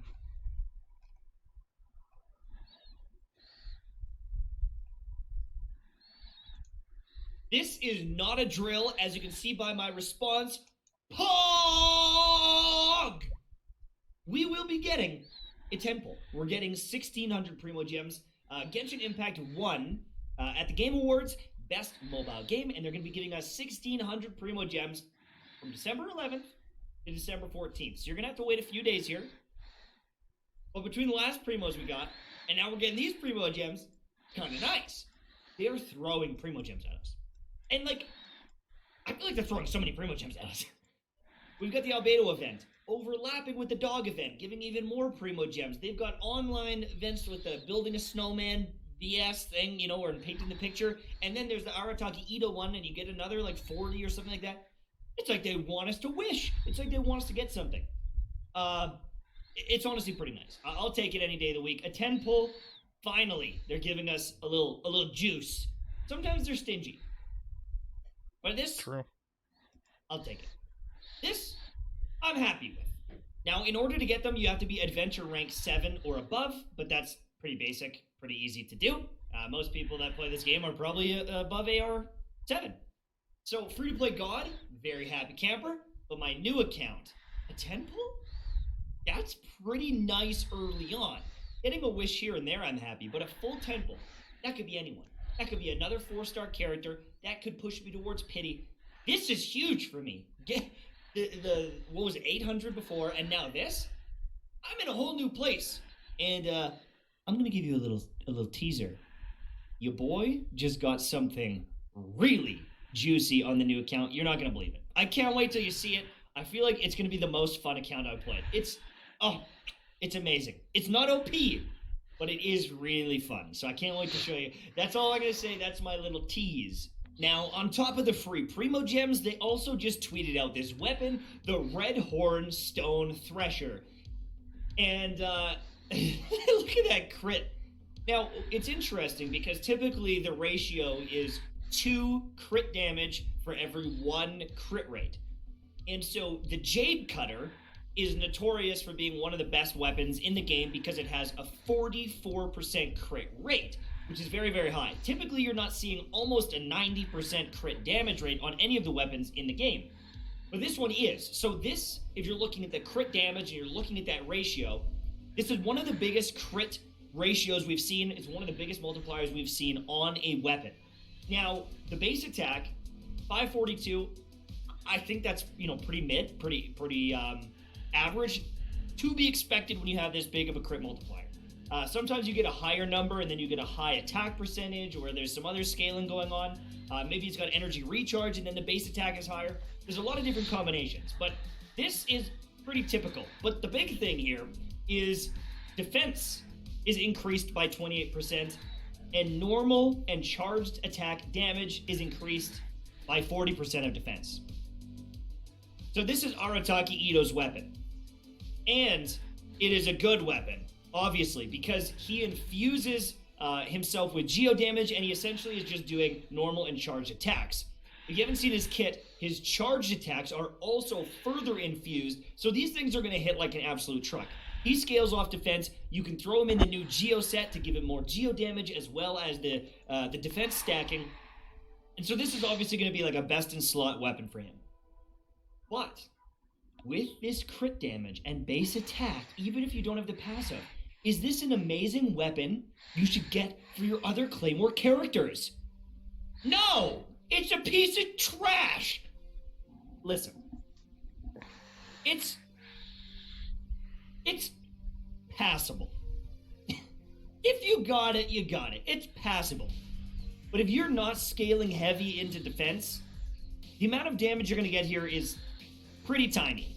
But also, another thing you need to consider is if you're someone like D-Luke, who's getting a ton of damage from E abilities and a big burst from the Q, this literally does nothing.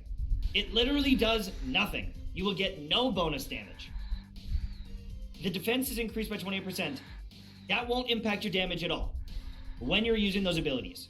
For Arataki Ito using his abilities, it does, because he scales with defense. That is just a natural, flat boost to his damage. But this weapon is absolute bait if you're not using Arataki Ito. And I would never even consider wishing on that banner unless you have Arataki Ito, you plan on using him, and you have him locked down. Don't wish for the weapon and then chase him down, because if you don't get him, you're going to have a useless 5-star weapon in your inventory. And could this be good on another character? Yeah. It could. Wait till they exist. Wait until they actually exist. Who knows when there's going to be another defense scaling? Listen to this. Defense scaling, Claymore user. You need both of those things to land. When are they going to make another defense scaling 5-star Claymore user? Never. It's going to be months. It's going to be a year. It might be 2 years. Who knows when they actually do that? So be very careful with this weapon. Now, another thing I wanted to talk about quickly was people are calling the Arataki Ito teaser the Ayato teaser. Because apparently Ayato talks near the end. He says a couple of lines. And I understand that. I think that this is a very polarizing character, and I would love to know your thoughts in the comment section below.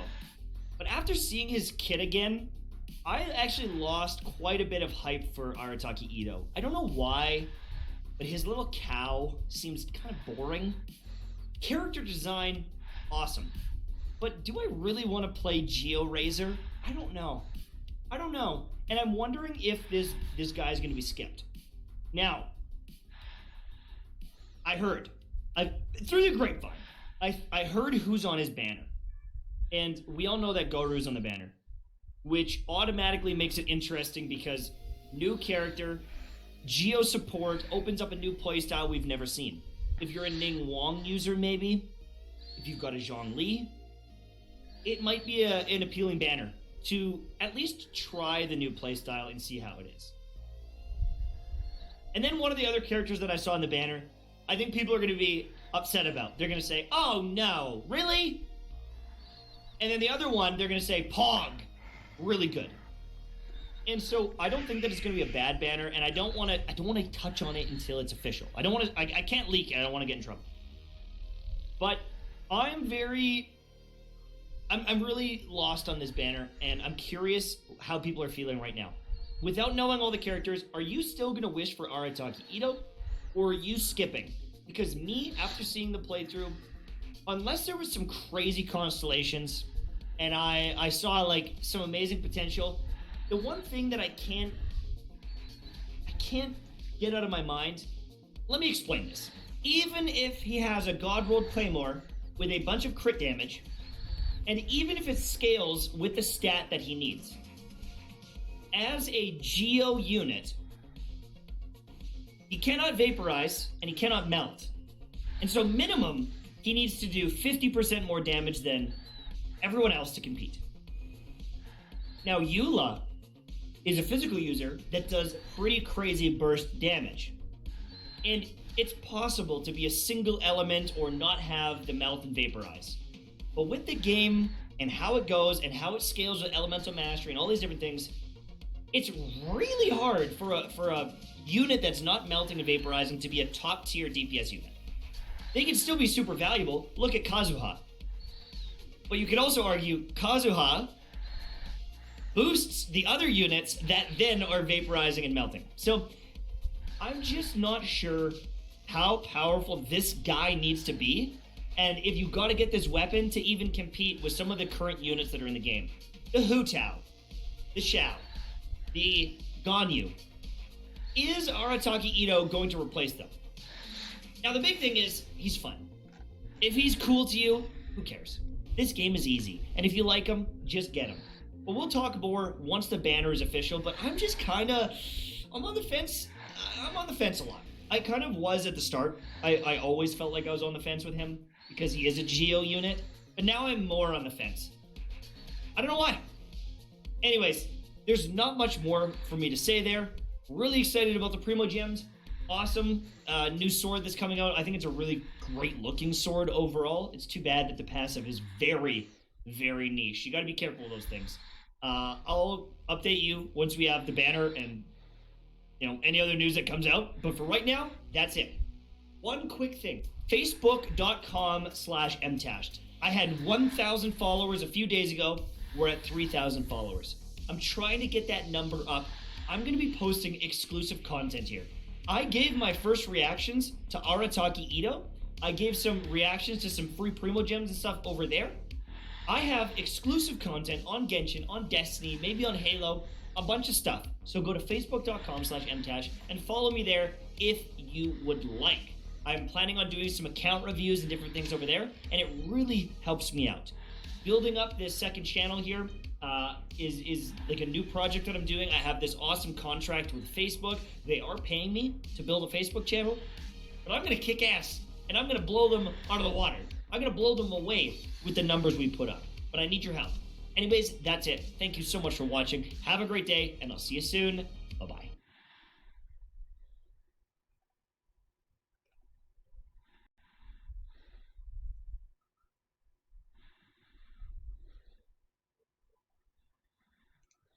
So let's go ahead. We're going to watch the cinematic. So Zoval, she shoots an arrow at him. Big surprise. It didn't do anything because he's the fucking jailer and she's an elf. So Zoval catches that shit like a wiffle ball, and he thinks it's funny, and so he gives her her soul back. All right, here we go. Vanessa's soul has been fractured. Damn. From the moment of her death until now. Burn it! This was their home. And you slaughtered all of them! How could you take all those innocent lives? This was beyond life and death. There was no other path to true freedom. How can you not see that? I see what you are. Murderer, monster, butcher.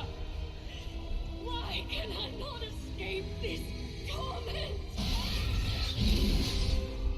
So that was cool. I like how they added actual characters for that. Severed their bond and condemned her to endlessly relive her atrocities. So long as her soul remains divided, she cannot wake. Maybe she shouldn't. She's the True. only one who knows True. the jailer's plan and how we might save Anduin. She's the one that turned Anduin. Jaina is right. How can we possibly trust her? Her wound runs so much. I have to pause. Okay, what's the logic here? That we're gonna trust Sylvanas or not? So, what are the pros and cons of not trusting Sylvanas? Well, you have to go up against basically a bald being with very prominent nipples that's on a same relative power scale as Sargeras.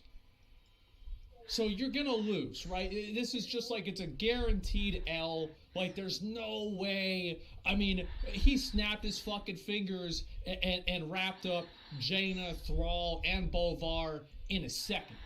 It wasn't even, he didn't even think about it because he's a fucking jailer, right? And that's other, yeah, this is death with a capital D. So, like, how the fuck do you think that you even have a chance without trusting Sylvanas? Like, logically, like, Sylvanas sucks. She's really bad. But it's obvious that you would have to trust her. So it's really like them getting mad about it is, it's just fan service. Alright, here we go. So this was cool. I like this.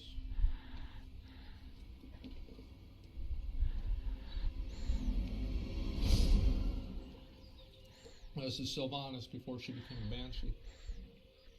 And she's hot. Well met, Ranger Joe. Yeah, dude. What is this? Who are you? Someone who shared your fate, felled by the blade of the very same prince.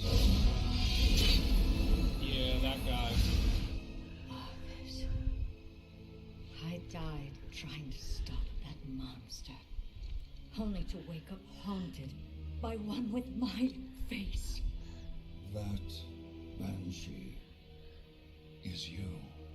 No, I cannot accept that. Her path began where yours ended, and you've seen the decisions she made. Never in 1,000 lifetimes would I betray everything I stood for. You can't possibly understand.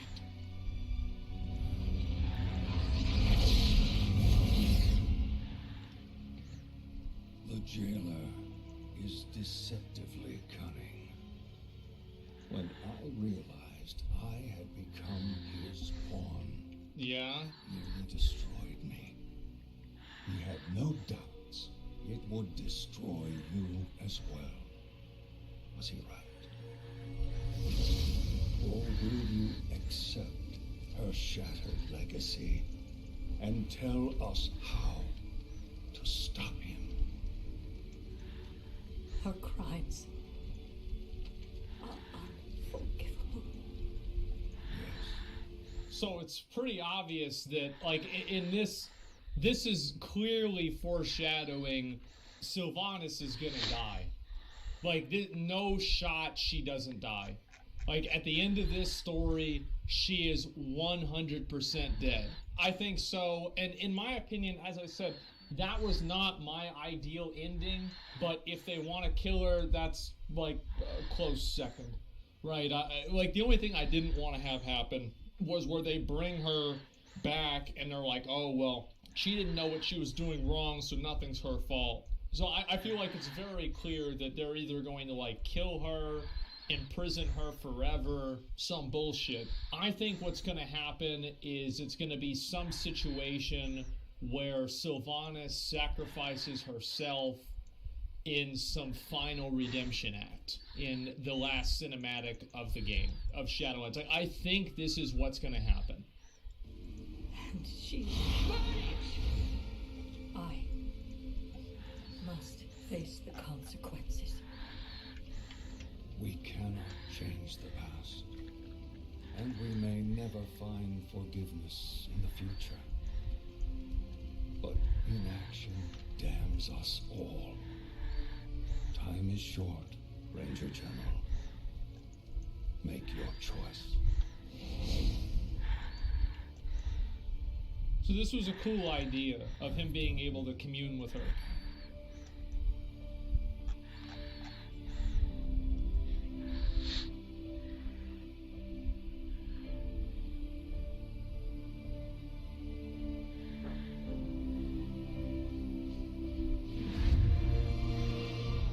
So that's cool. At the end, it's definitely cool. Reminds me a little bit of the Jon Snow thing with whenever they found out who his mother was, right? I think it's cool to see like Sylvanas as an elf and everything like that. Primarily because she's a lot hotter than what I would have expected.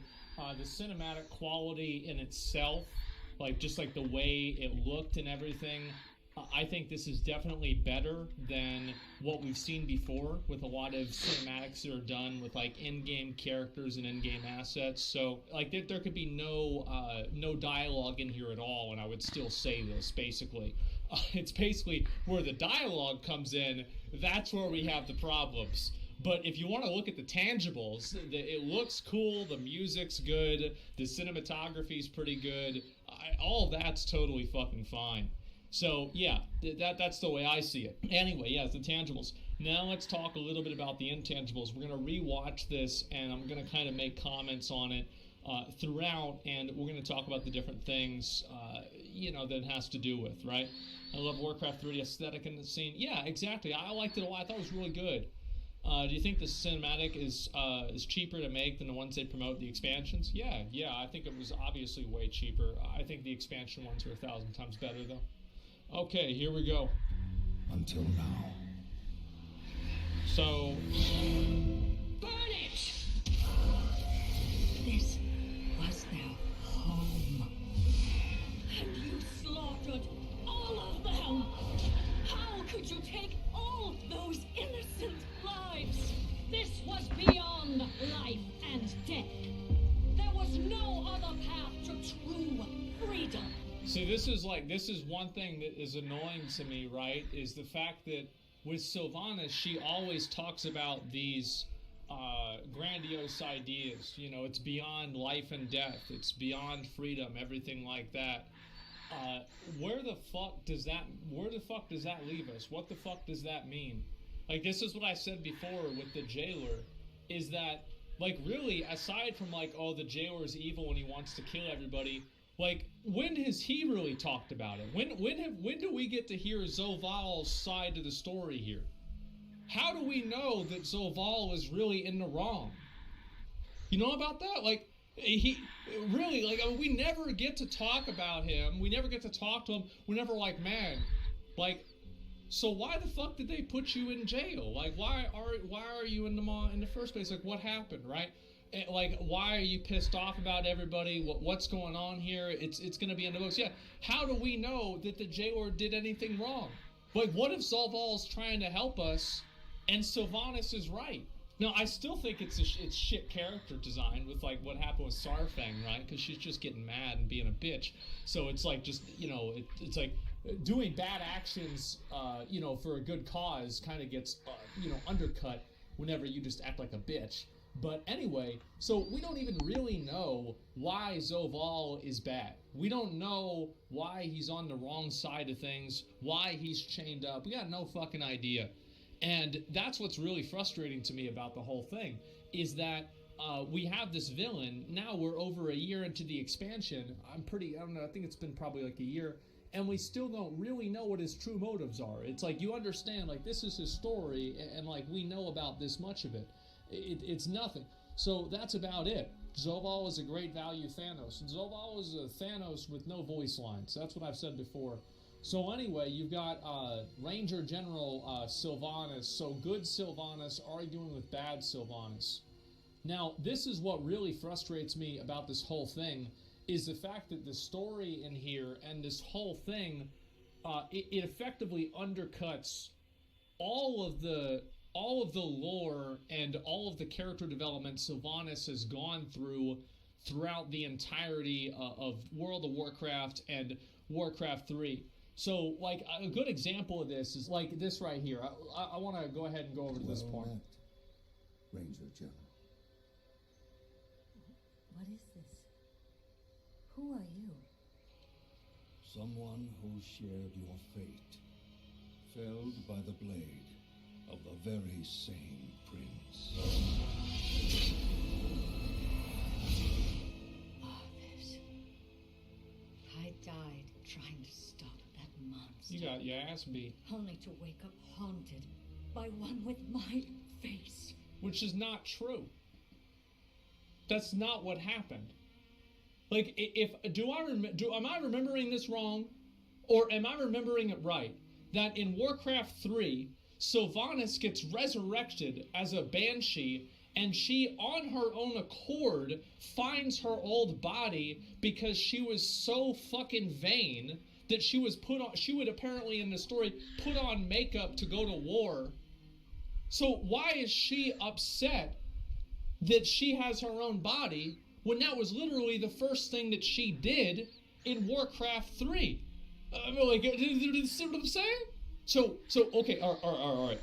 Now, I'm going to just assume, okay, we're going to go ahead and we're going to assume that the soul splitting and the good Sylvanas and the bad Sylvanas split happened at the moment that she was killed by Arthas, right?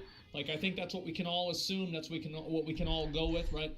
Yeah. So that the severing occurred whenever she was hit by Arthas, and this would make sense, right? Because Uther was never made a deal with by the jailer. He didn't really know who the fuck the jailer was, and he didn't really know until Devos told him in Bastion, as far as I know. So this implies that him stabbing her with the sword severed her soul and cut it in half. Her scar isn't in the right place. It doesn't really matter. Who gives a fuck? It's not that big of a deal. So, yeah, Banshee Sylvanas was in control until now. But what I'm saying is that Banshee Sylvanas was not an entirely bad character. Like, that's what I think is so fucking stupid about this, is the fact that Sylvanas, the reason why Sylvanas was always such a great character is the fact that she was utilitarian, she was pragmatic, and she was absolutely merciless. Like, she was like one of the best female characters, really, in a lot of ways, that WoW had. And the reason for that is because she would do terrible things. Absolutely horrible, terrible things. Like, raising people as slaves to serve her, and if they wouldn't serve her, they could kill themselves. All kinds of crazy, terrible stuff, right? But it was all for the general goal of protecting and taking care of the Forsaken. And it's very clear that the Forsaken have a value to Sylvanas because of what happened in the prelude to the Cataclysm. So back then, Garrosh, we all know Garrosh, the asshole, wanted Sylvanas to throw her Forsaken at the wall of Greymane to siege Gilneas. And Sylvanas would not fucking do it because she's like, well, I don't want to have all my people killed. So at that point, I think it's a very, very good possibility. It's almost guaranteed. And this was supposed to be a point that indicated that Sylvanas did actually have care for her people, for the Forsaken. Because up until then, Sylvanas was always kind of doing her own thing. And the truth is that the Forsaken shouldn't even be in the fucking Horde to begin with. And they even say in the quests, whenever you play Undead, that the Forsaken are only in the Horde because it's convenient for them. And I think that is the best example of Sylvanas being a pragmatic, but good leader, because she did what they needed to do to protect her people. And that is what makes her such a great character, is a character that does really terrible things, morally gray things, let's just say that, and at the same time, she's doing those things to help the people that are basically her charges, right? These are the people that she is, she's taking care of. You see kind of what I'm saying?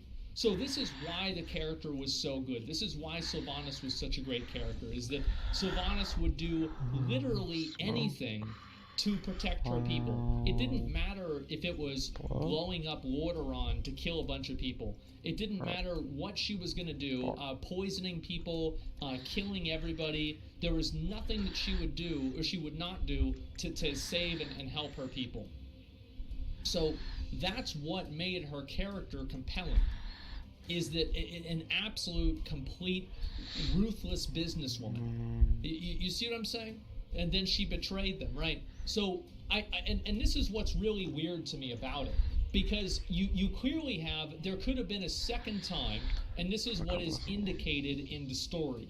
There could have been a second time where Sylvanas turns to the dark side. When is that second time? It's obvious. It's after she kills herself at the end of ICC, at the end of Wrath of the Lich King.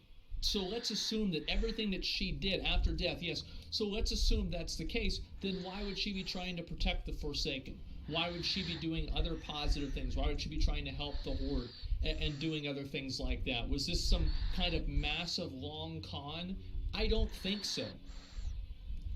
If she cared for the Forsaken, why did she kill them? She didn't necessarily care for the Forsaken. She raised them into undeath to give them a second chance at life, and if they didn't want it, they could kill themselves, and if they did, they could serve her, right? So it's basically like her idea of giving people the choice that she never had, I guess. And again, like, this is, I think that's really interesting.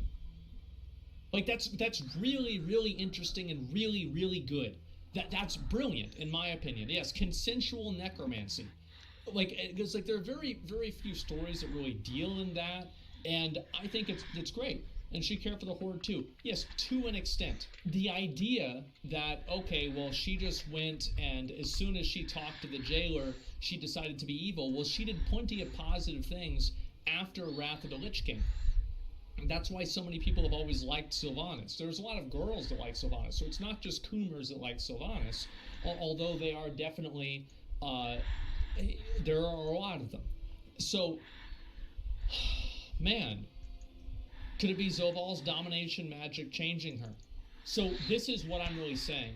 So what is the implication with this story? The implication with this story is that the moment that she was stabbed by Arthas, she then became basically Zoval's pawn. And this is exactly what do you call it? Let me see what he...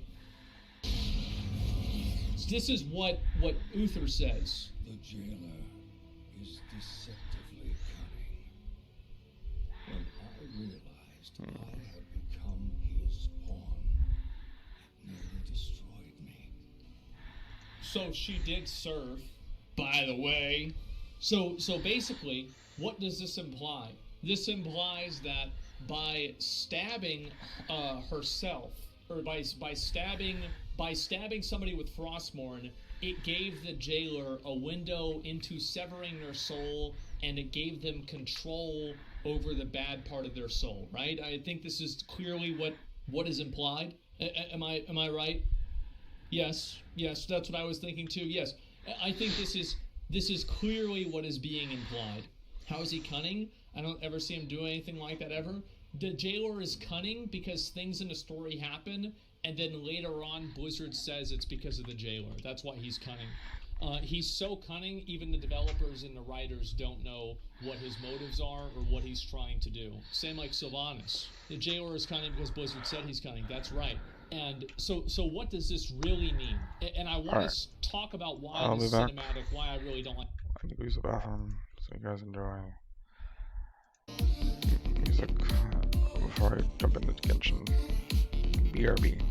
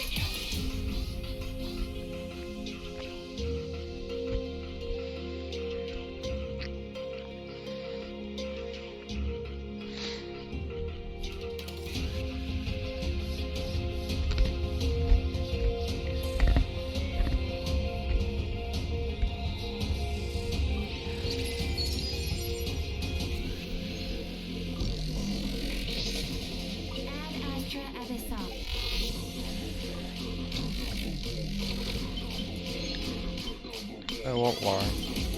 If I'm about streaming, I really don't like entrance.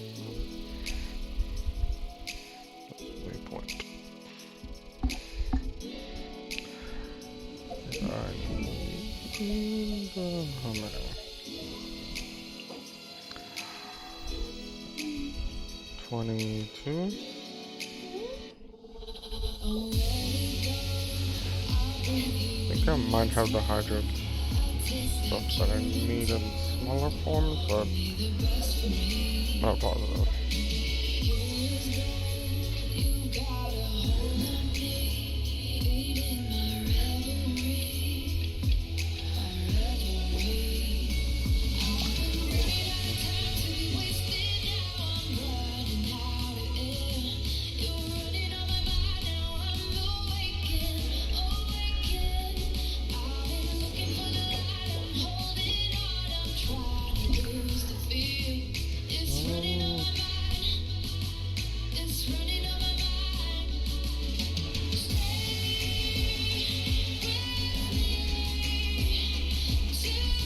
Oh my god, the lag in this.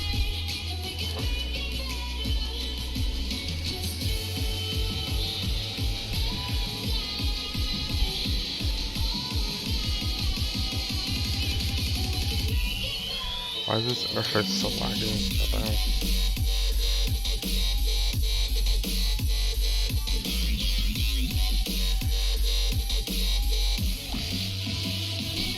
Can't wait to do that, sorry.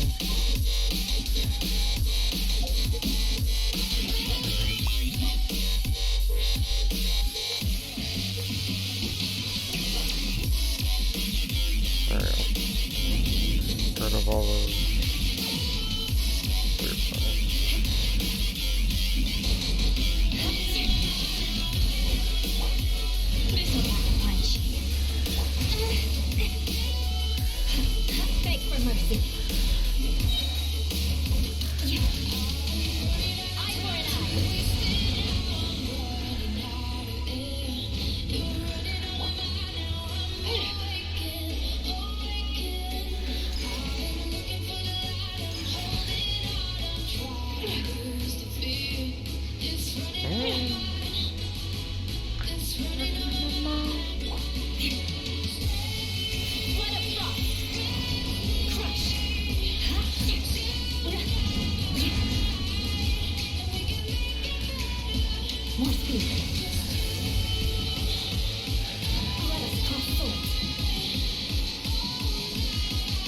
I got an achievement? How?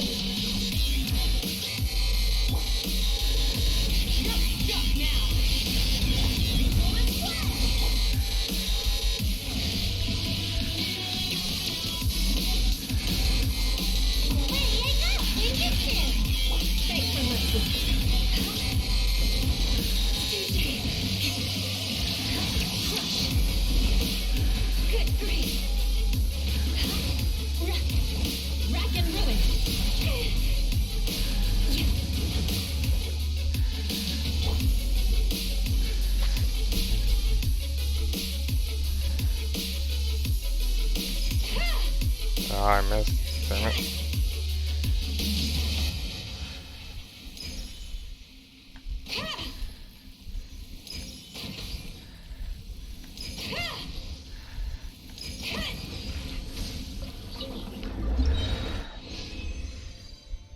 I missed and still got it one stage.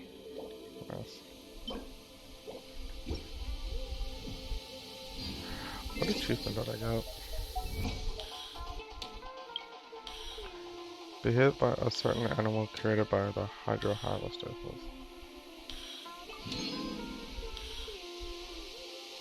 Interesting.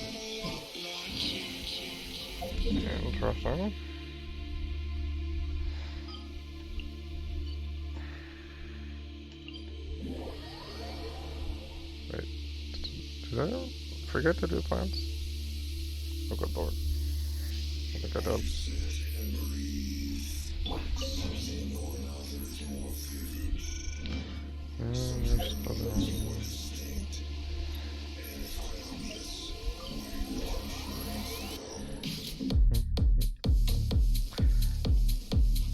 Did I forget to gather plants? It looks like I did. Oh, I'm gonna have to use currency to buy his seeds. God damn it. This realm is...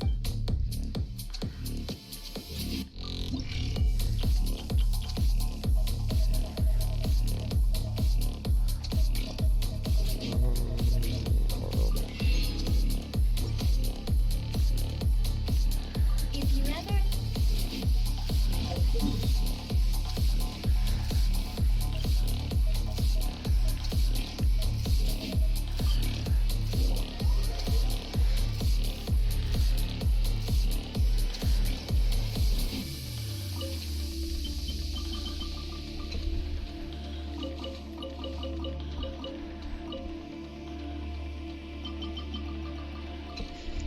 Damn, I got any more.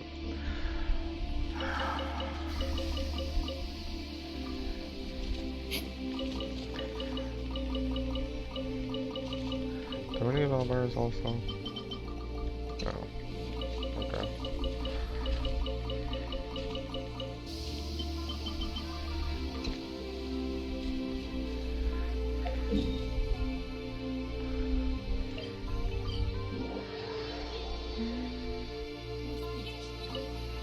This realm is...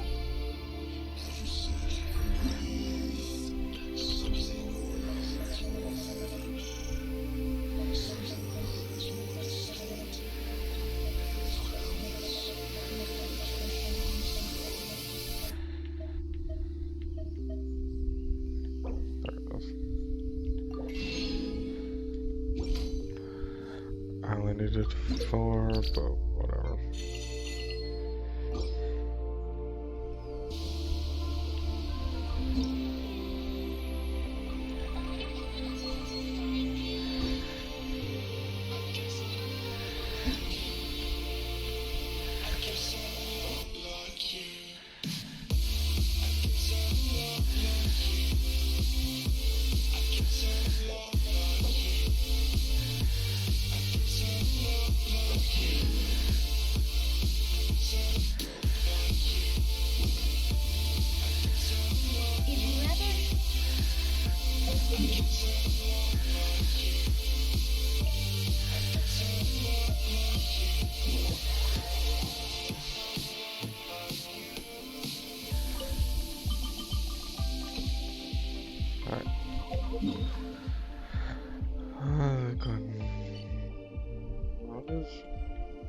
we have? Today's Saturday. The one before you. Is that on there? Yeah, today's Saturday.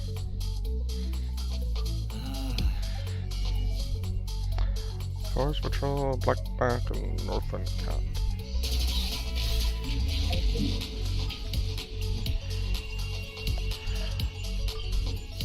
See if anyone wants those animals or not.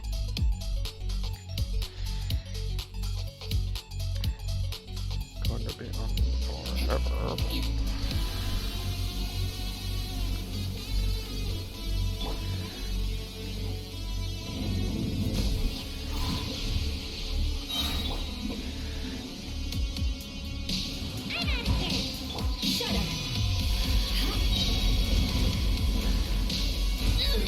More speed.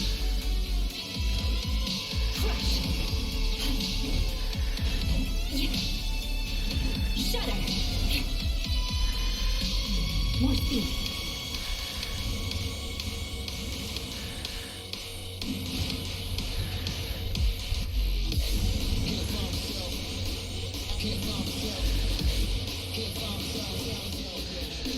Beg for mercy.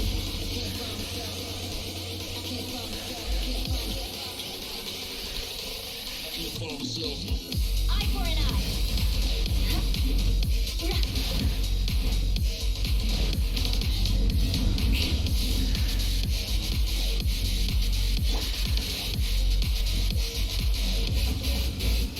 Ever seen one of these?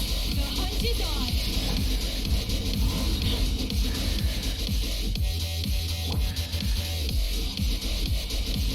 Crush. Beg for mercy. Wait, hear me. Good grief. Rack and ruin.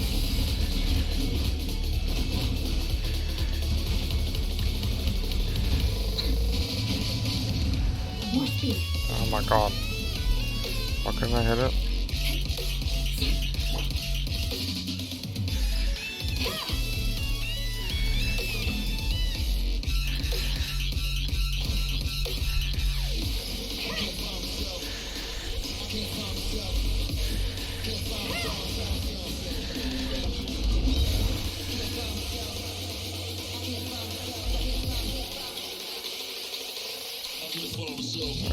Pretty decent for Noel or Ito.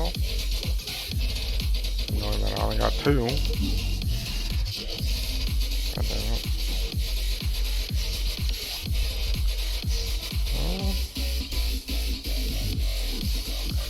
I'll try to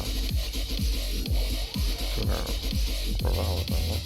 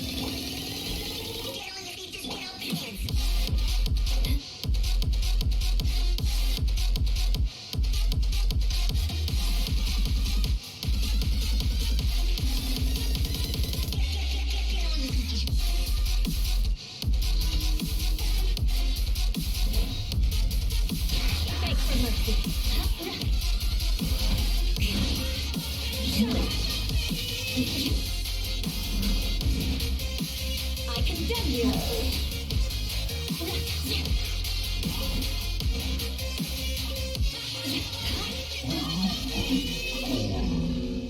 Freeze to the core. Beg for mercy.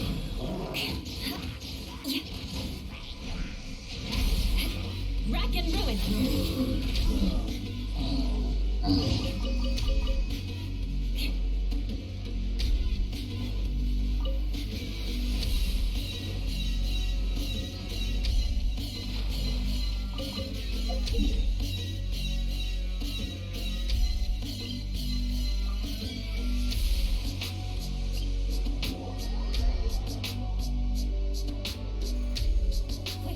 Under the umbrella, or you'll get soaked.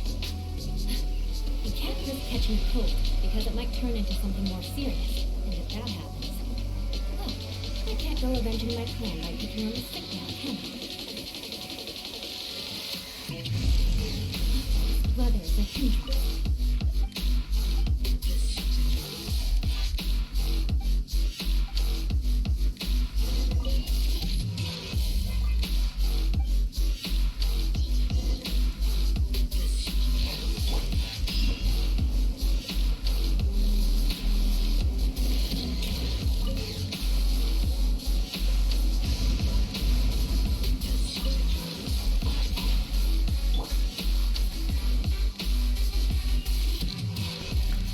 Interesting that enough time has passed naturally to do the quest.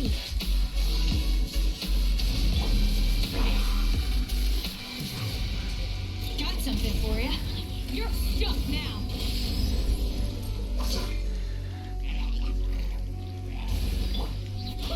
I swear by my sword. Crush. Flood of frost.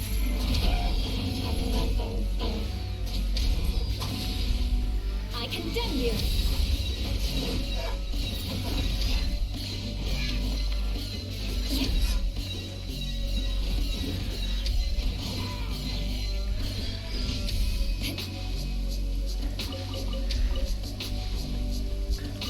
Dodging shield area of effect would keep me from being frozen, but I guess not.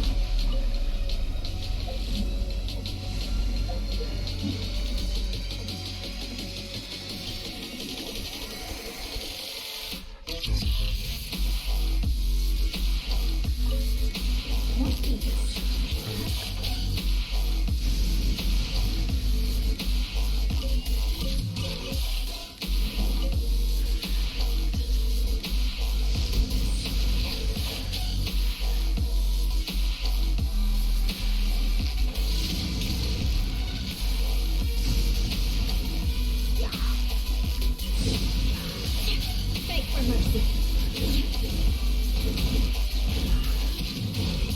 Crush.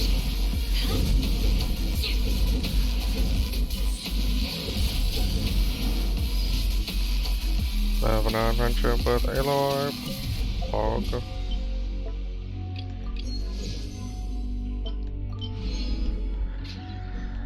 Visibility is excellent.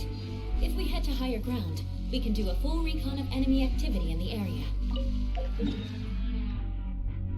It's a damn shame I'm only going to be able to get to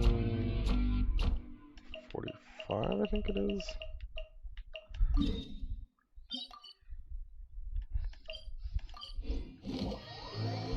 I believe it's 45 for the battle pass before it's capped out.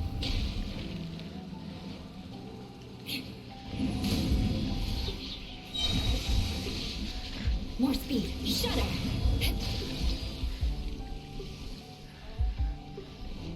Crush.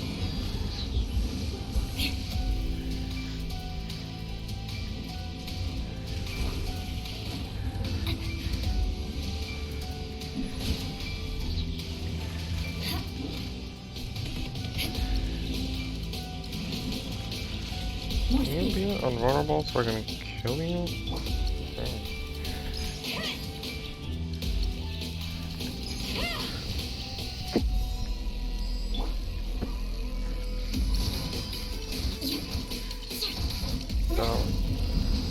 Fuck. way too much fucking perfume.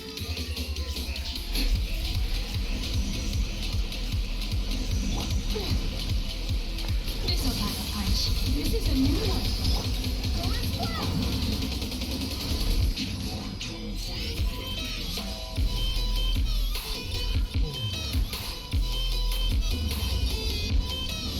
Beg for mercy. Crush.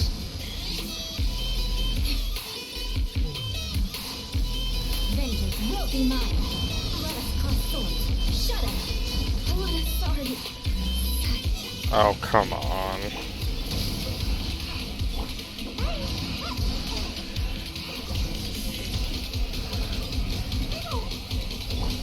Beg for mercy.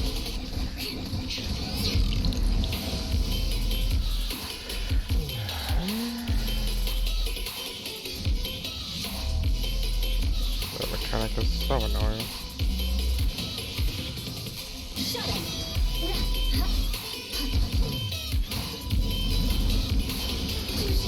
Oh my god. Stop being stuck in animation. Eye for an eye. No healing.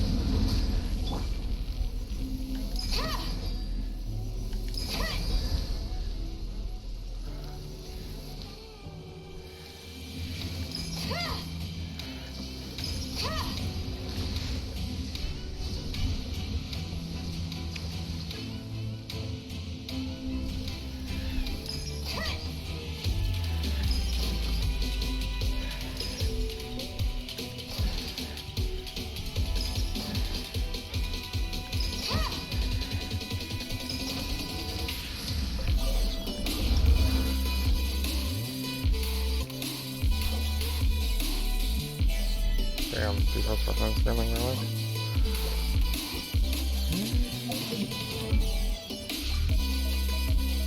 Am I close to all of them? Or more.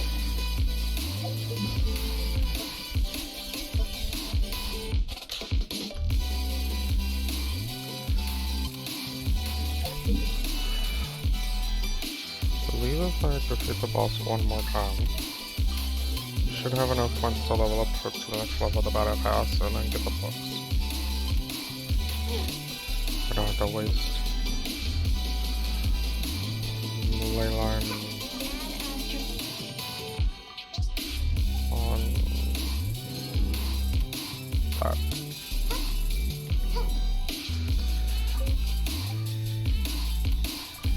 Unless I don't get 3, which will be a bummer. Also, I'm back over a million more, I guess. Won't last for long, but it's nice to see.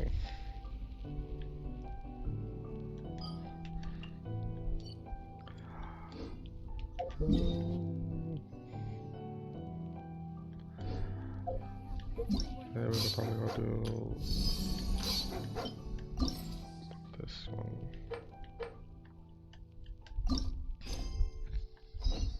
Where are you at? Non-voice acted quest. For whatever reason.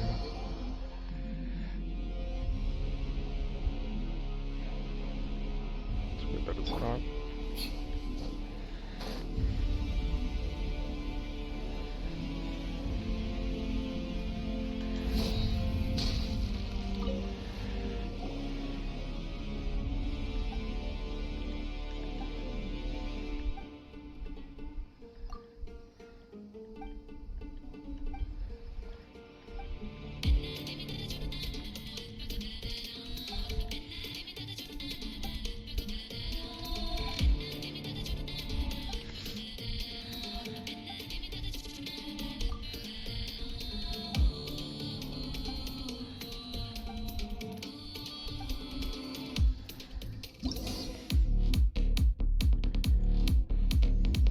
We also get books from rescuing animals.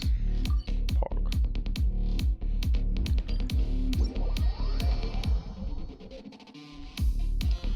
Is this the one where you can teleport? More speed. Search across or no? It wasn't. No, I thought it was. Oh well.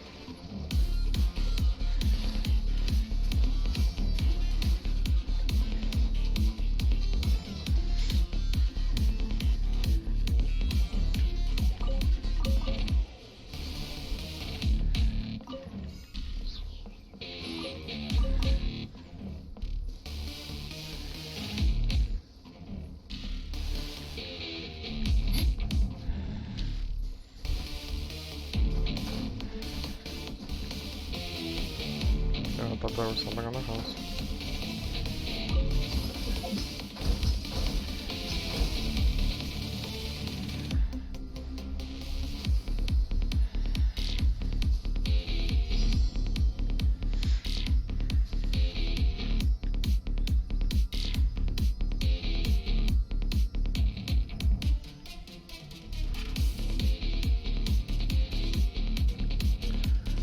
And there's not really.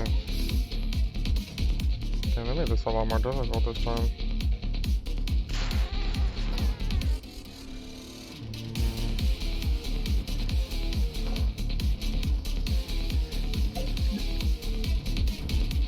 Damn it.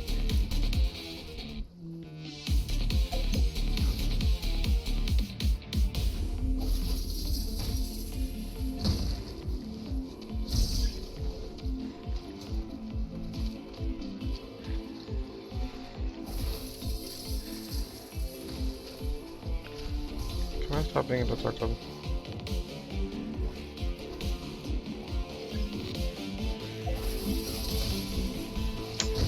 Really? Oh my god. That's so annoying.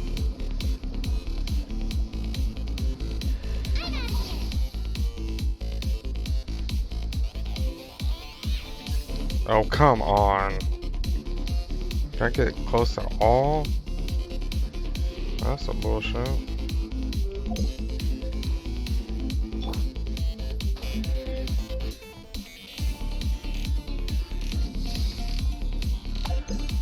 Can you place my skill? Please.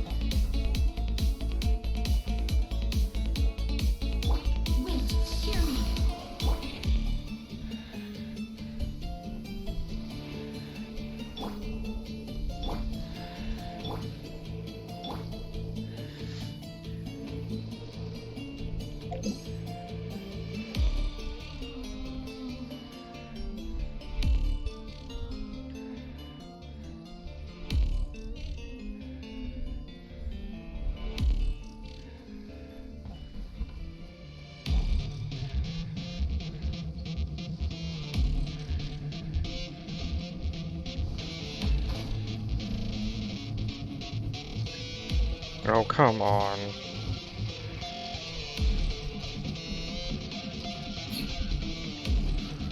I can't even choose this at all.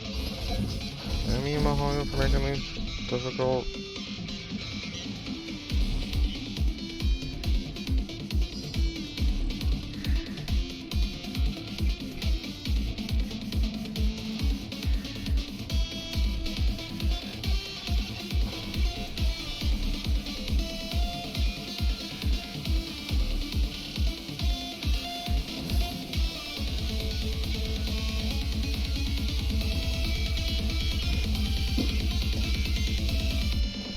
There we go.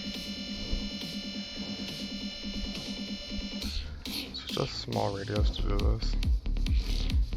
I don't like it.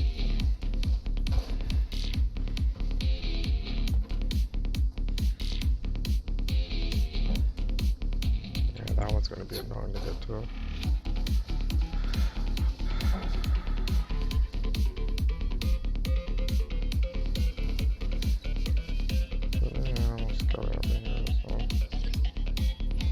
Oh, I was hiding in the bush.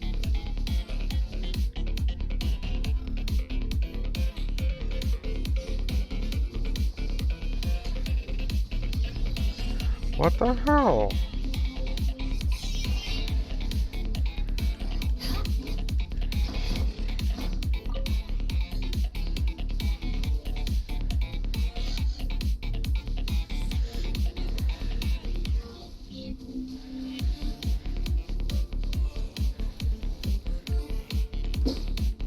More speed.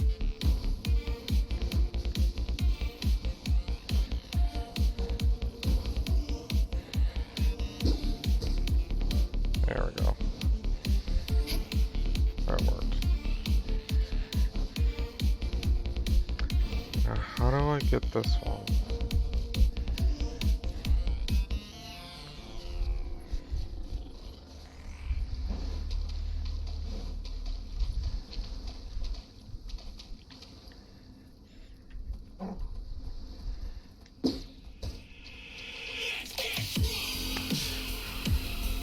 No! Fuck you.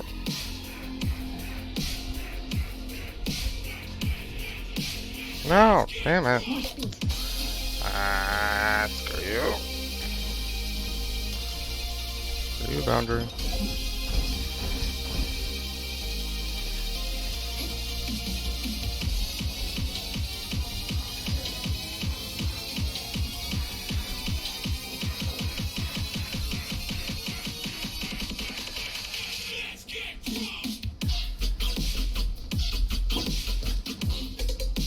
Oh, come on.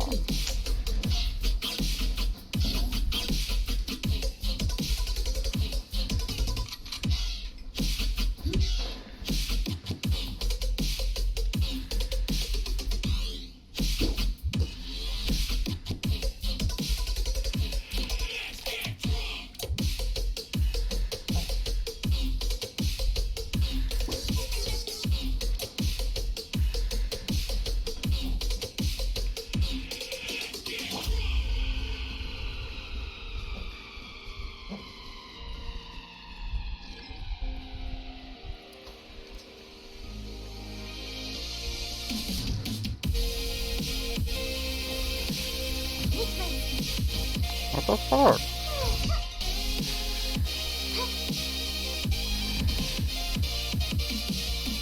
Oh, fuck you. What do you mean they place vines everywhere? That's some bullshit.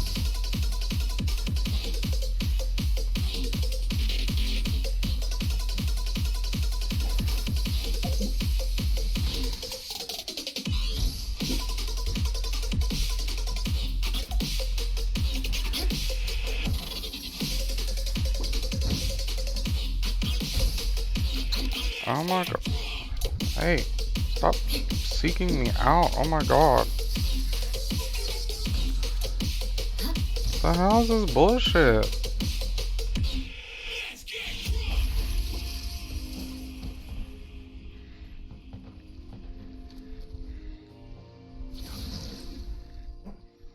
Really? Oh my god. How long are you going to follow me?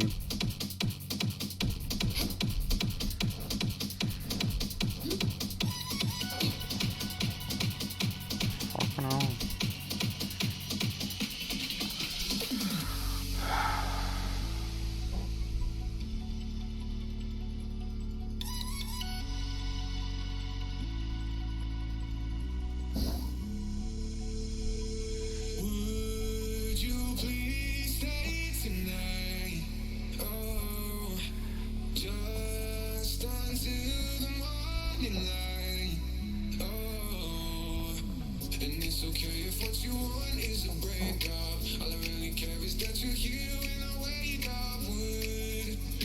Oh, what the? He was over there. Oh my god, I hate this.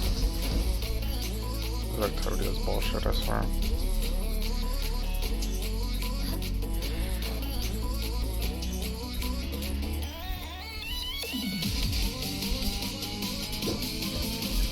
Damn it.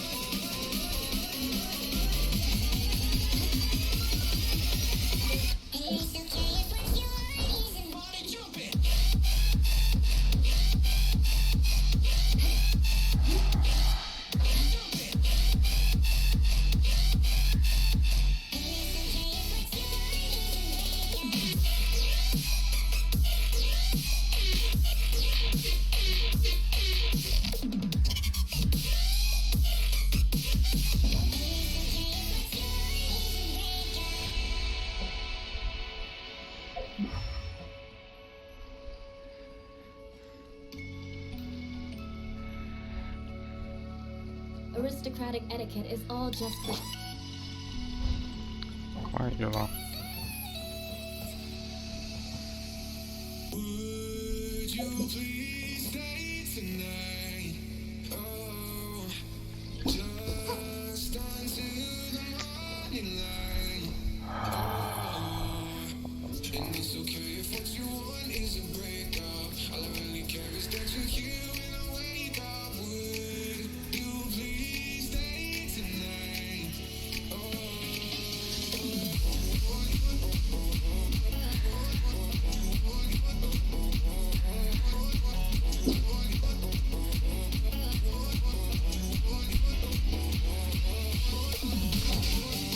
Kind of dumb because you don't see their damn circle at all. It's just bullshit, to be honest.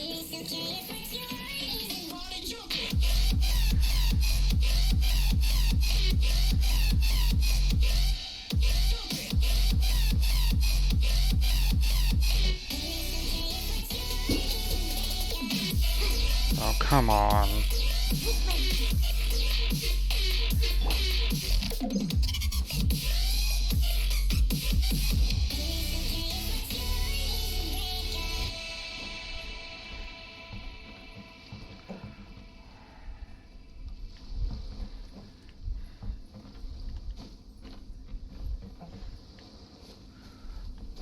What if I jump and gun it?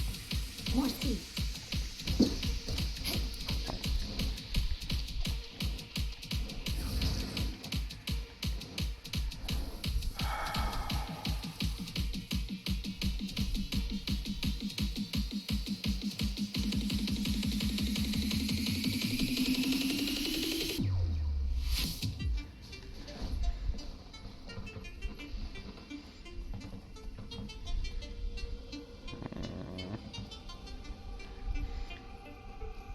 Up into the sky. I can see a beam of light. We could feel lost with a machine. Hold on to me. Oh, that... Really? Really? Oh, that's just bullshit.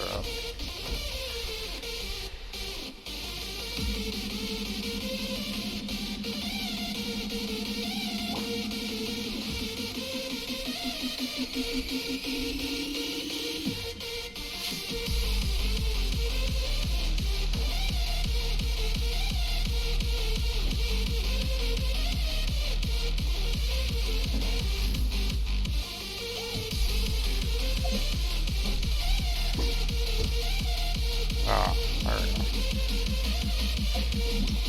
Finally.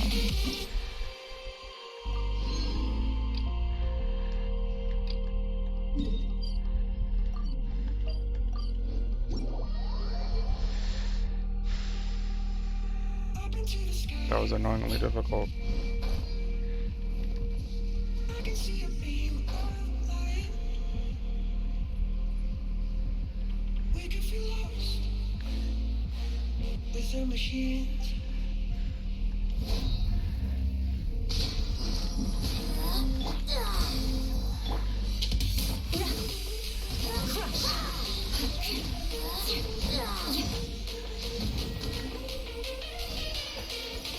I condemn you.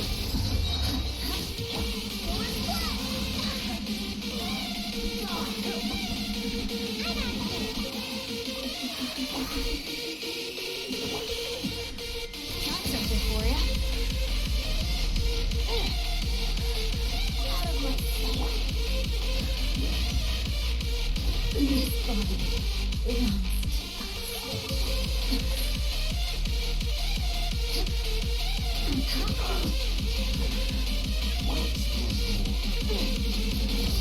You're stuck now.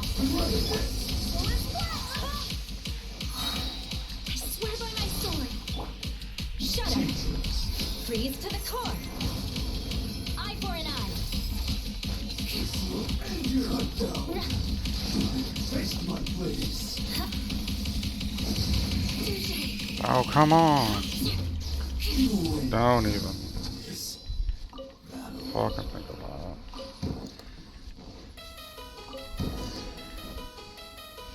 More speed.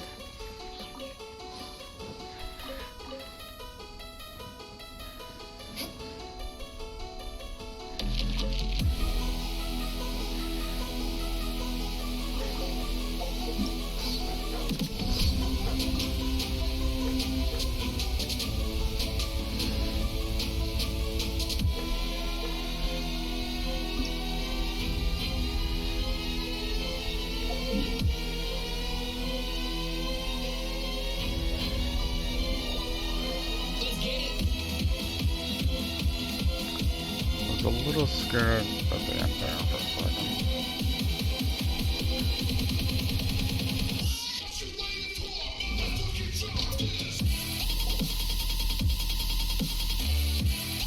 I won't lie.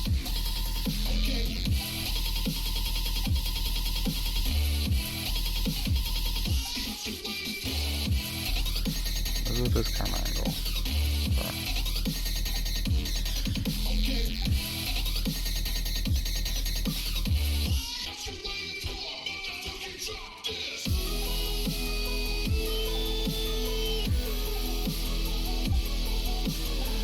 Blah blah blah, not the end. Still more to go.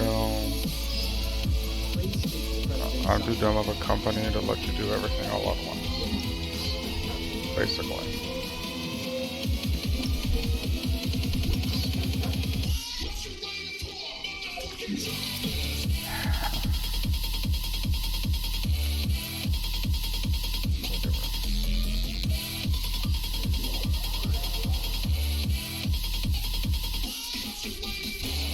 Basically with.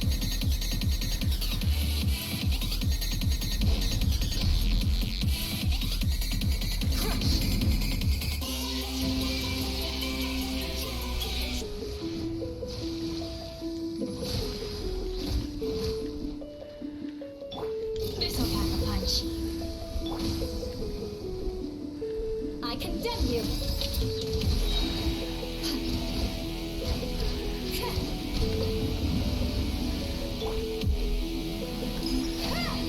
Beg for mercy. Shut up.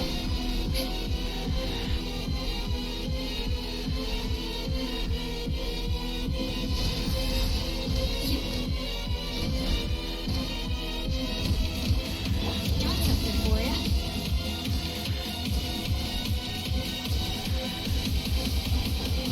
The hunt is on.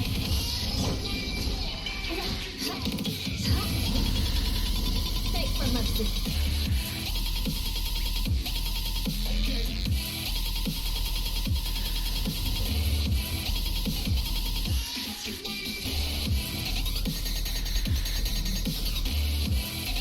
Vengeance will be mine.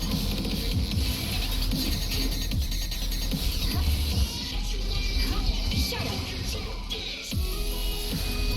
More speed.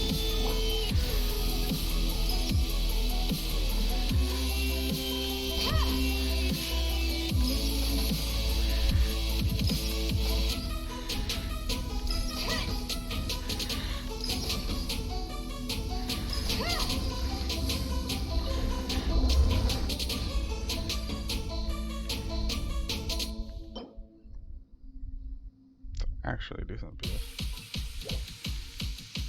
It's a shame it's not HP, but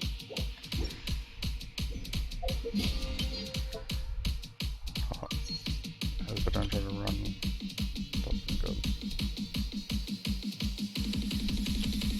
Although I thought that would get me a lot closer than that did. God damn it.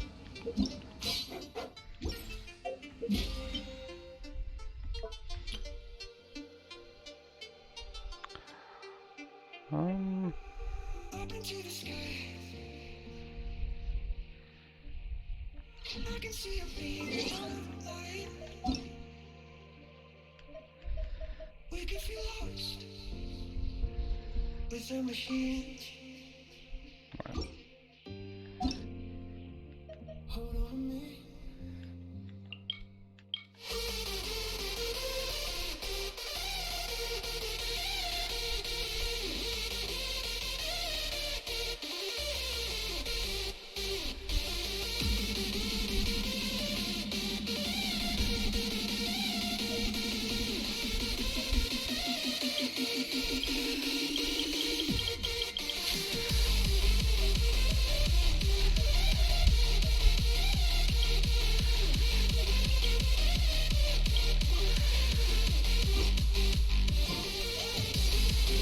probably logged in, but not looking at chat at all.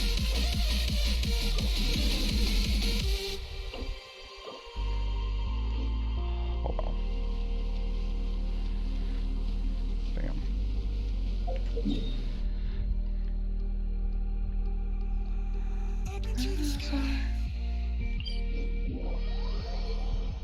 I can see your beam of light. We can feel ours with our machines.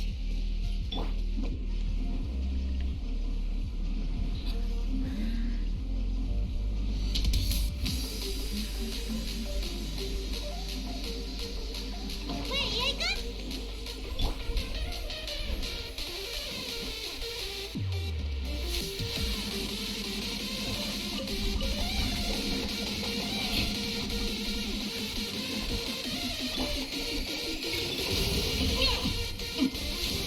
This is a new one.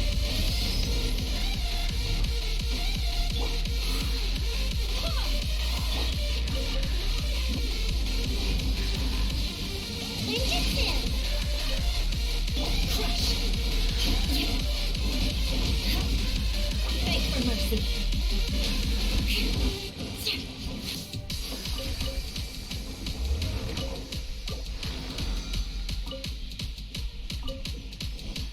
More speed.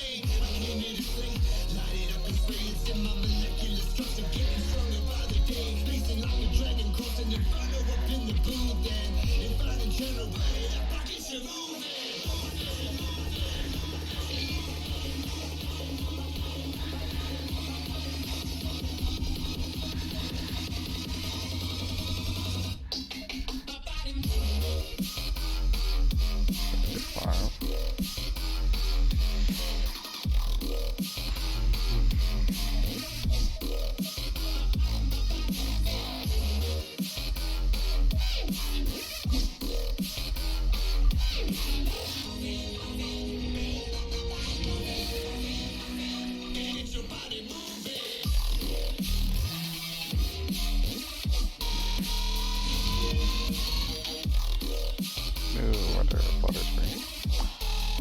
Sage.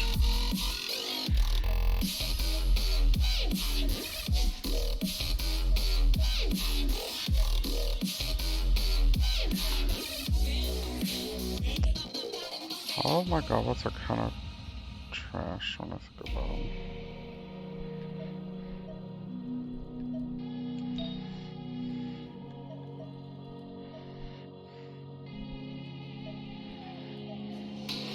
You feel the heat is real, infected like a fever, possessing your body, converting all the non-believers.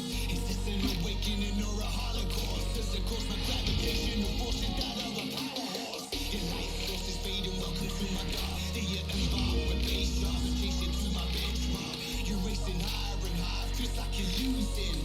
My fire's on designed to get your body moving.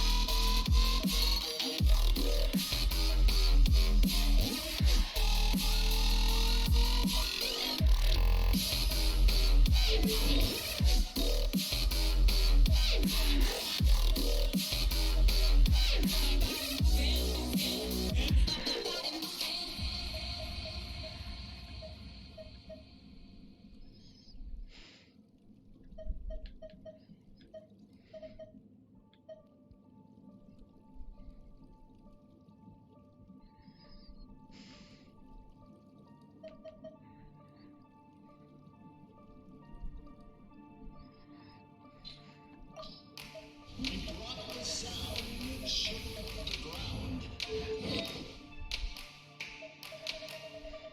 is a meaning buried within the sound. We brought the sound that shook the ground. There is a meaning. We brought the sound.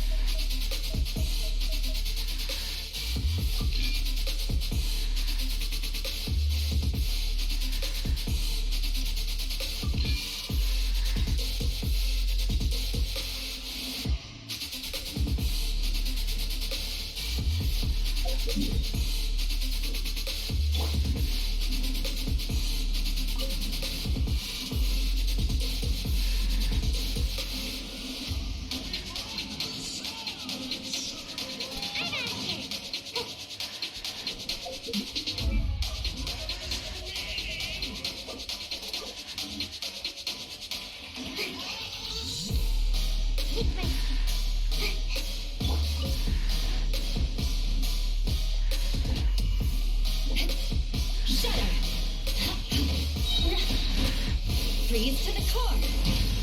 Crush.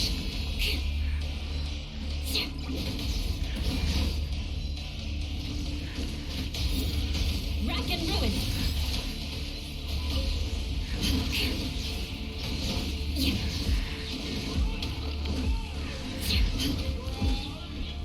Shudder.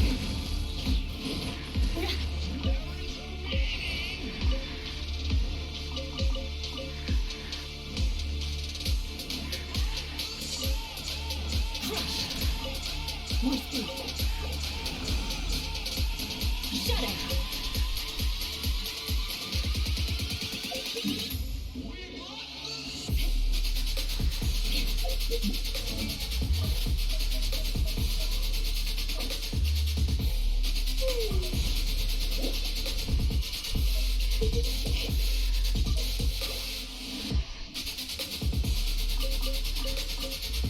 More speed.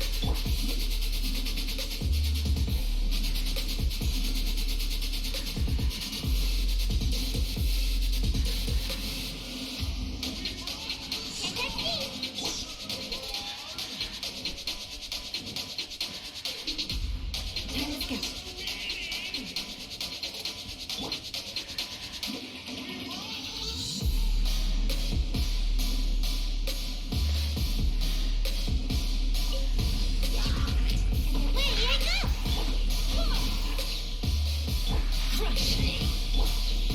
Ever seen one of these? The hunt is on. Barbados, guide us. Shudder. Flood of frost. Eye for an eye. Everything's new to me. Sleepless in a distant dream. Slowing up the speed of time. Don't let me crash down tonight. I just wanna feel what I feel, what I feel. When it's just you and me. I'm falling on my knees, just to see if I can still bleed. 'Cause with you, I'm superhuman. Hope it's not a illusion.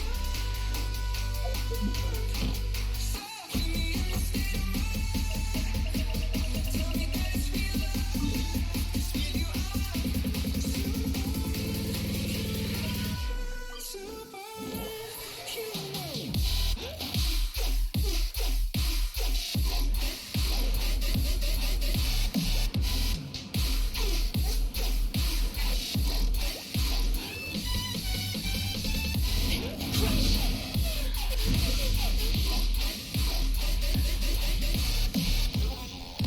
mercy.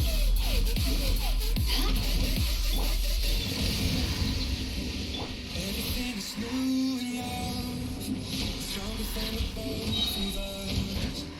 Together we can spark a flame. I condemn you. These words numb the pain. Just wanna feel what I feel. When it's just you and me. I'm falling in love. Shudder. I can still bleed.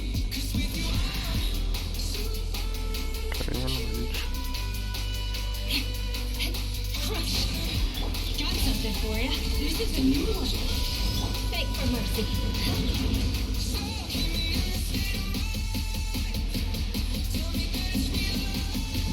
How did I miss? Crush. Shudder. More speed. Stop making me force stack. Vengeance will be mine.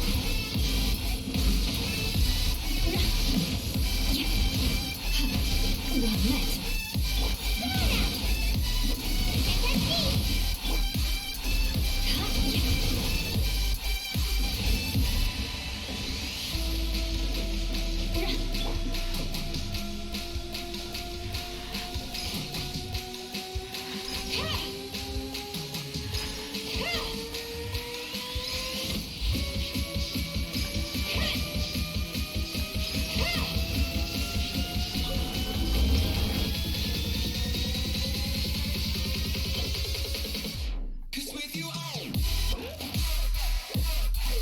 Really?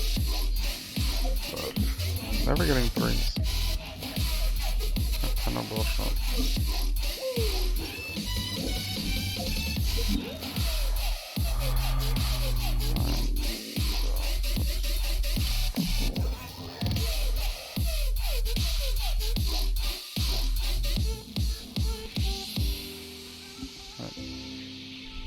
Did that never change? No, it did.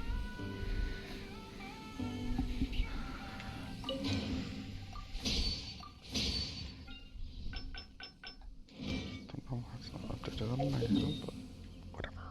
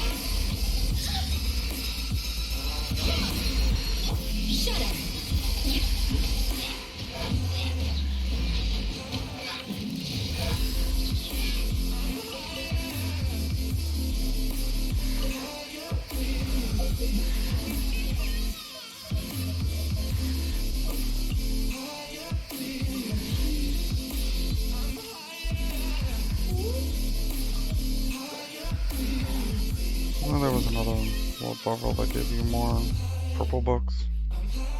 Would be so nice.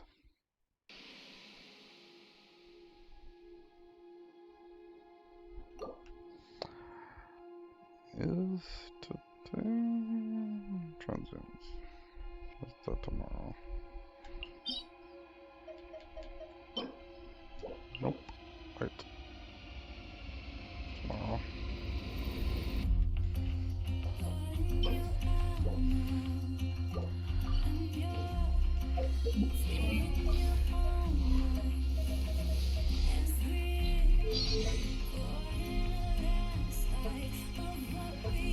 Dang, I still need more of those damn things.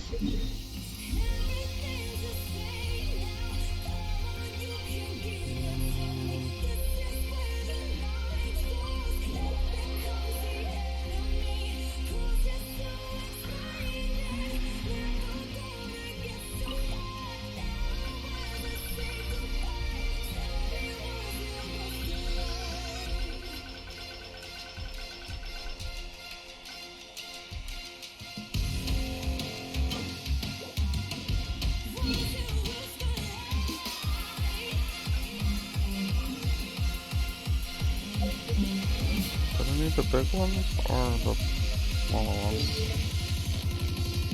Nah, these ones.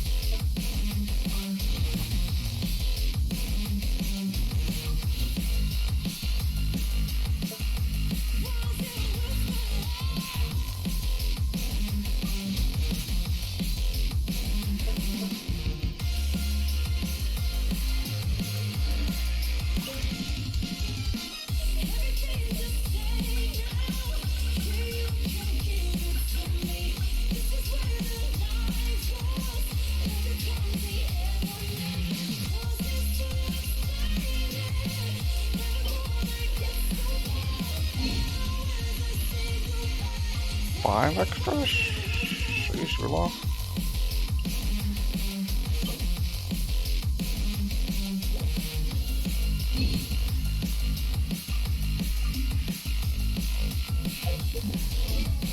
Oh wait.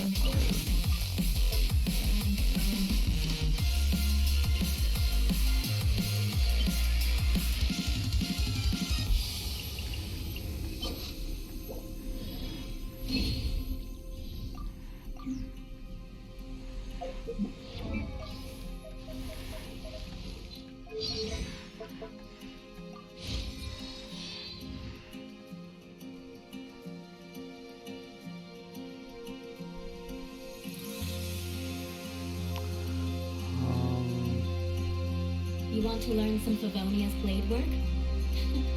Alright then, I'll teach you. Oh yes, I'll teach you alright. Mark my words.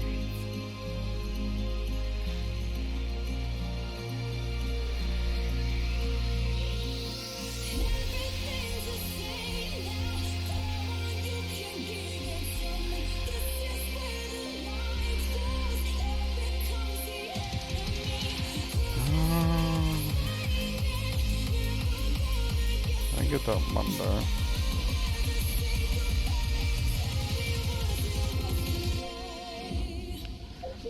I get that Monday. I need to go farm for what's it called? Spectre.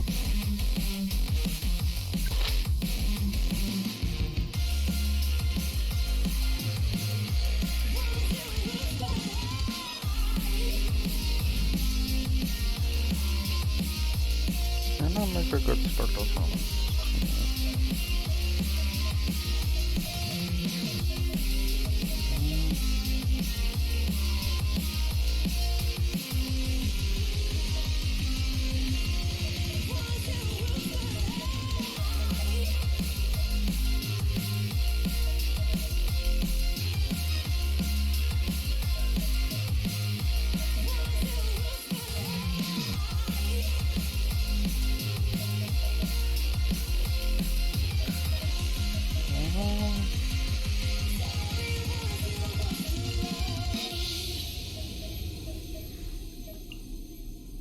Let the wind lead.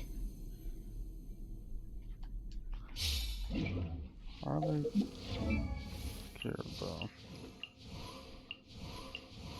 Yeah, there.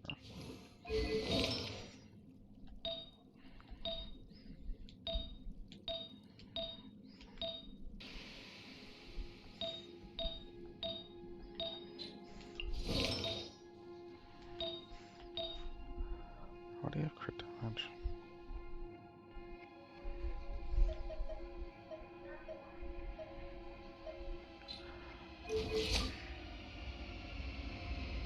I created an...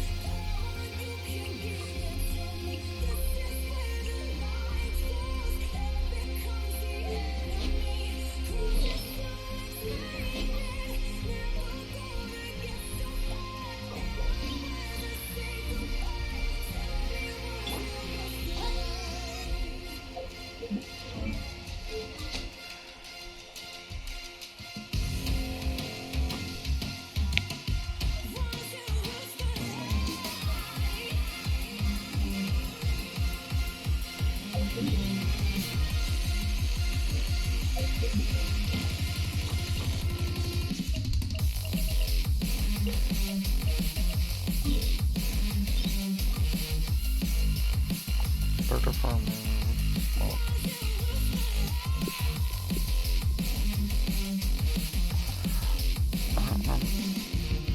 alright, no problem. Start to farm.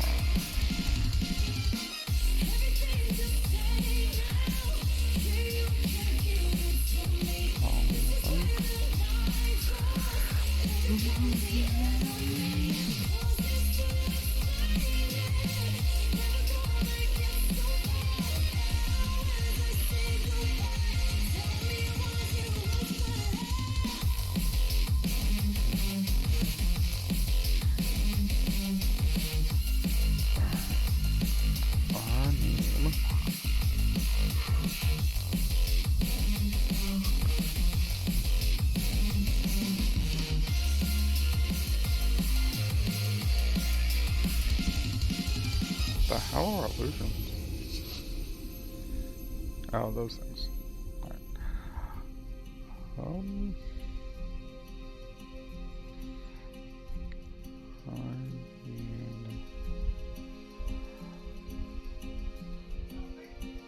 Spectre.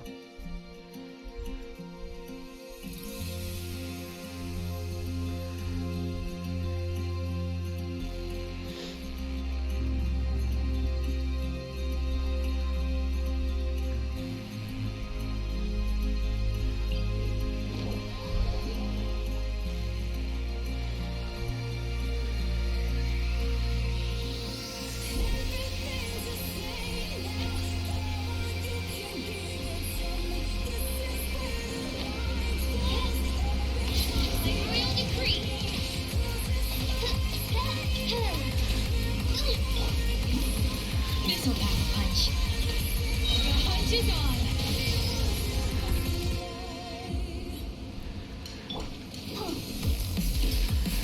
I'll protect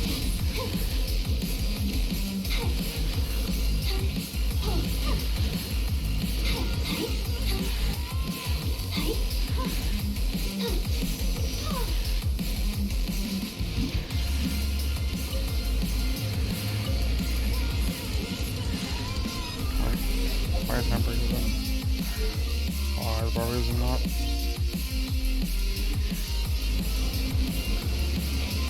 Oh, that's fine.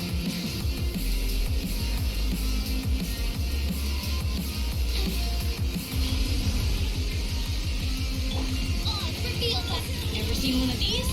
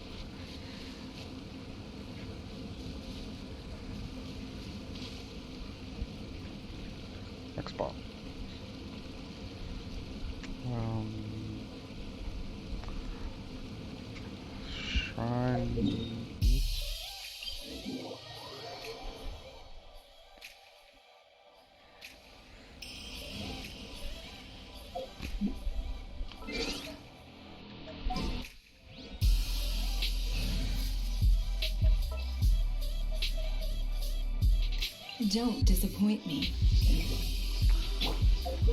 Unless I switch out Barbara for Ningguang.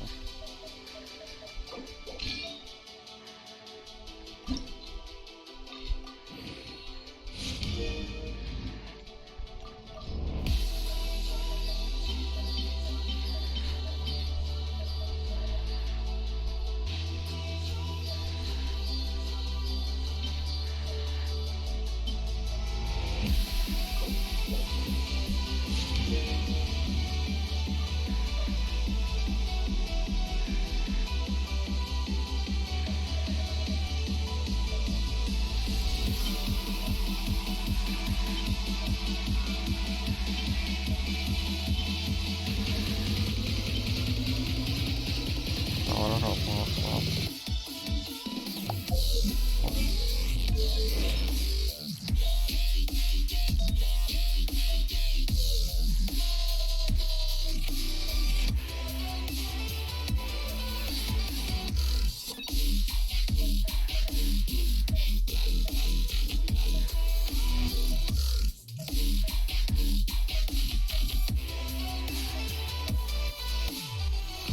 Section 14.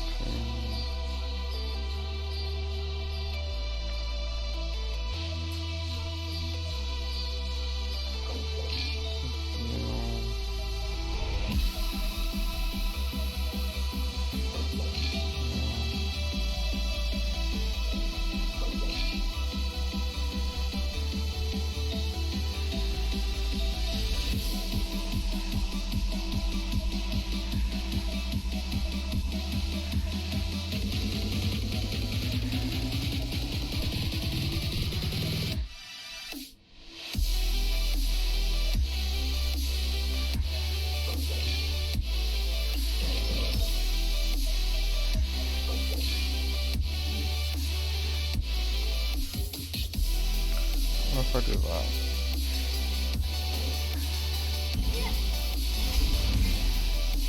Like royal missile tackle punch. This is a new one.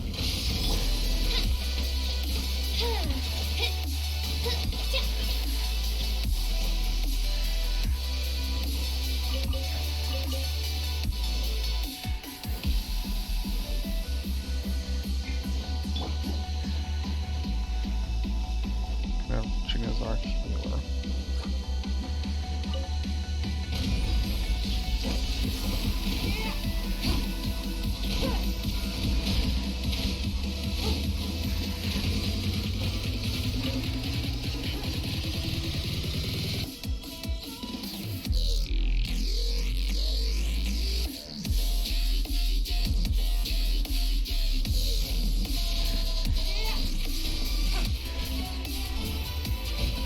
Give up.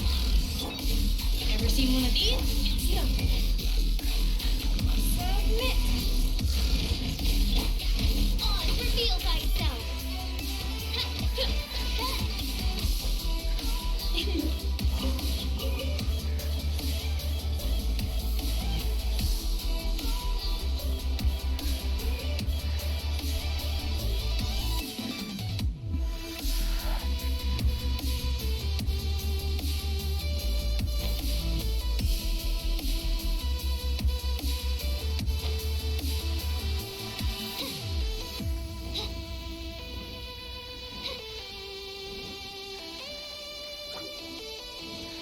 By royal decree.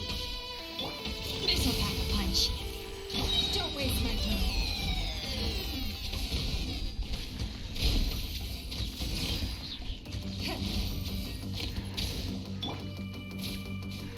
You're stuck now.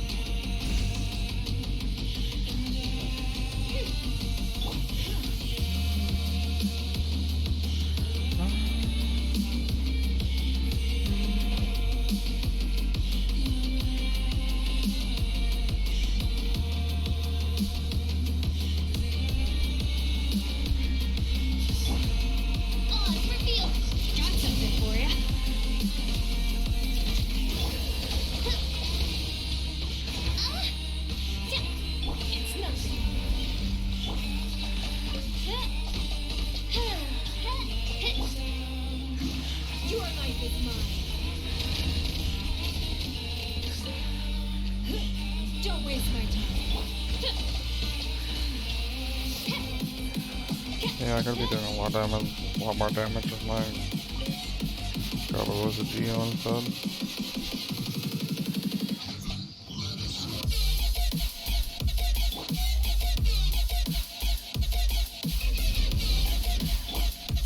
By royal decree, missile tackle punch. This is a new one.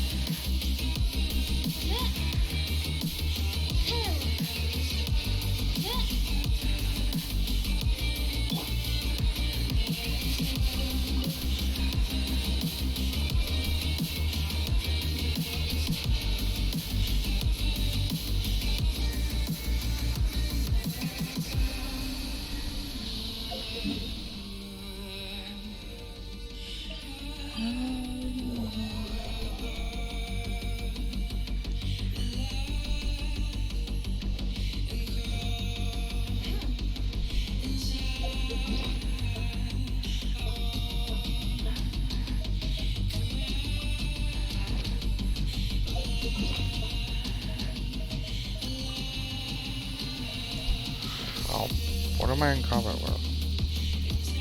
Really? Reveal thyself. Got something for ya. It's nothing.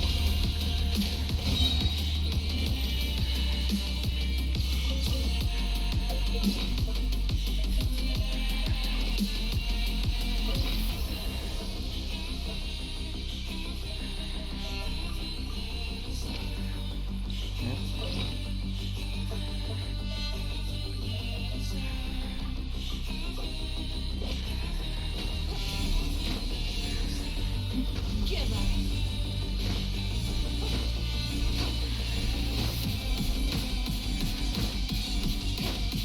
Don't waste my time.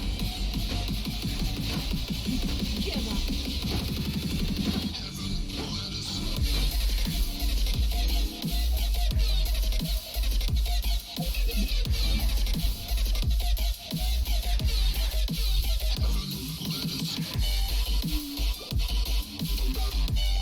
Send him off.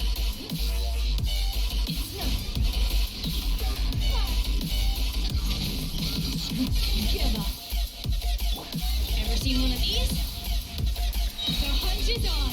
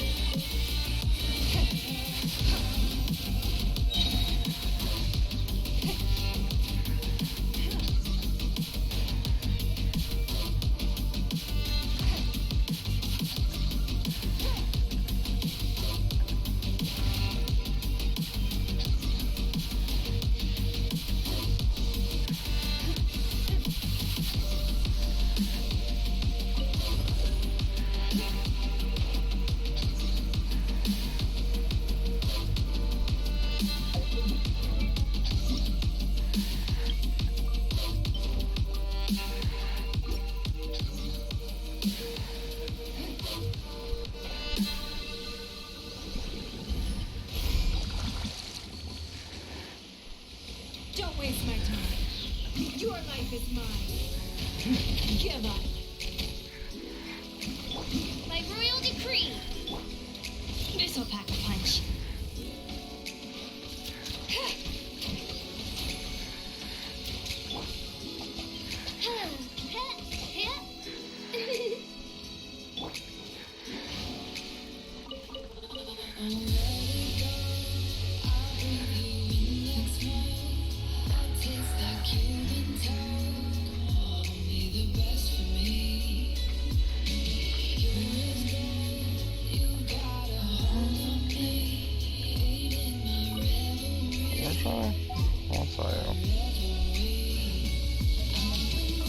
Where's I?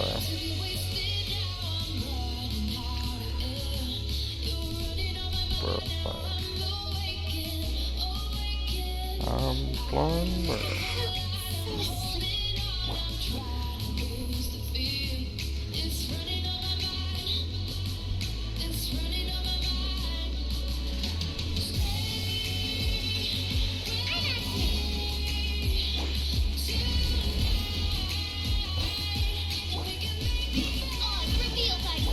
Ever seen one of these?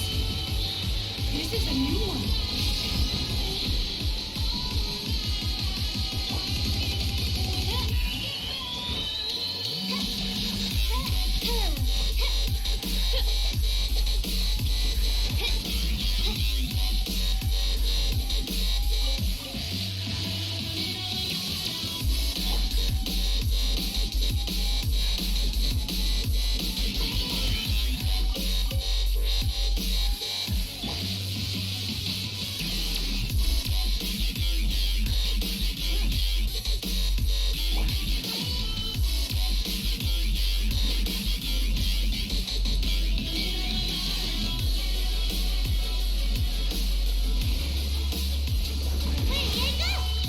Don't waste my time.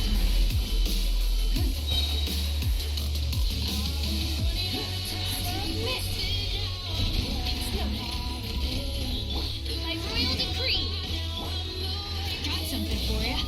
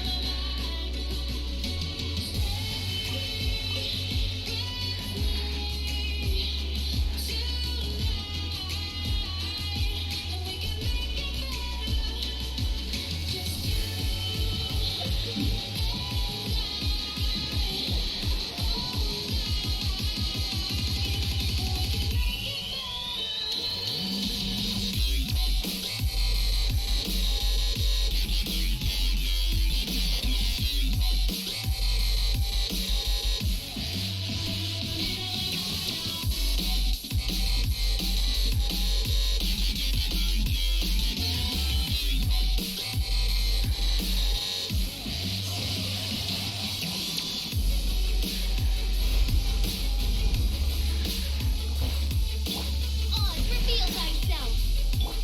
This'll pack a punch.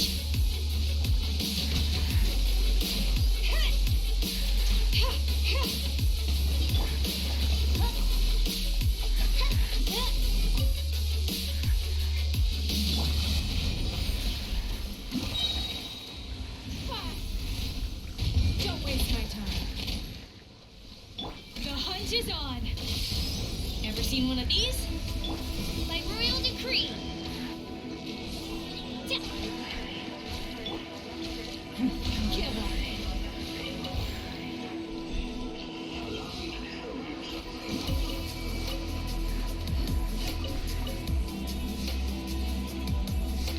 Ingwang OP against Spectres? Possibly?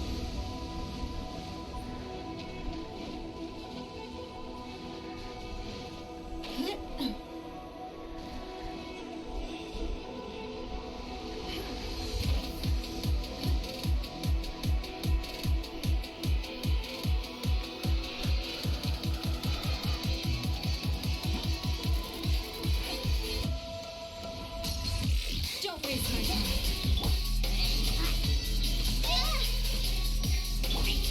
Got something for ya.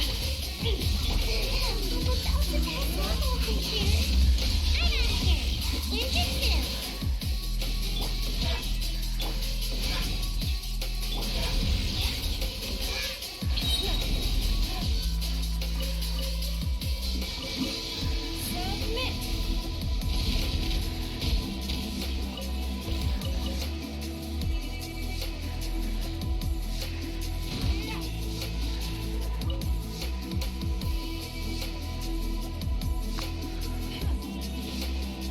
Now for the ultimate question.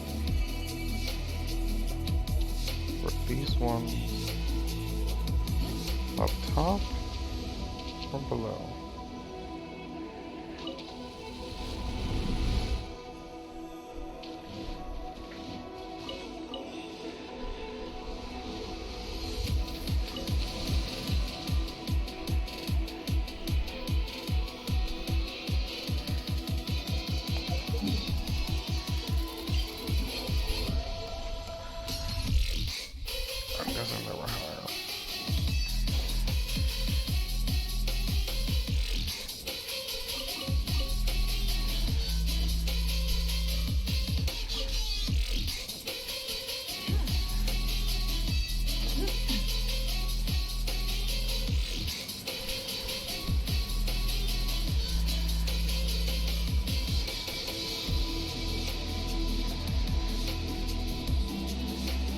Are they trigger spawn?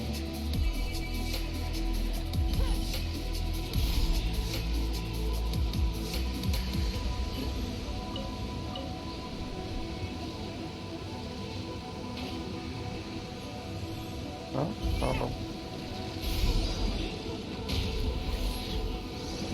Oz, reveal thyself! This'll pack a punch. You're stuck now!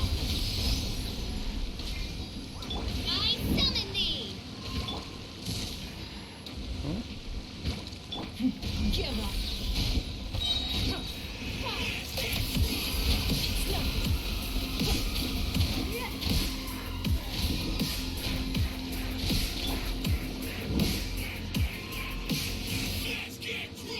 By royal decree!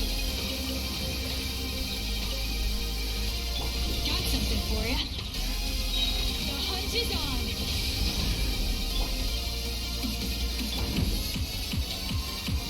Don't waste my time.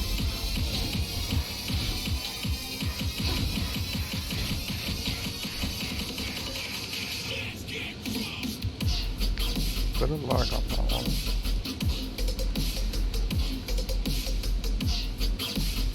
I don't know. I believe it's everything. Oh wait. What's the spawn with a shrine?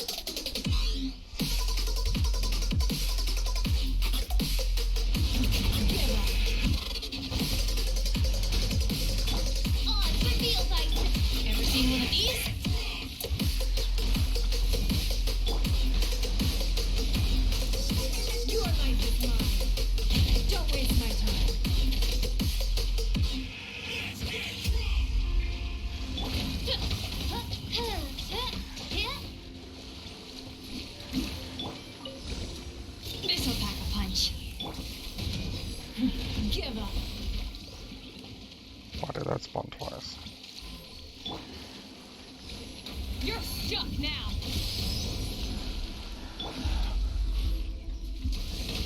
Game was weird. And I didn't press that twice. Whatever. Now I got a question up.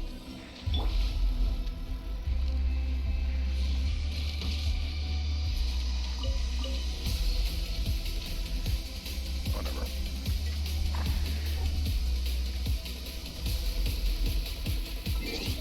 You know if I was in there just if he tries to attack me. So, here, then here, then here, then here. Right. I created an...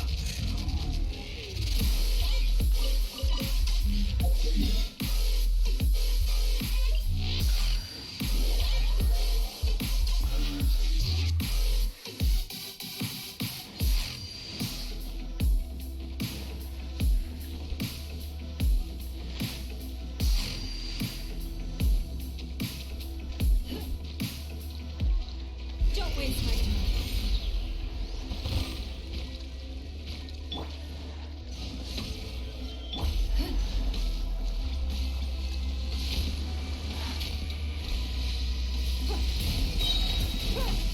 Give up.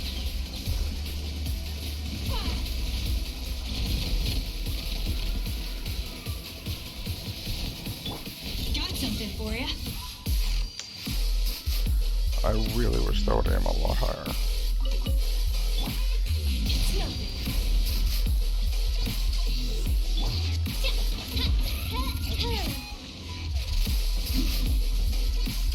I guess it would be too powerful, my girl. My God.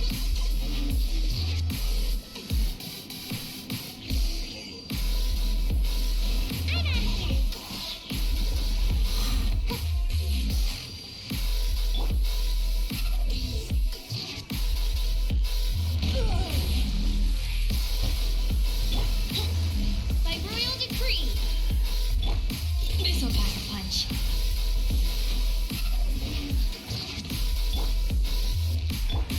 Give up. Your life is mine. The hunt is on. It's nothing.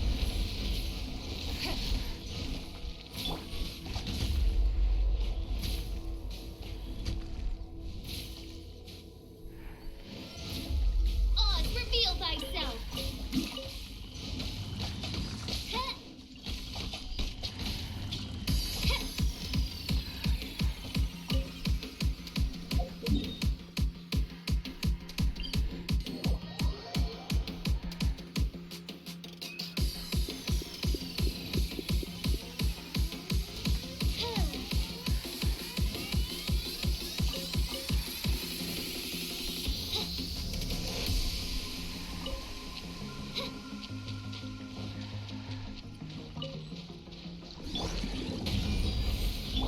By royal decree. Ever seen one of these?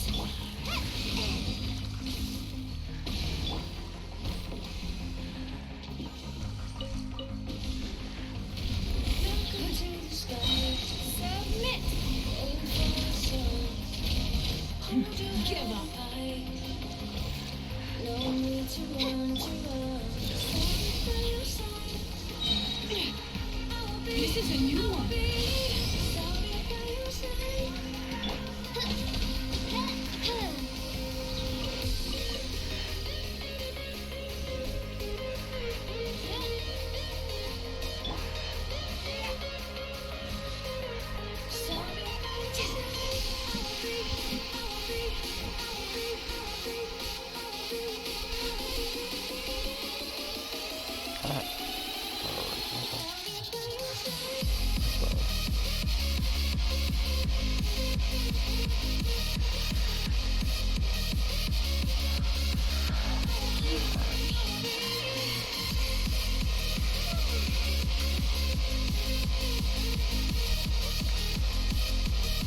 I didn't realize there was 3 down. Whatever. All that's left is the usual spawns that I know of.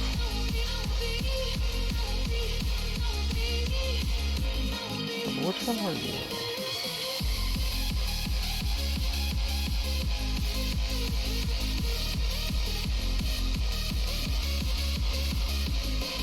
What specters are here? That seem to be invisible. Oh, geofuckers. Oz, reveal thyself. Got something for ya.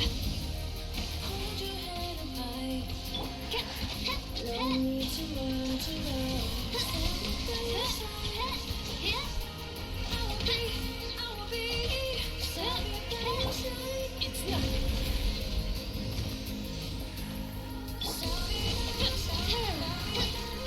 Ever seen one of these?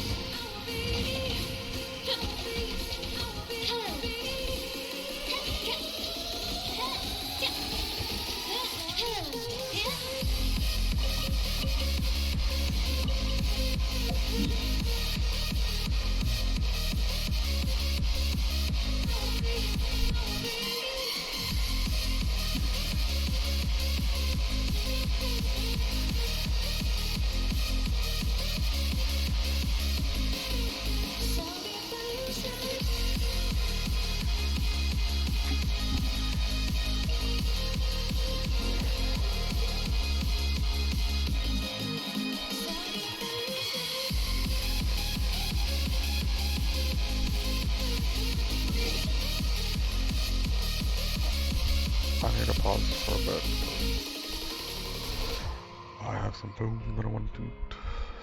So, I'm gonna eat that before we watch some of this video. Like the cinematic is because this cinematic completely removes all of Sylvanas' agency.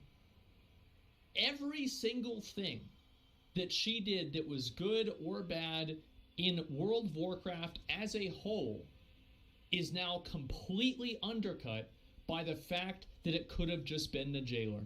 You see what I'm saying? So this is what happened, right? She's mind controlled, but she's not mind controlled, and she knows she's being mind controlled, but sometimes she's not mind controlled, but basically whenever she does anything that's bad, she's mind controlled, and whenever she's not doing something bad, she's not mind controlled. So yes, leave it to Blizzard to take agency away from another female. This is fucking ridiculous, man. This is so fucking garbage. I can't believe it. Like, you take one of the best characters in the whole story, and you say every cunning and deceptive and brilliant thing that you've done is completely because of some bald fucking moron with predominant nipples that's actually pulling the strings in the background that nobody knew about. He's actually so smart, and then, like, if he's so smart, why the fuck would he tell Sylvanas? You see what I'm saying? So, like, what's the logic in here? So he sees that Sylvanas, and also, how could she have betrayed him at the end of the fucking Sanctum of Domination if she was being controlled literally by him unless he let it happen? And if he let it happen by giving her her soul back, then what fucking chance does it make? Because he would know exactly what we were going to do, because he would know what he told her, which would mean that she would tell us what he told her, which means that he would know what we're going to do. How the fuck is he going to lose? Do you see what I'm saying? It's 4D, yeah, it's four-dimensional chess. Oh my god, he wants a challenge? But, okay, I have to show you this, okay? Look at this. Okay? Look. We will stop you. Wait, is this it? Okay, so this is the guy that they want to stop, okay? Let's look at him. Alright? You gonna stop him? Probably not.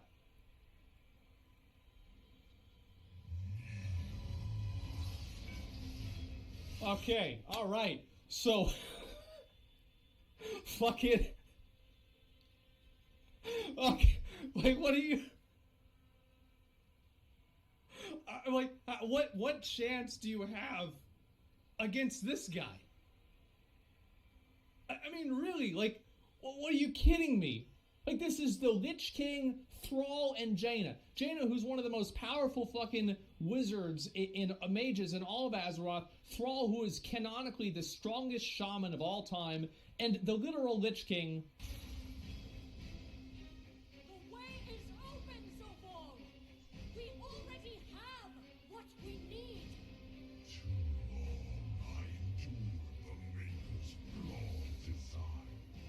I will forge a new reality, where all shall serve me.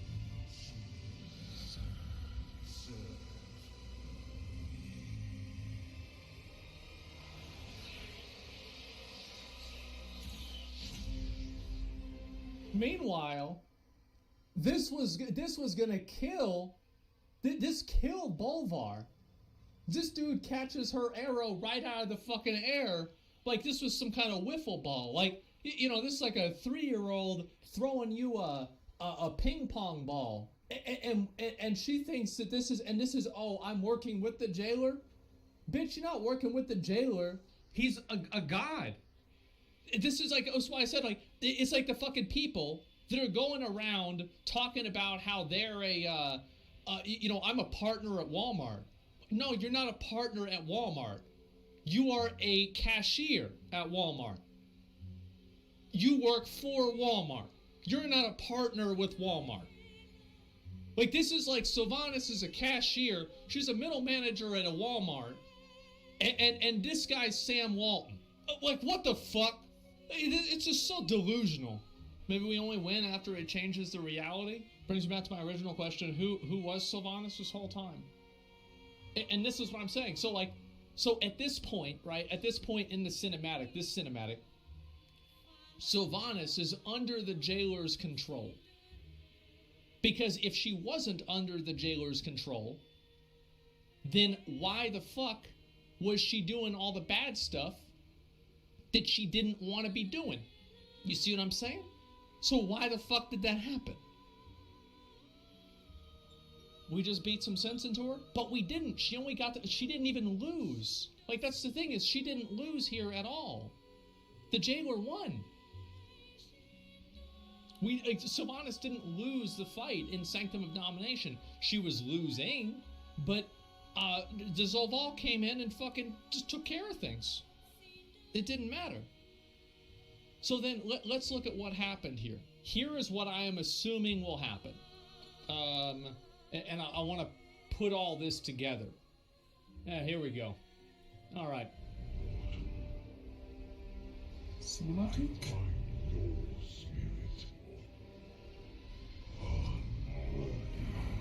Okay. So this is what I think is going to happen. I'll explain why I think this is going to happen after I show you this cinematic. Escapes the law. Yield to the inevitable. They've stopped their advance.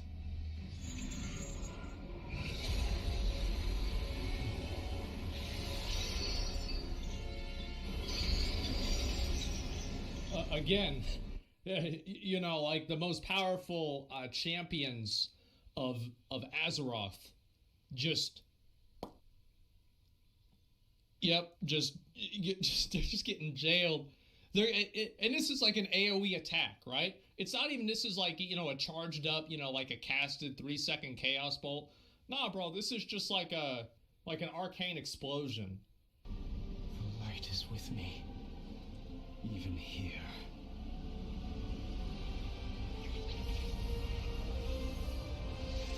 So he's able to protect this from the jailer's attack. Go, champion. Go!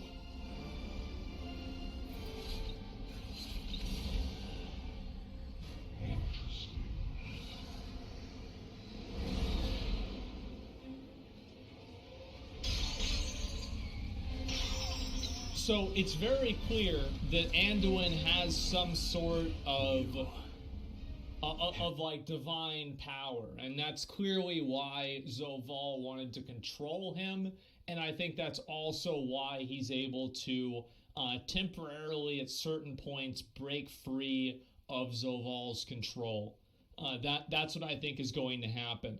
And this is what I don't know why Anduin has this power, what the point is of it, or anything like that. But it also seems like it's really not that it's not that impressive, right? I mean, just moved his hand again, and you know, things are pretty much settled down. So he's a chosen one. He's a paladin. Well, yeah, he popped his bubble, did a little shattering throw. So he's really just really into the light. Well, the thing is, like, I always assume, so this is like a couple of different endings that I thought the story was going to have.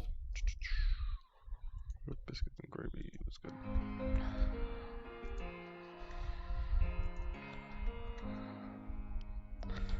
Alright, back to it.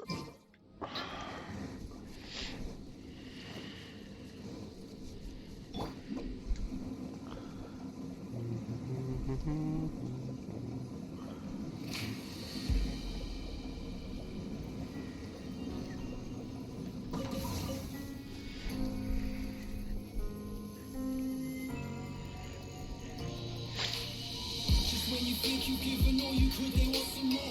Constantly combating conversations with connoisseurs. Cognac on deck, I'm on the night shift like the Commodore. 64 system outdated, so give this tone applause. The man of dinosaurs, they ain't dictating my future. I love the game, but everybody be rapping like future. Medusa mind state, turn into stone. I shoot my first, I'm making this first. Turn this one, shoot a long time ago. They don't wanna respect it, don't wanna regret it. The power shifting, go, they protect it, but I know.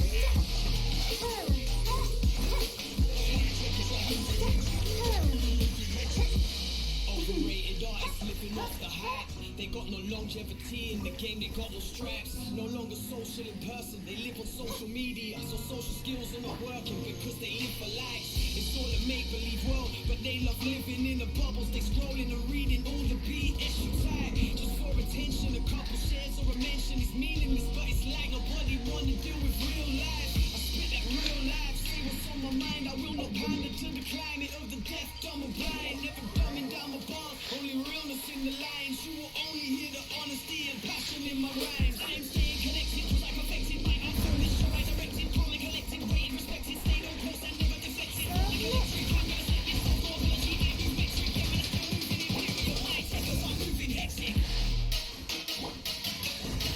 Don't waste my time.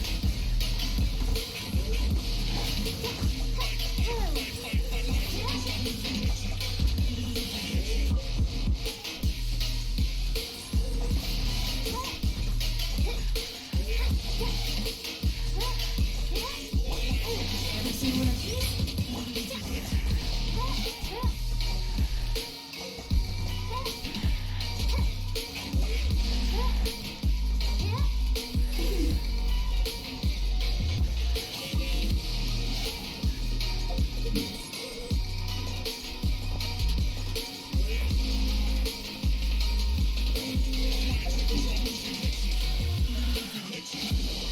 So many Geo ones.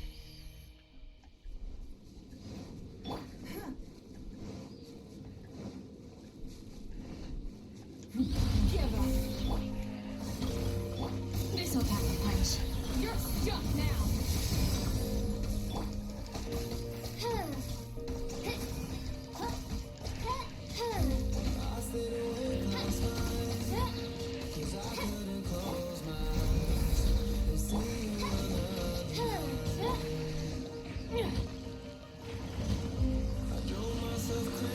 Got something for ya. The hunt is on. By royal decree. It's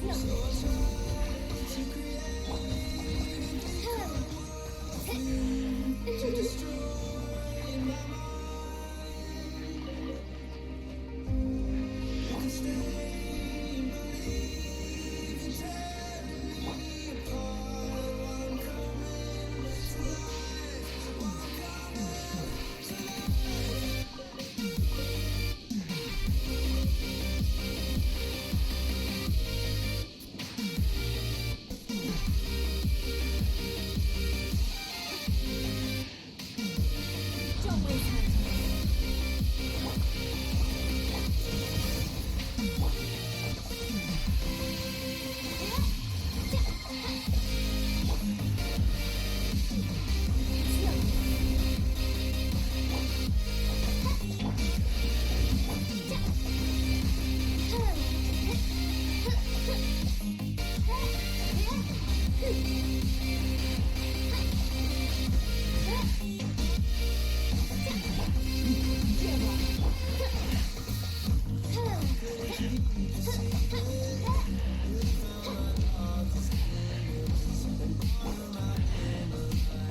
Don't waste my time.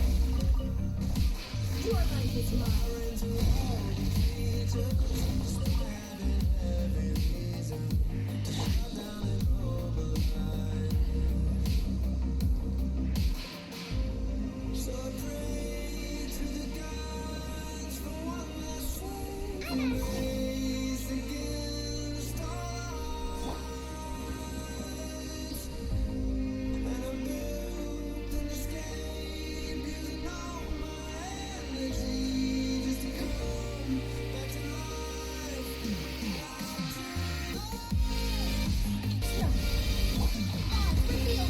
Ever seen one of these? This is a new one.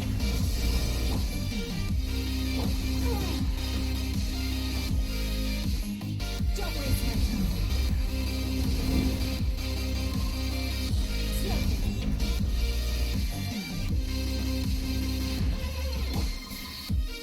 This'll pack a punch.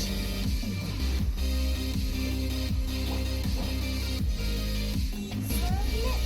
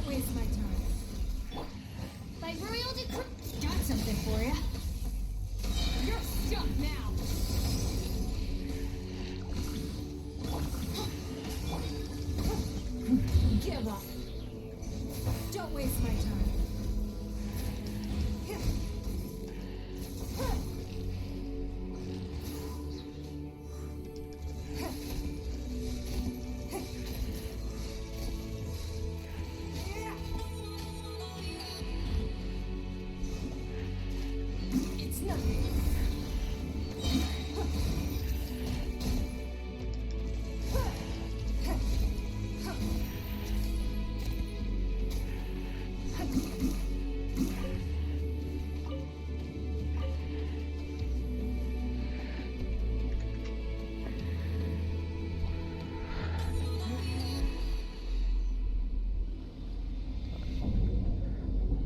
Get to the sunshine and umbrella.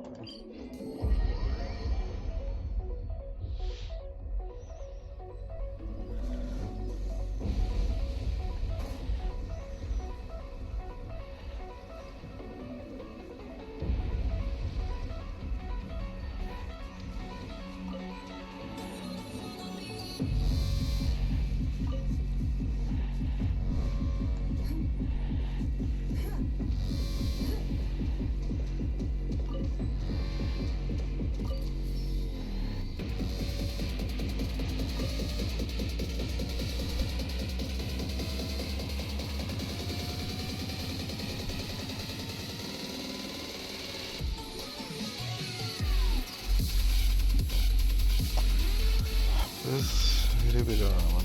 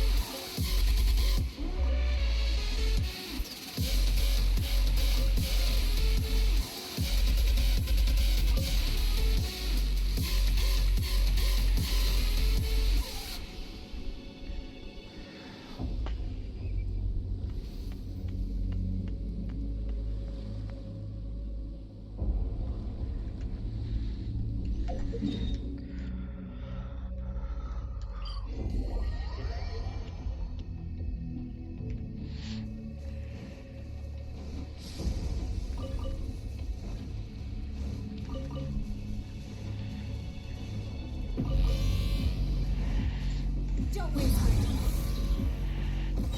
Your life is mine. Like real Give up. Ever seen one of these? This is a new one.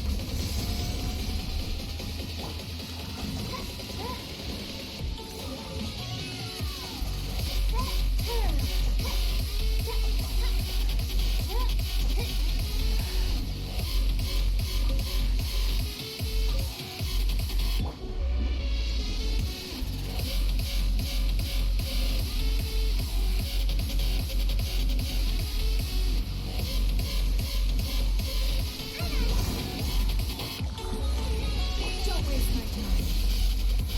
Got something for you.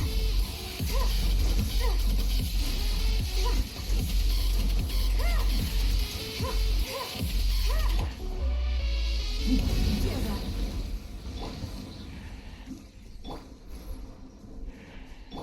Submit. It's nothing. Oh, it's for real, buddy.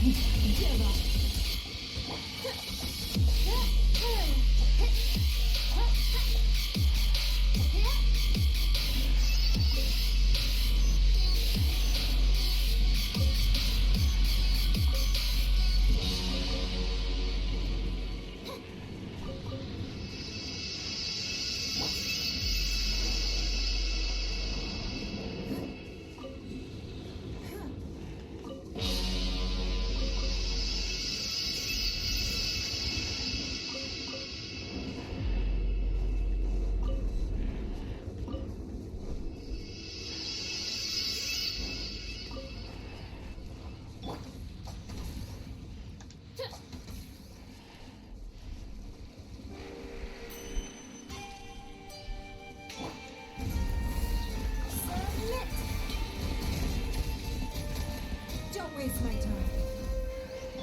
This'll pack a punch.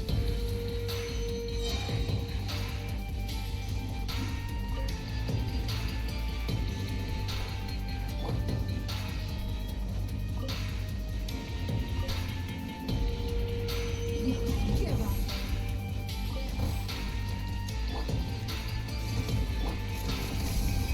You're stuck now.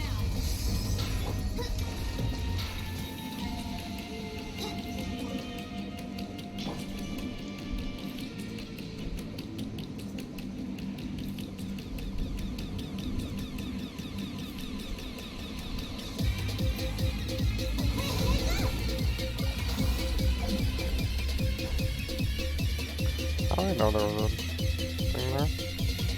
Oh, cool.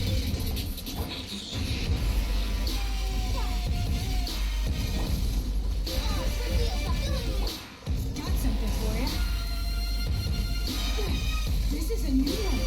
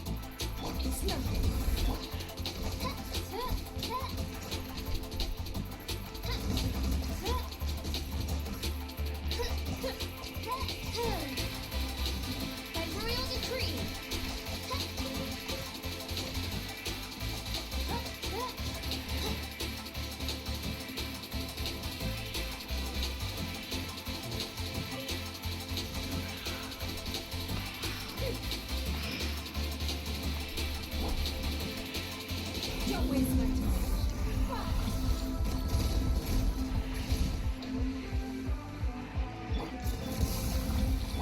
Oz, reveal thyself.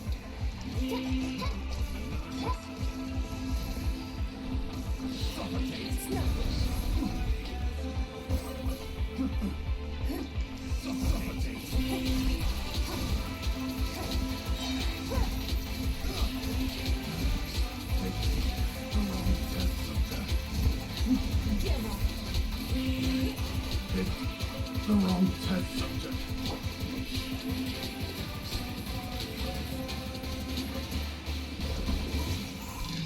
Don't waste my time. Submit.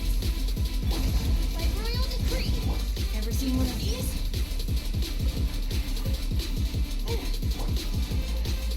Jera. Wings of darkness. Come, Sever. This is a new one.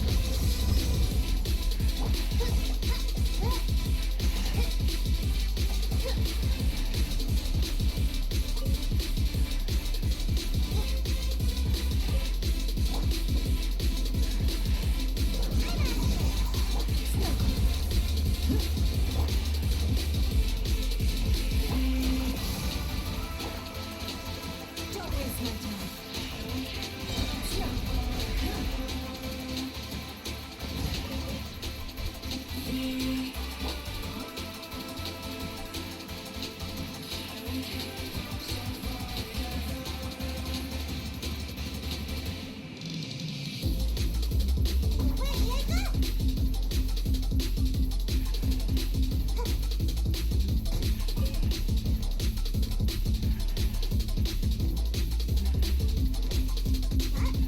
Okay.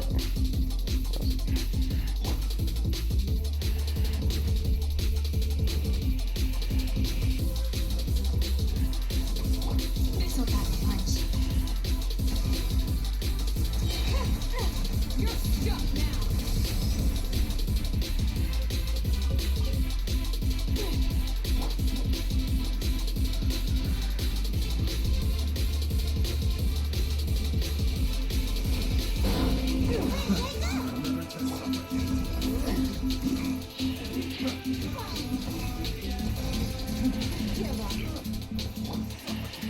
Reveal thyself.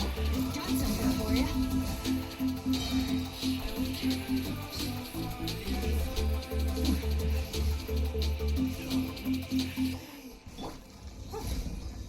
Don't waste my time.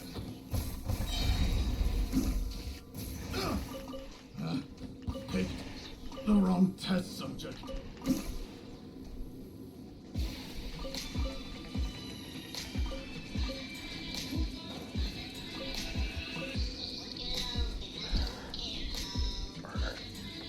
So, I win. What am I doing? So I win here. You go that way.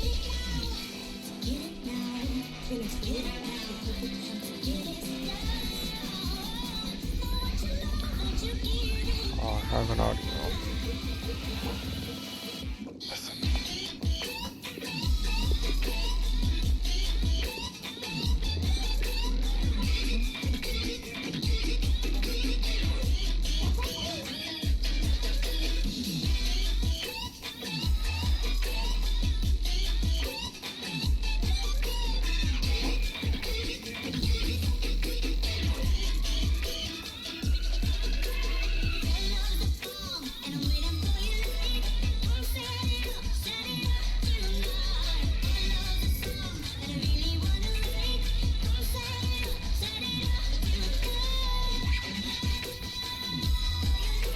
And I still don't know why this goes in here.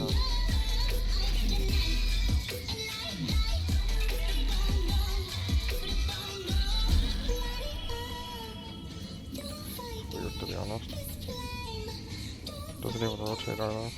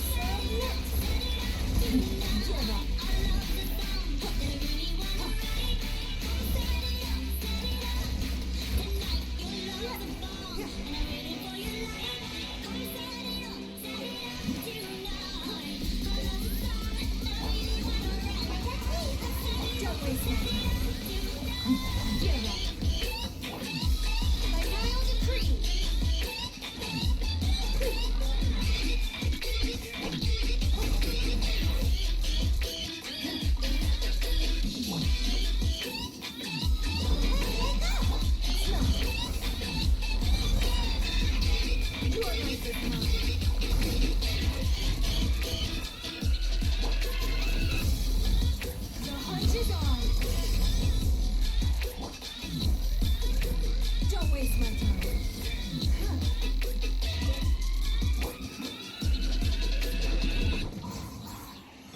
Odds reveal.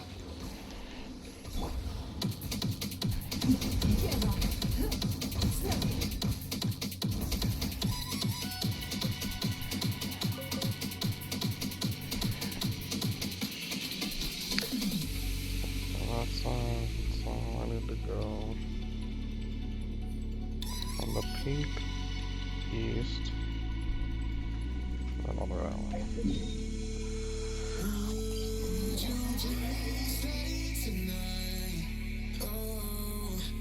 Just until the morning light.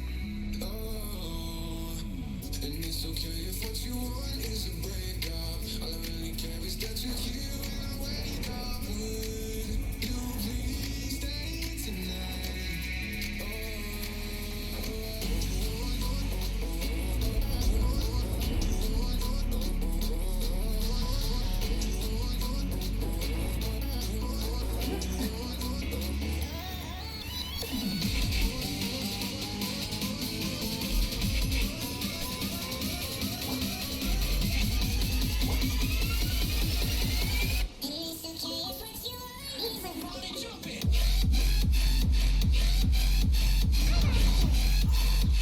By royal decree.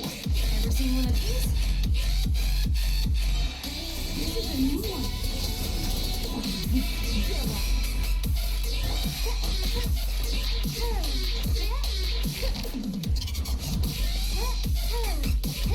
Midnight Phantasmagoria.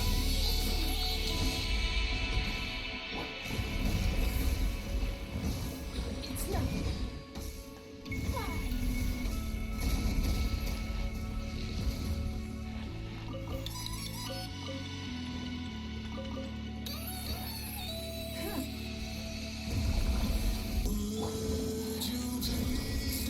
Got something for you. Oh, come on.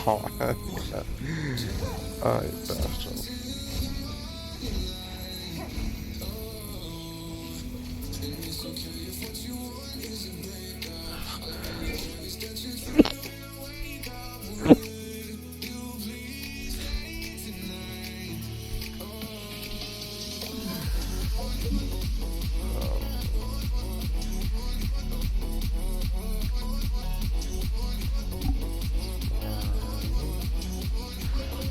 What?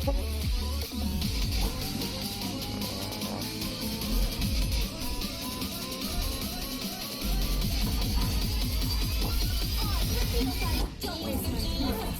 Blood with sage blood.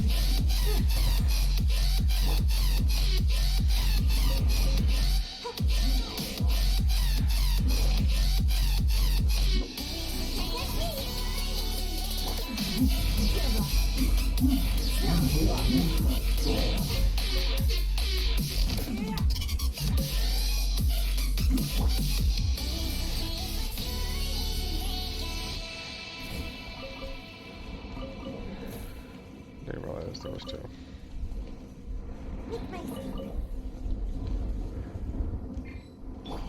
Well.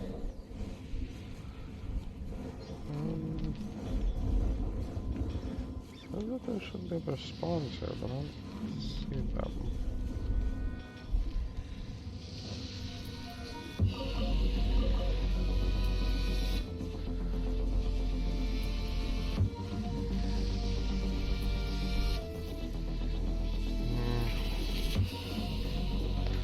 Going to guess that I got them all.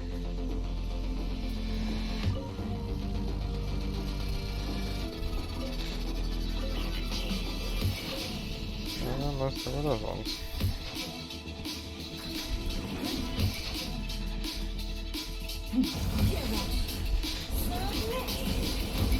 Don't waste my time. By royal decree. This'll have a punch. The hunt is on.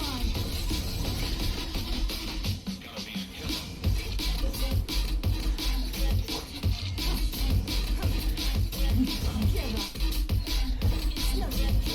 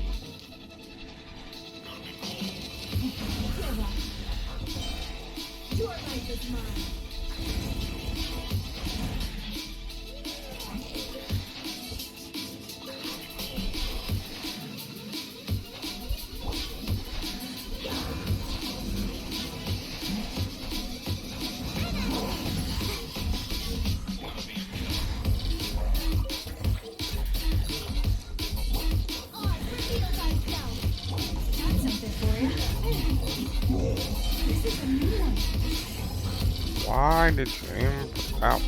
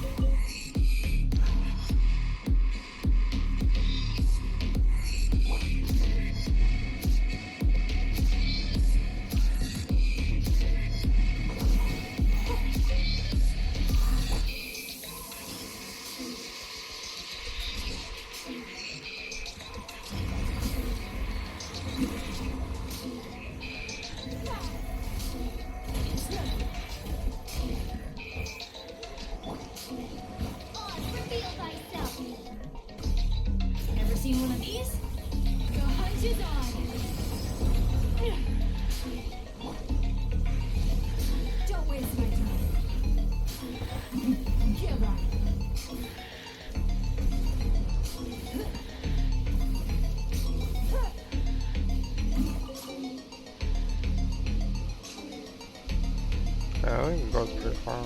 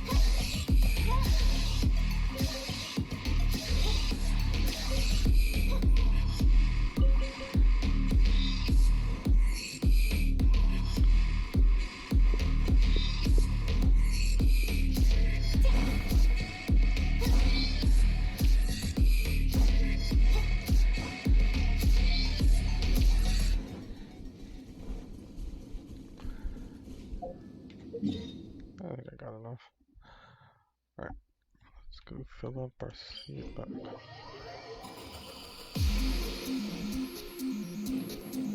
Send it a little sauce. And it is 8 o'clock.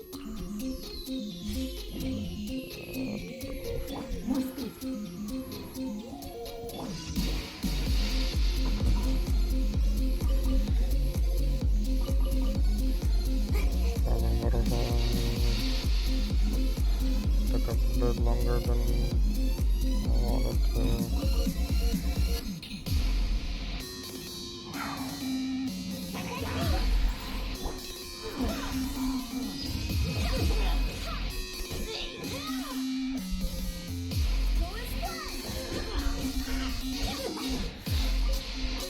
I don't know why there's a launcher missing on the ground.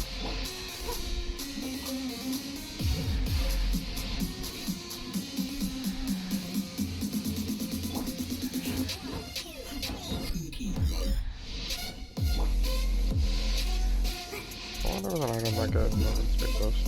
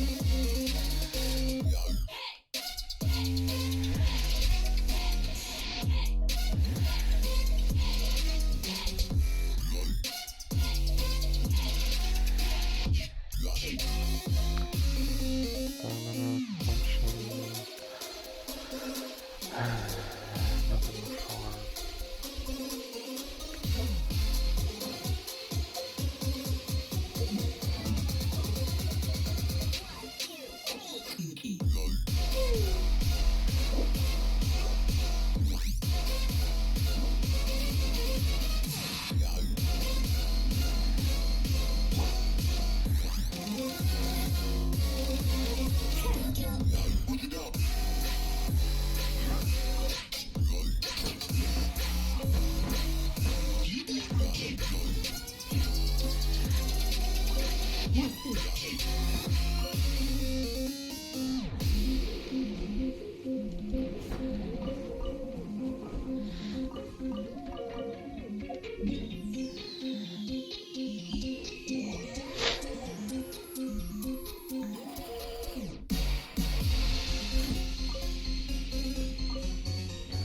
I can see my bit right back.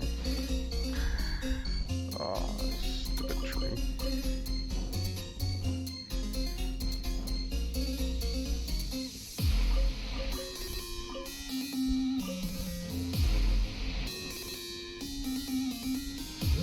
Beg for mercy. Maybe more hard to call off, yeah.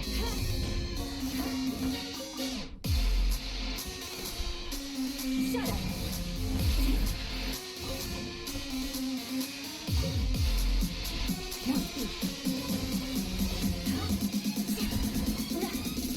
Beg for mercy.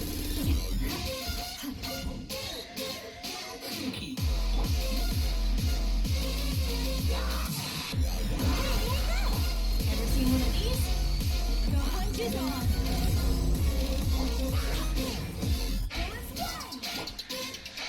Shut up.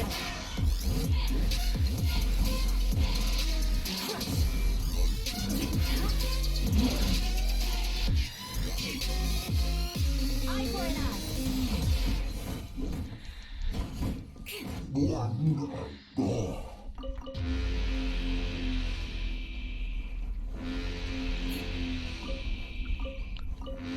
Symbol.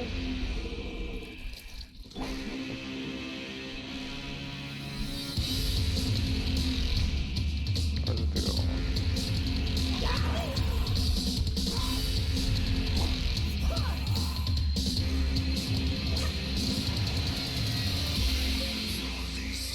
Nope, the one. Harvesting until let's fight this one.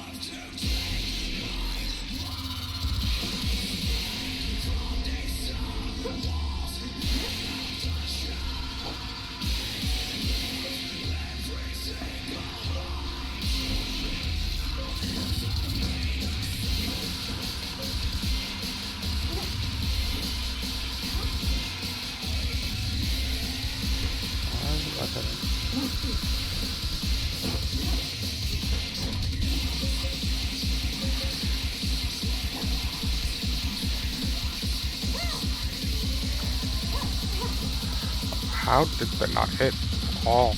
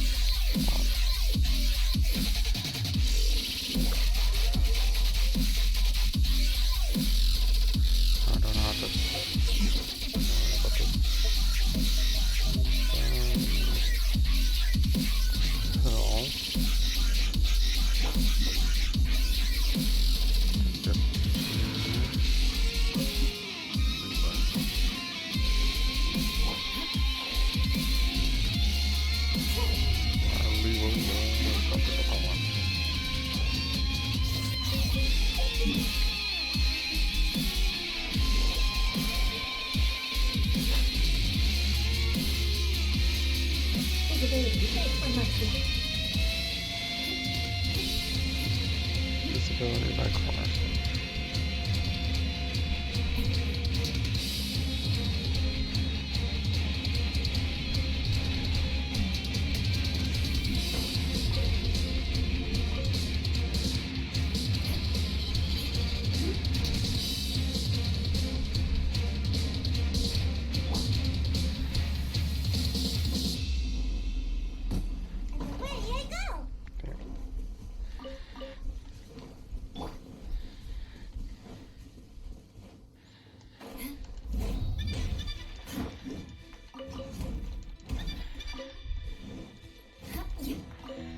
Everything's new to me.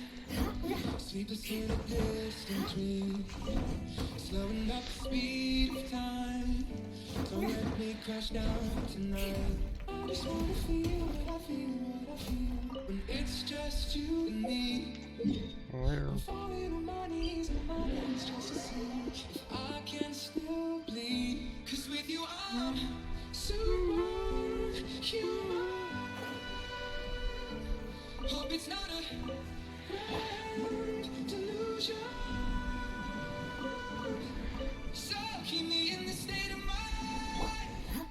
Tell me that it's real life. 'Cause with you I'm superhuman. Superhuman.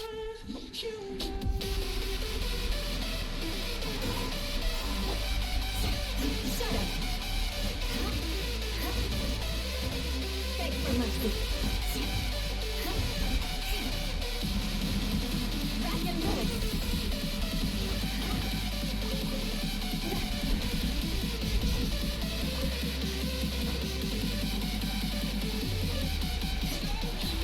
You even touch that one?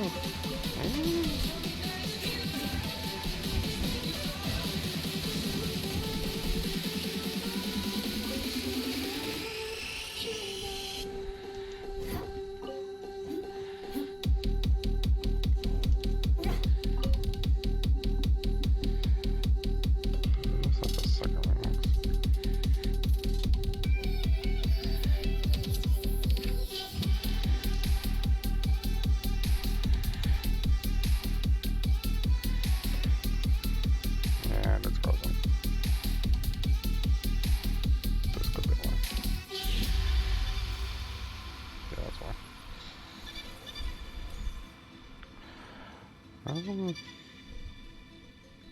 just let it play. Everything is new and love. More speed. Stronger than the both of us. Together we can spark a flame. Freeze the rest of I just wanna feel Got something for ya. You're stuck now.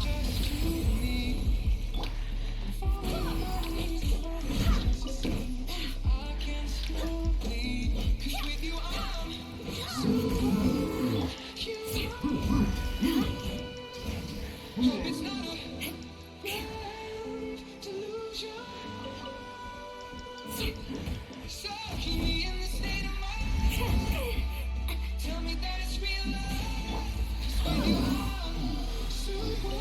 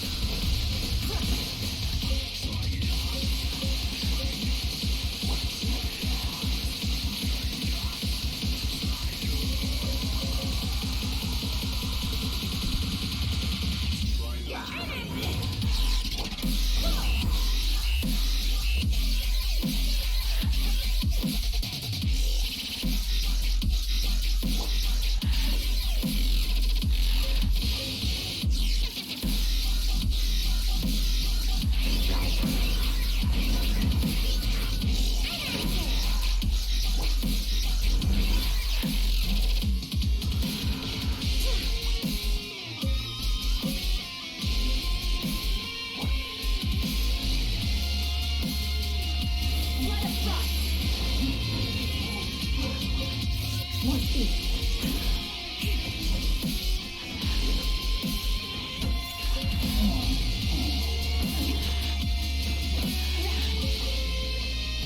Wait, hitting rocks increases.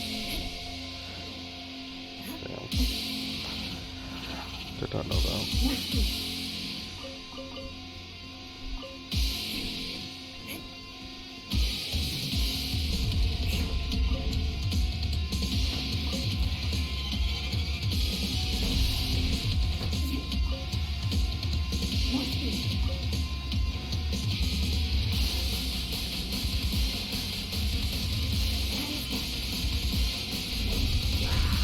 Everything will This is a new one.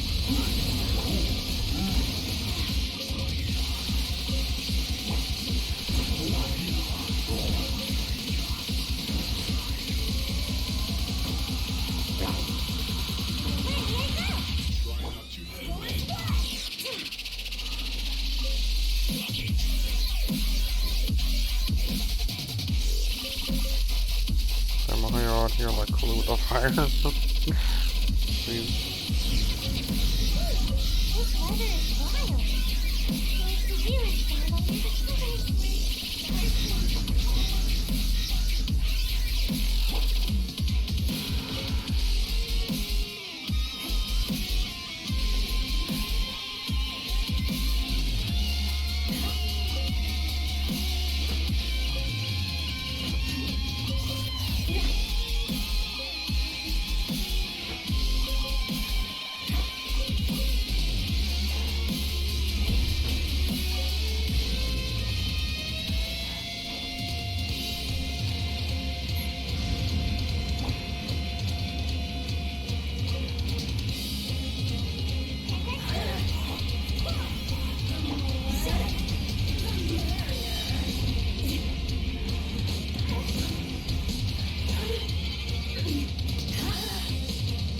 Rack and ruin.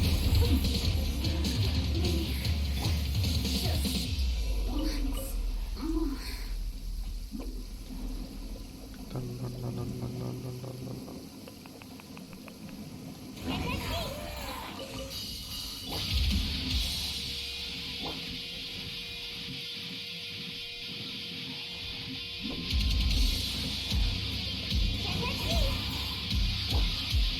We're all set. Drive safely.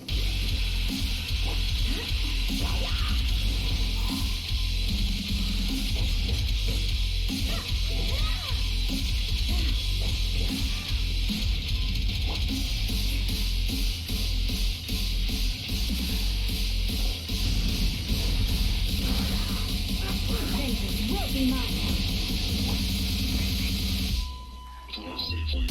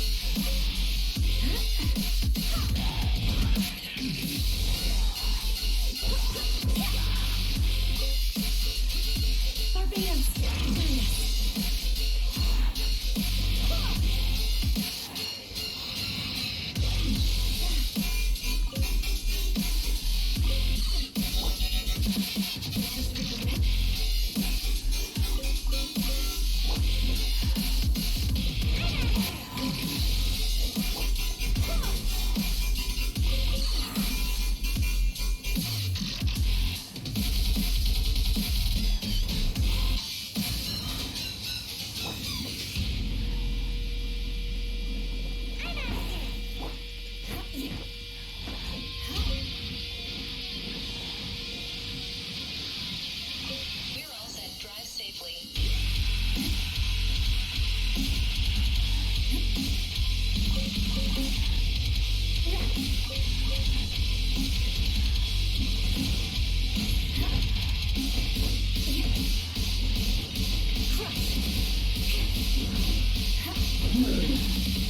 Beg for mercy.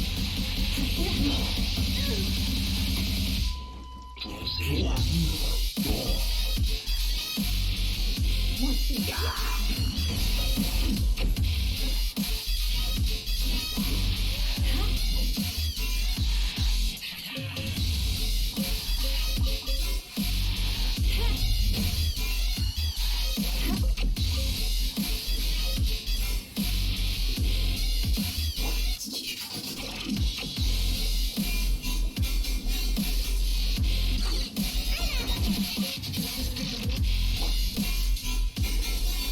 Got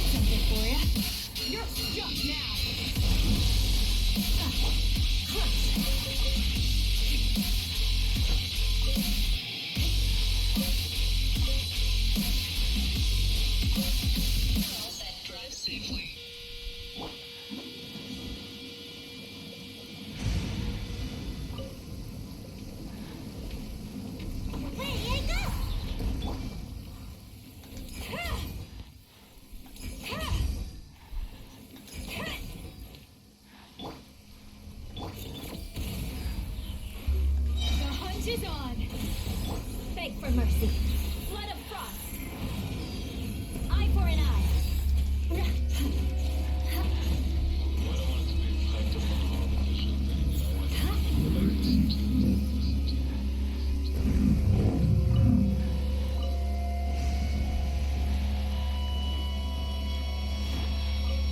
More speed.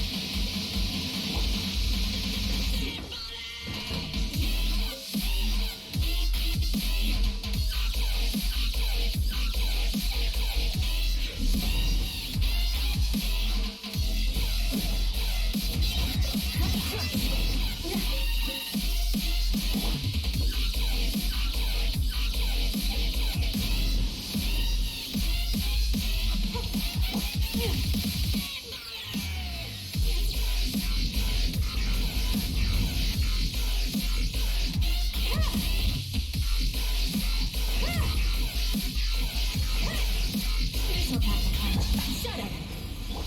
You're stuck now! Vengeance will be mine! Rack and ruin!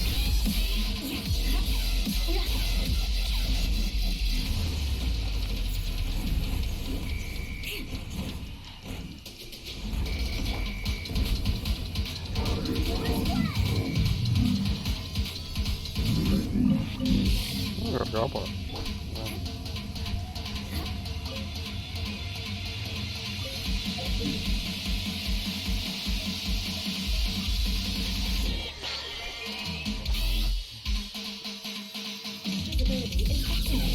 If we head to higher ground, we can do a full recon of enemy activity in the area.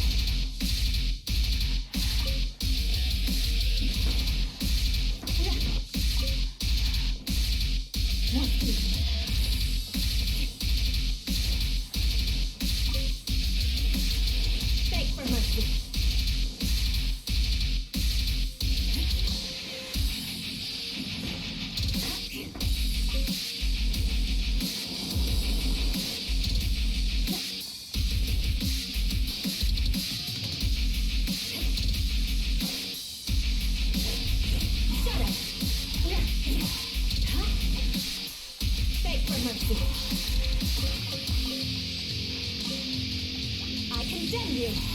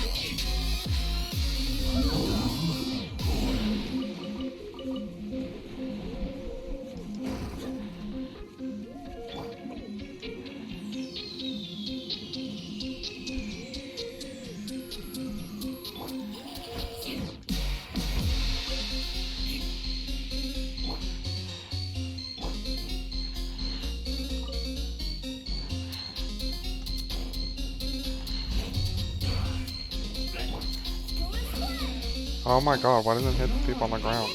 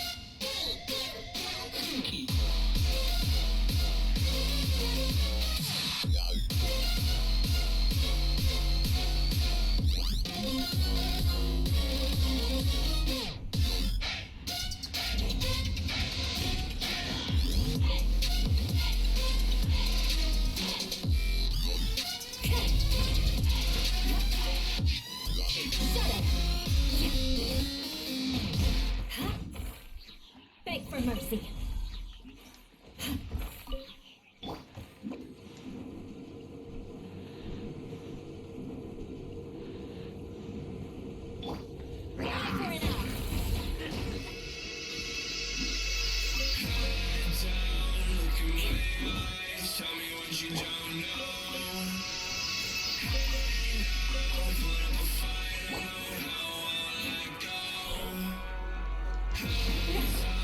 To the sky.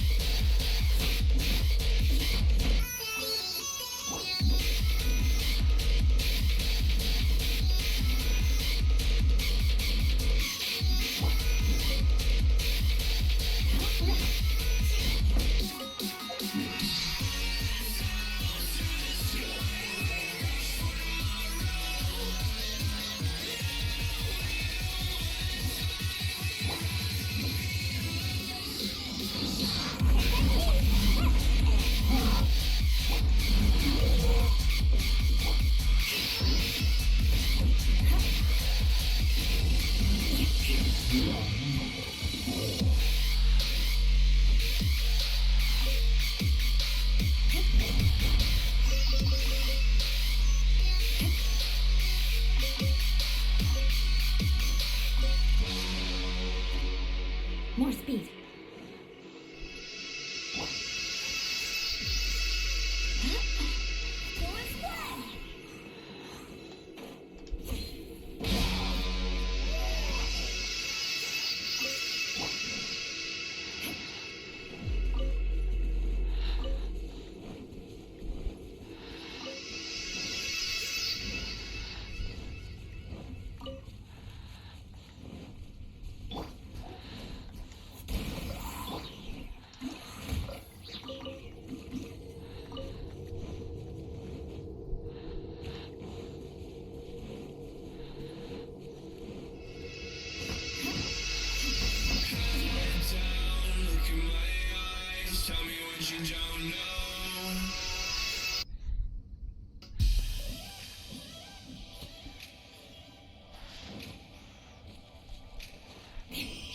More speed.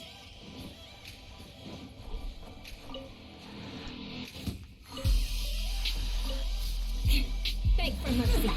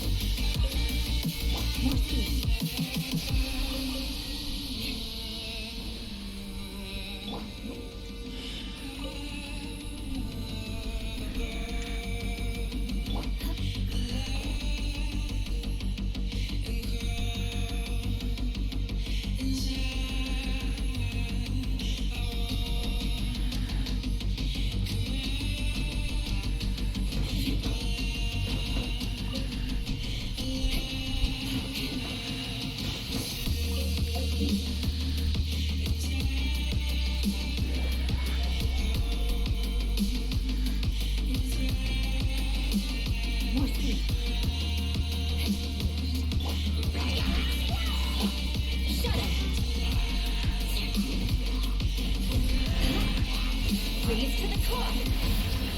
Rack and ruin.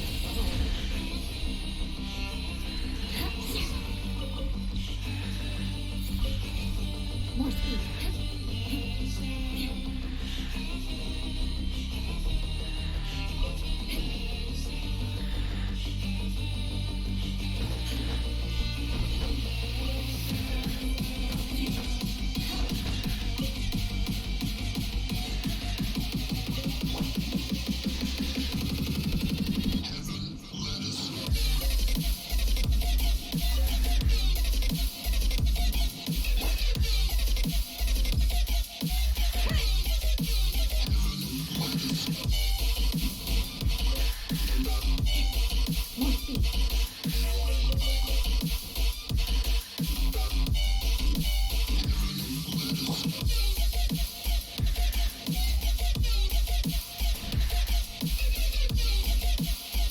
Oh, come on, really?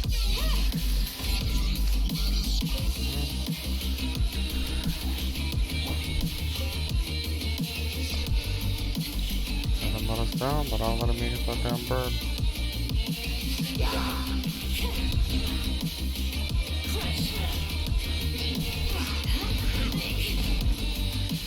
Beg for mercy.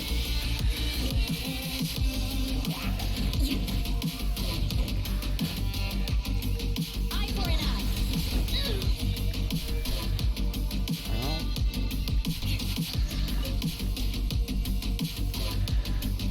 Oh my god, let me break the box. Common priority of this game is one.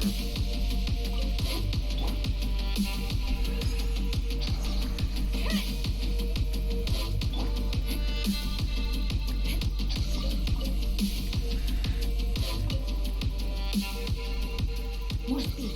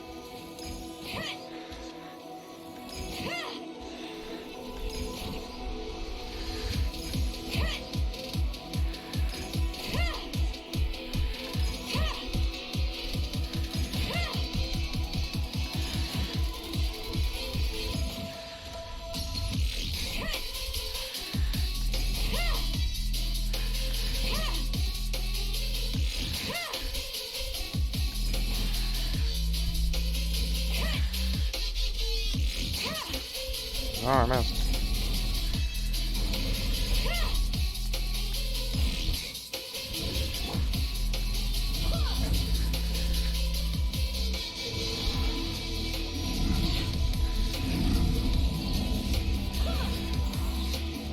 I swear by my sword.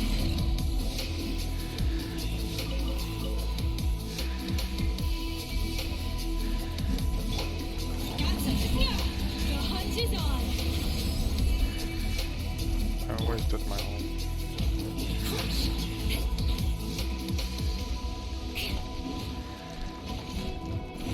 Rack and ruin. More speed. Wasted? No.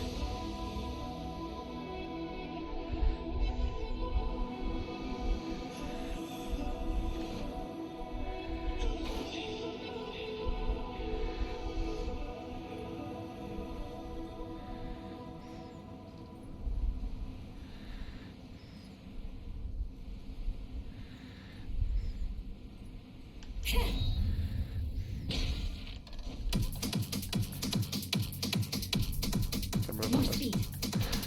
That much.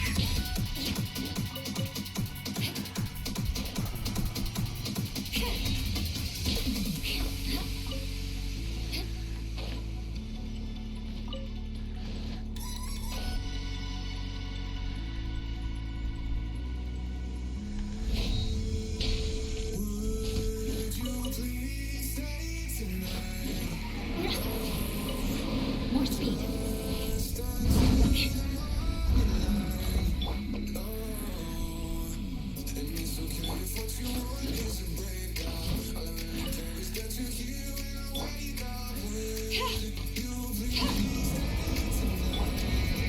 Blood of frost.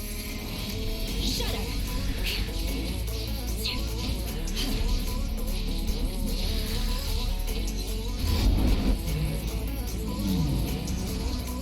That actually worked.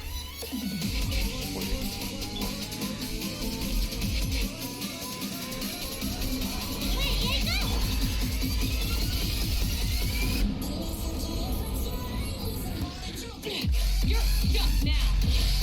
Beg for mercy.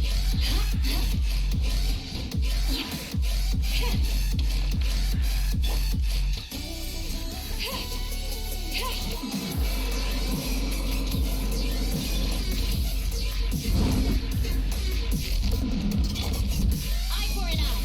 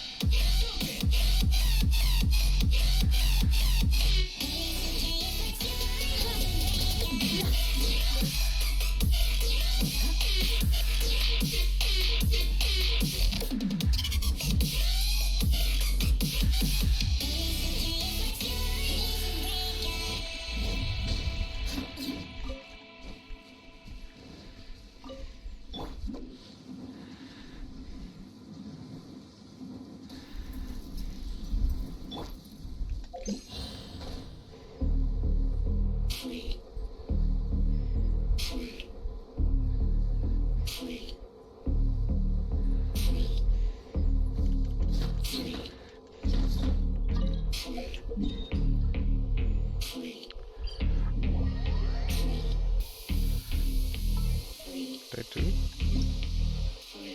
Day 2.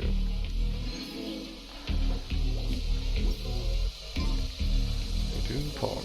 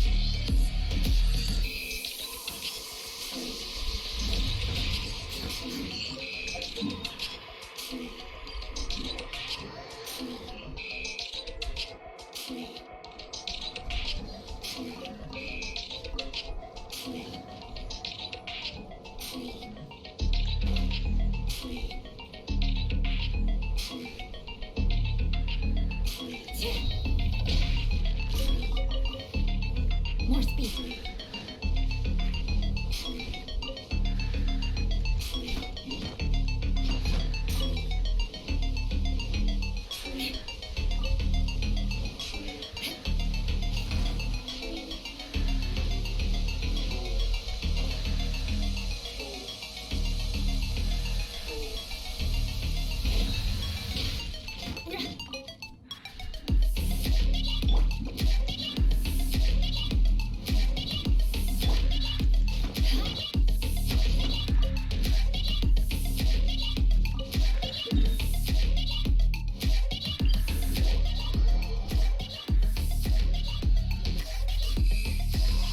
More speed.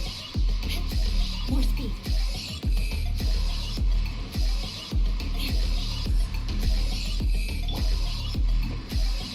Wait, let it go!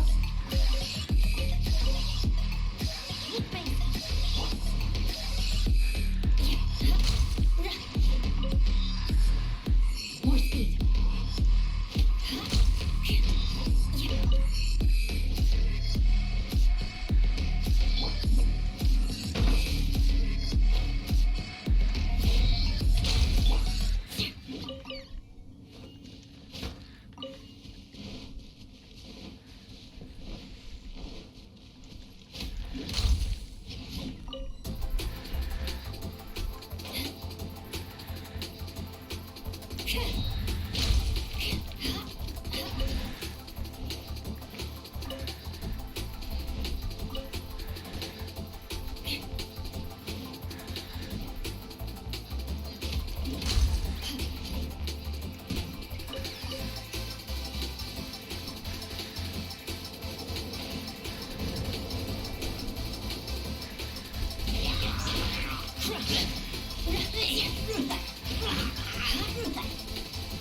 Beg for mercy. Rack and ruin.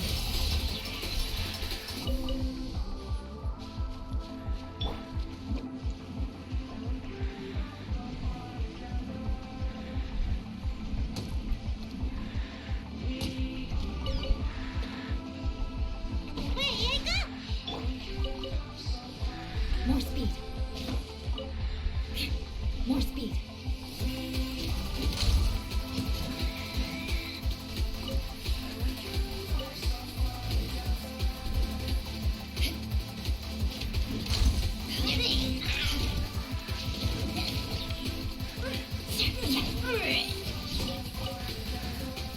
More speed.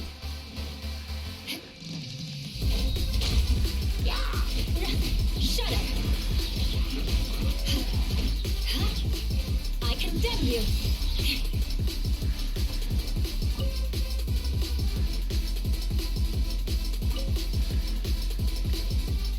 More speed.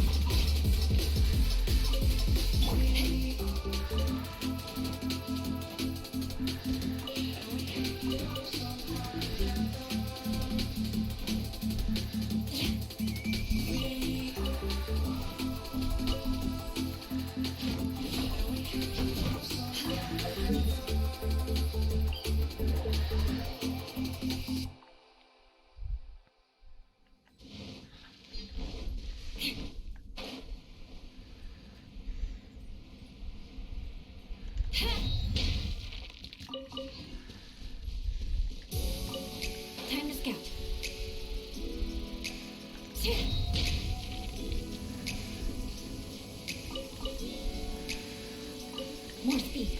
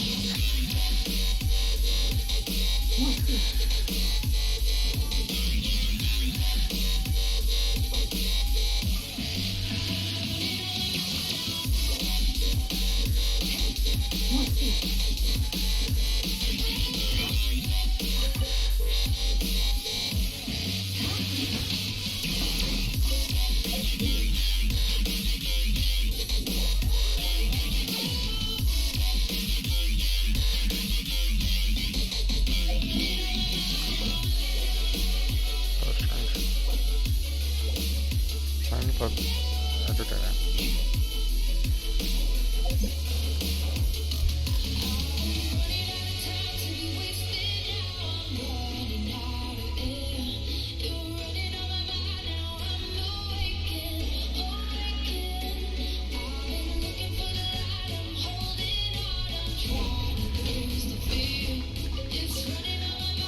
Yeah, so my theory was right. He does the same amount of damage to rocks as slamming on the ground.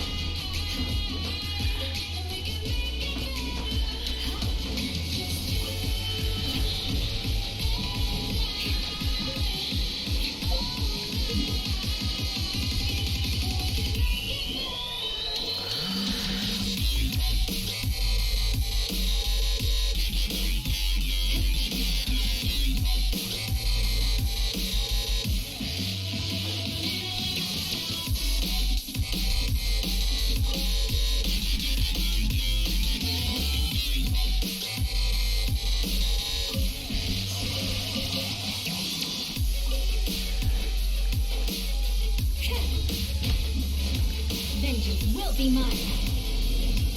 Eye for an eye. More speed.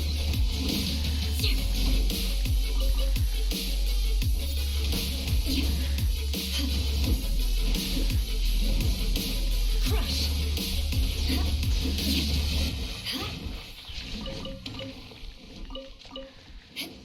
Beg for mercy. Rack and ruin.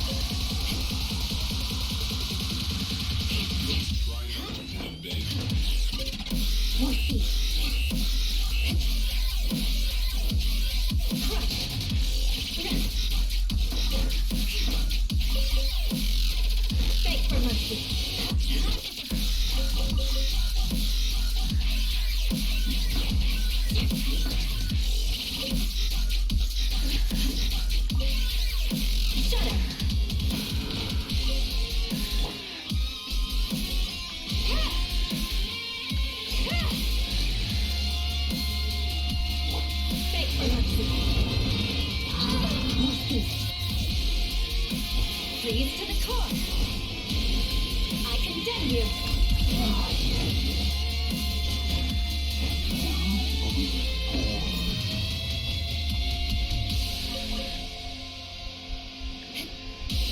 Eye for an eye. 23 cast. Well.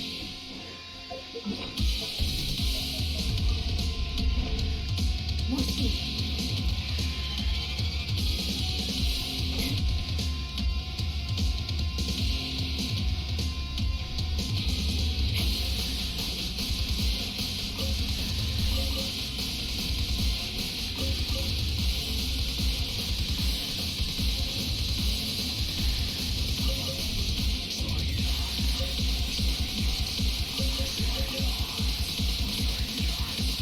More speed. Try not to headbang.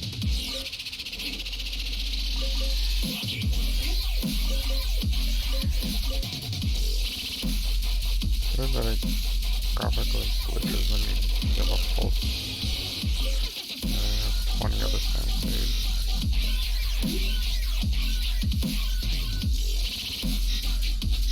Time to count.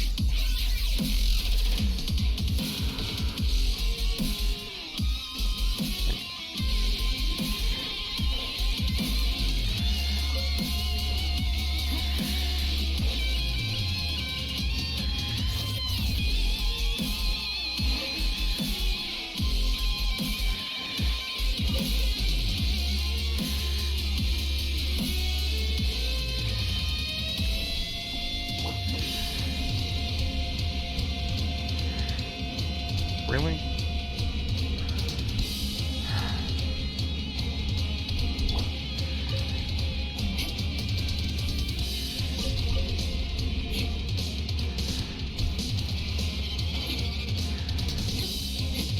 More speed. Did I not grab it at all?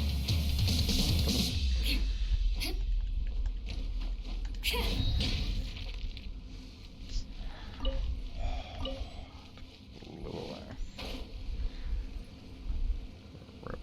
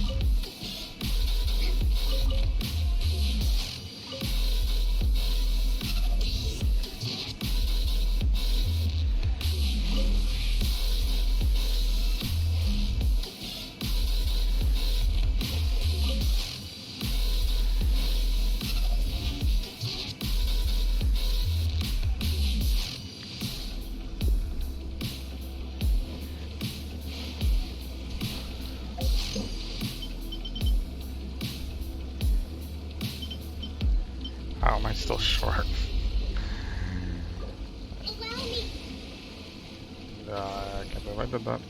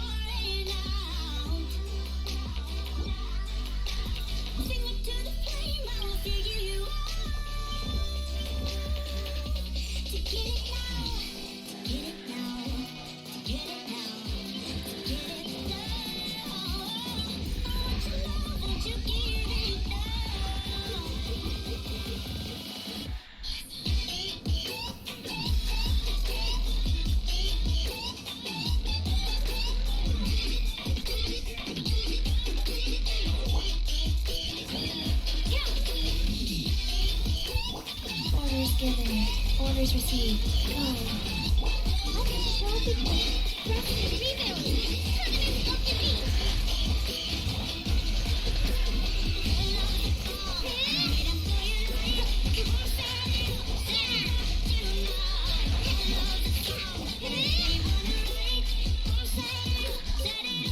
Oh, what?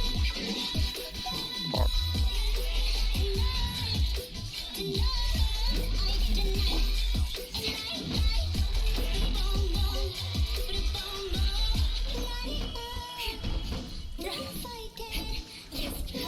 Horrible damage, but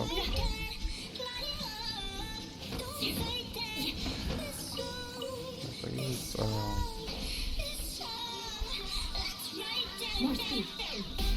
skyward that might be better damage. Maybe.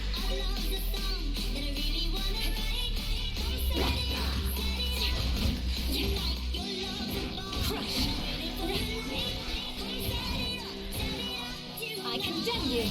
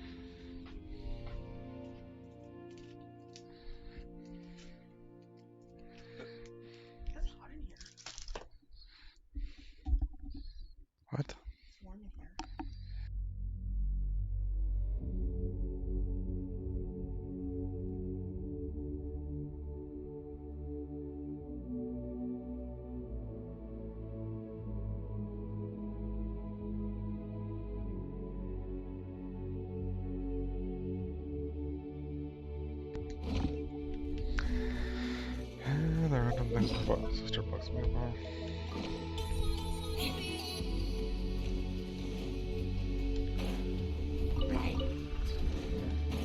Saying it's too warm in my room. Well, the rest of the house is freezing. This'll pack a punch. The hunt is on. Like, I have a computer on. Like, of course it's going to be hot. Beg for mercy. Blood of frost.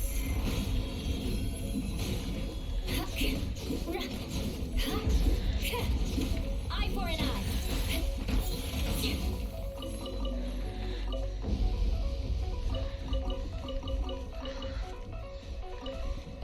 More speed.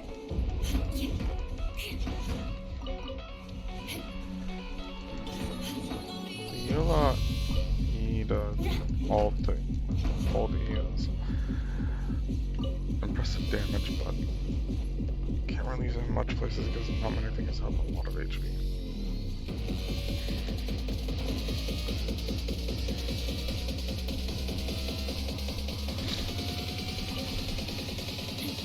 More speed.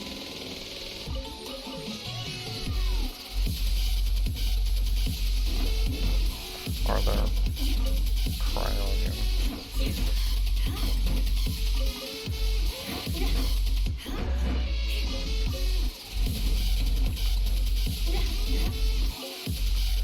Then you have to take advantage of the fact that it's only physical, but deals with the cryo.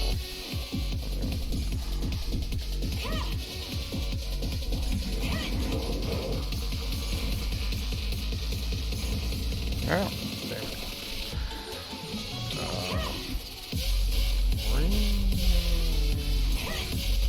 There we go. Got something for you. You're stuck now. Shut up.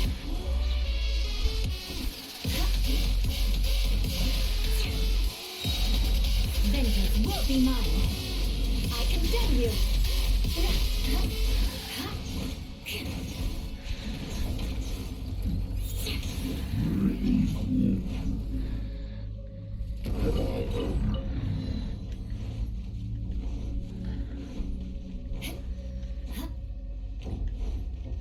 More speed. Beg for mercy. Ever seen one of these? This is a new one.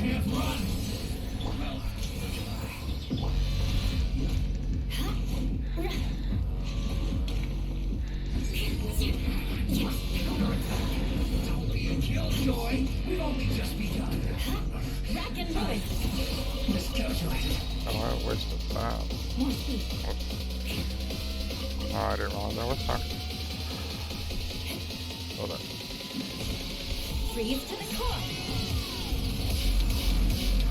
You can't run. Eye for an eye. Looks like I went too far. Didn't even break the box. Being a little smaller radius than I thought.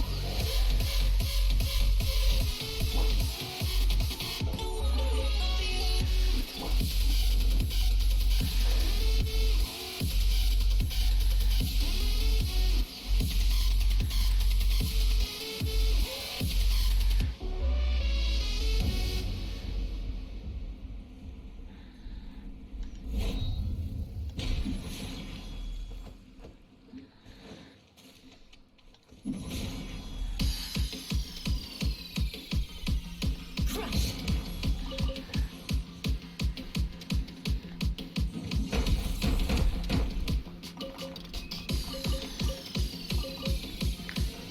Unconventional pheromone, but it's still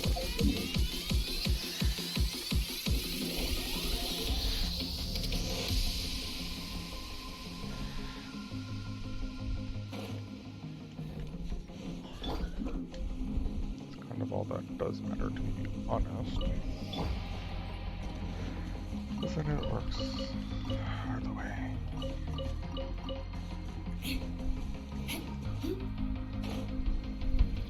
Look up to the sky, aim for the sun. Hold Shut up.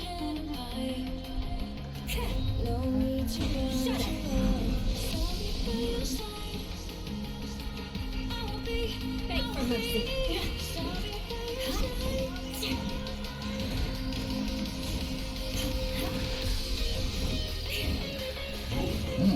Shut up.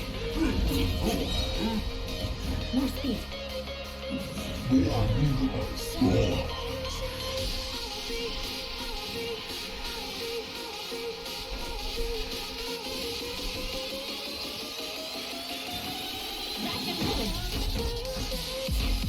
I should have went to the other side.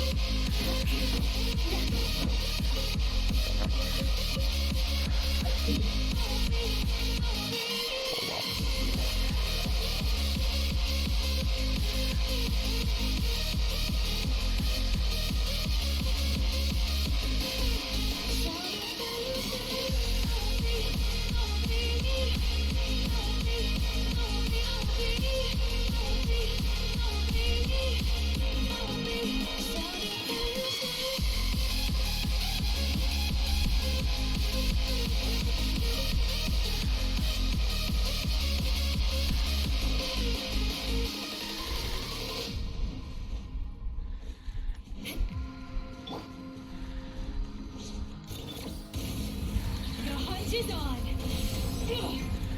Shouldn't. Vengeance will be mine. Crush.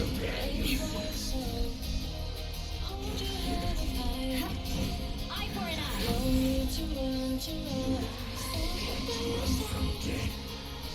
Oh god. Really?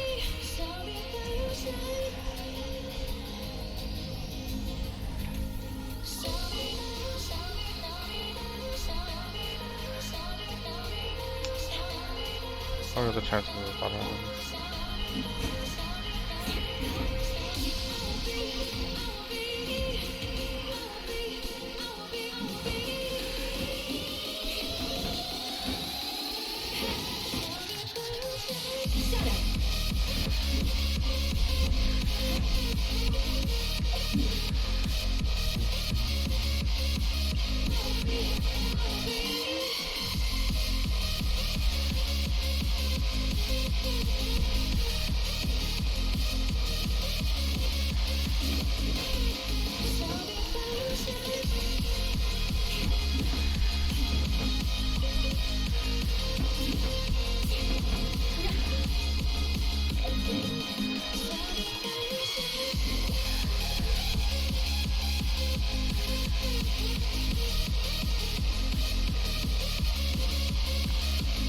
I wonder if Truckton is the only whale that doesn't. More speed. There you are, eavesdrop. Beg for mercy. This'll pack a punch. This is a new one. Crush.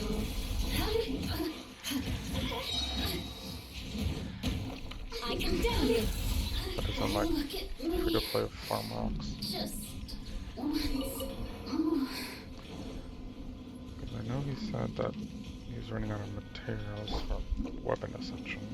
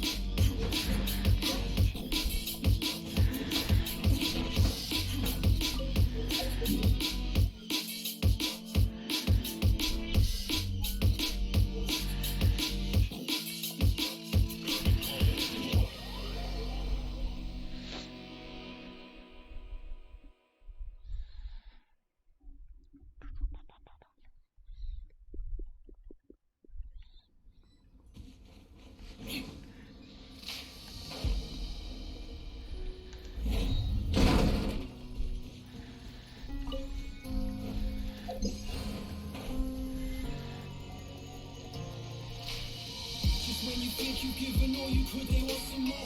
Constantly combating conversations with connoisseurs. Cognac on deck, I'm on the night shift like the Commodore. 64 system outdated, so give this tone applause. The man of dinosaurs, they ain't dictating my future. I love the game, but everybody be rapping like future. Medusa mind state, I turn you to stone. I shoot a verse that will make you disperse. Shoot it, turn this into shoot a long time ago. They don't wanna respect it, don't wanna acknowledge the power shift ego they protect. But I will feel like electric. I'm gonna set this off over G. I'm with metric, them man still moving it. Period. My takers are moving hectic.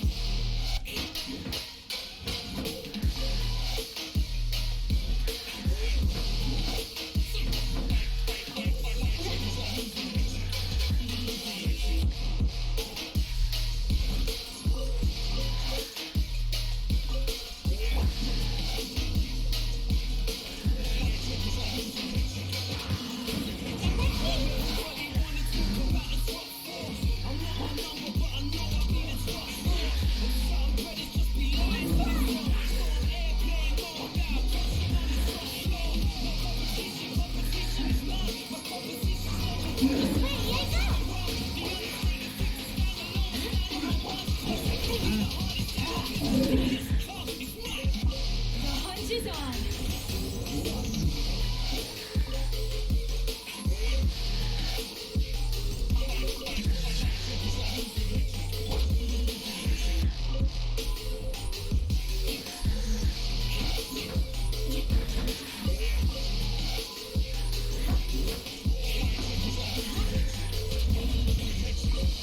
Overrated artists living off the hype. They got no longevity in the game, they got no stripes. No longer social in person, they live on social media. Thanks for Social mercy. skills are not working because they live for likes. It's all a make-believe world, but they love living in the bubbles. They scrolling and reading on the beat. It's right. Just for attention, a couple shares of a mention is meaningless, but it's like nobody wanna do with real life. I spit that real life, say what's on my mind. I will not pander to the climate of the deaf, dumb and blind. Never dumbing down my bars, only realness in the lines. You will only hear the honesty and passion in my rhymes. I'm staying connected, 2.5 perfecting my art form. This show I directed, calm and collected, waiting, respected. Stay on course and never deflected. Flow like electric, I'm gonna set this off. No apology, I'm with metric. Them men still moving imperial. My techers are moving hectic.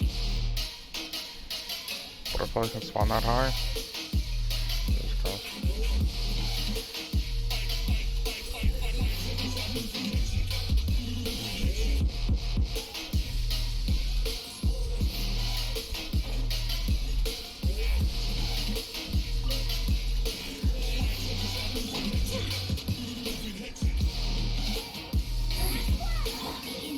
Beg for mercy. Vengeance will be mine.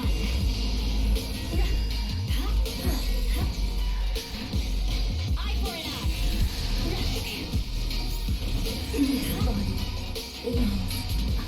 I think I hit. Wow, that's bullshit.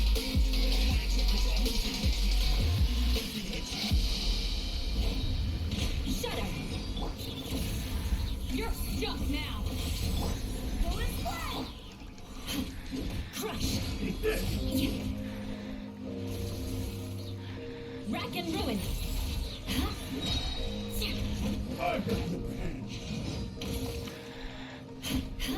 You win. Uh-huh. I win.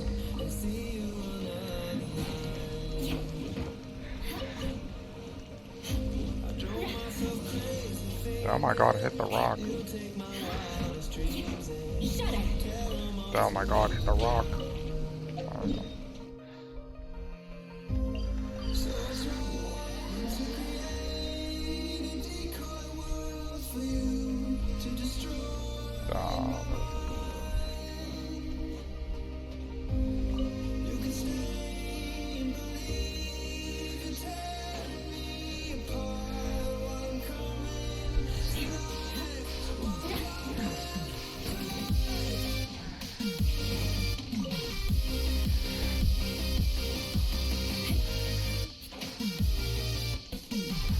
Beg for mercy. Oh my god, how come I can't hit a rock that's right beneath me? More speed.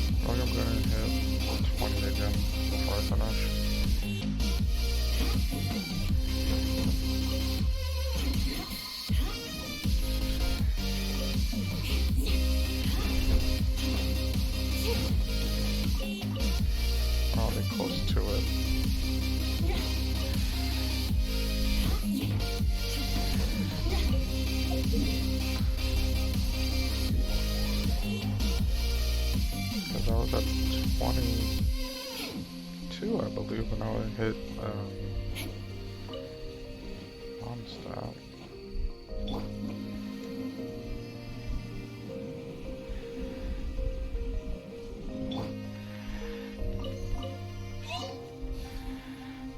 Crush. Freeze to the core. Shudder. Oh my god, really?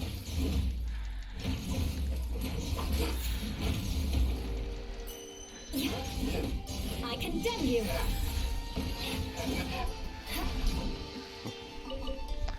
The frame lag, oh my god. Trees are too powerful.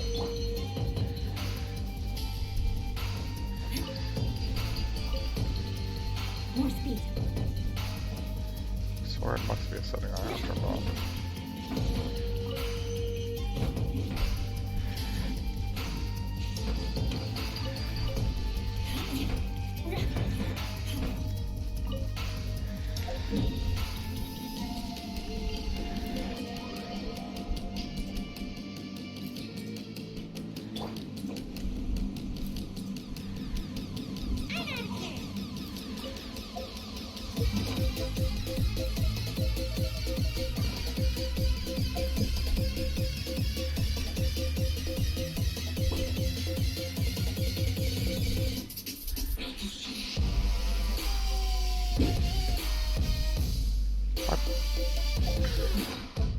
Why can't I get it?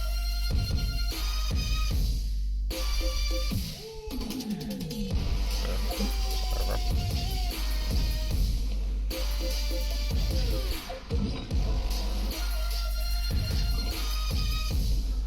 Oh, I can't hack.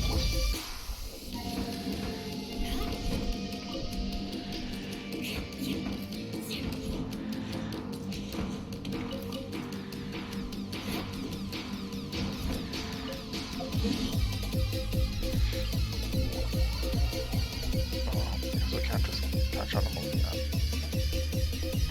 Even though there's an achievement in game that says you can.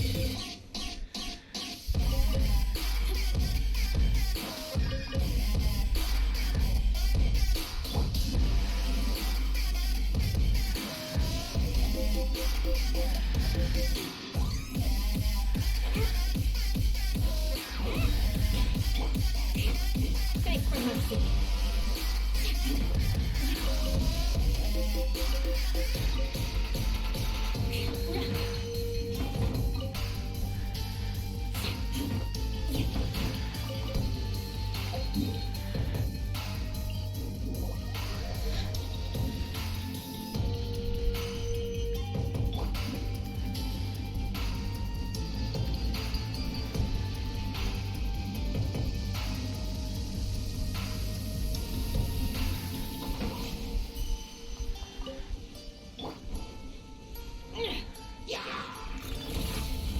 The hunt is on.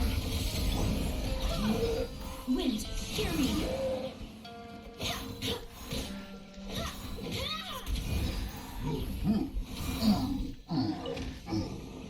Oh. Turn his body away from and towards the barrier. And over it.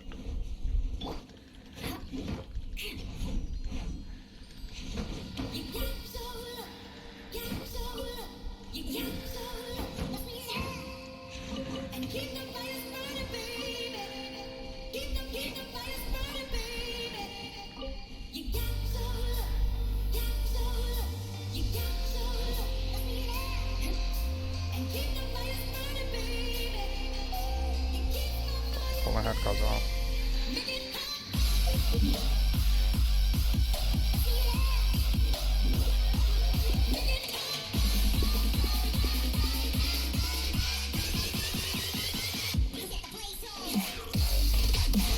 Actually, which that's now.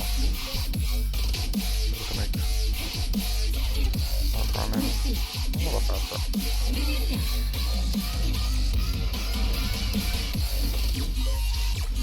Mushrooms?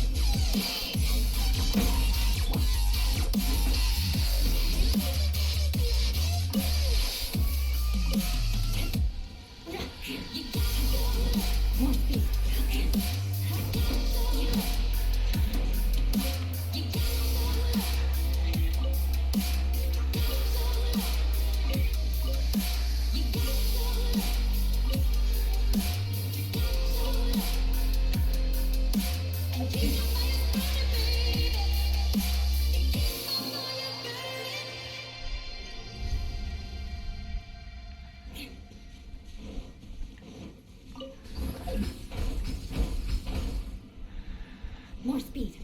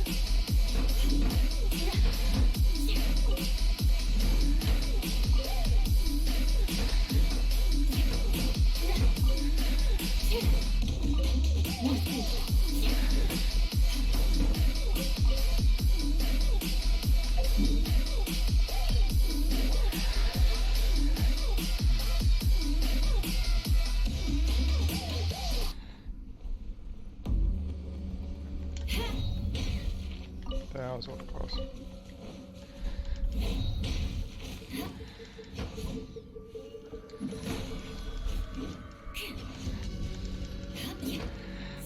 Shudder.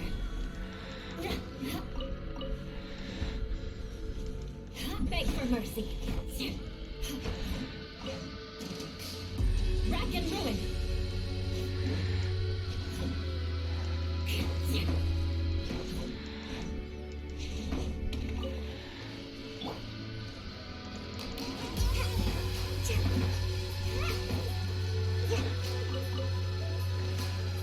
And then now, you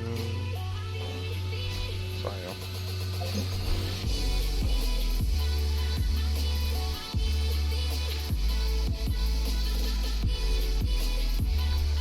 And it says you can hit a rock. Hold out the shortest character with a claymore. Sayo.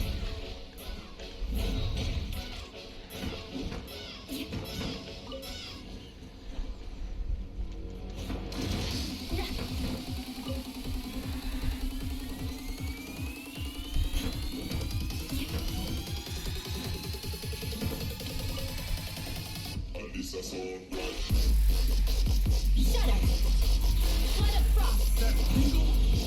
More. To the very finest height.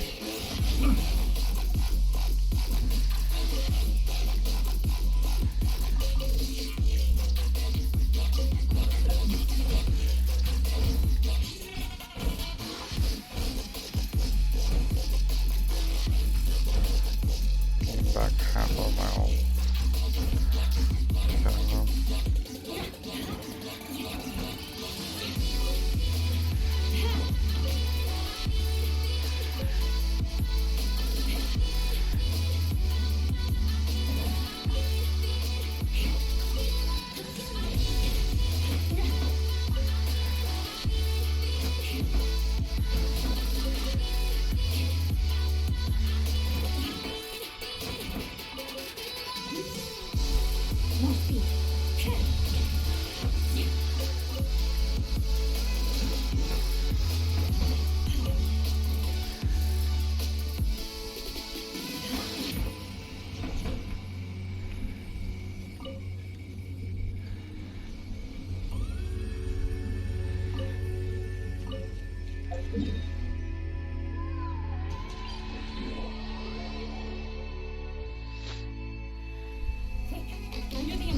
or you'll get soaked. You can't risk catching a cold, because it might turn into something more serious. And if that happens... Oh, I can't go avenging my clan by picking on the sick man, can I?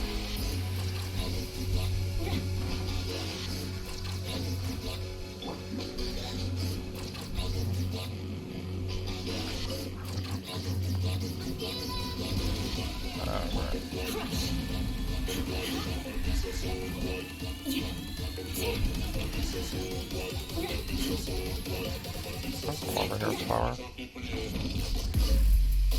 Didn't I just say don't come over here? Shut up! Beg for mercy. This is a new one. Eye for an eye.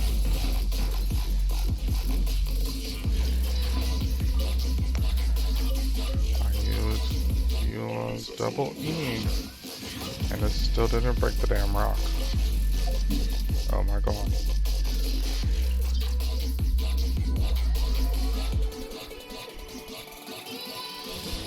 Visibility is excellent.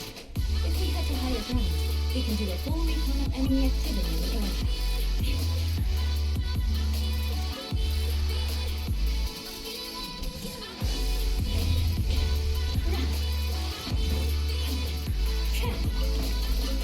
More speed.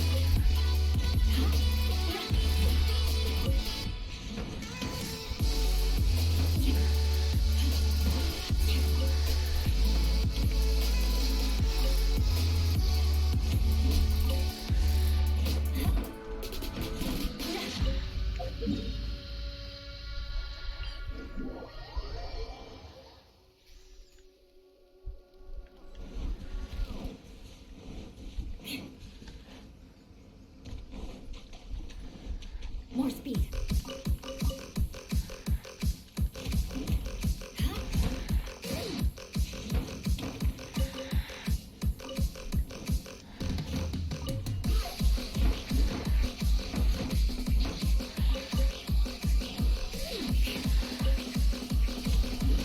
I wonder how many people are skipping out on the dog investigation because they're no crown, but then started doing it because it would save on resin.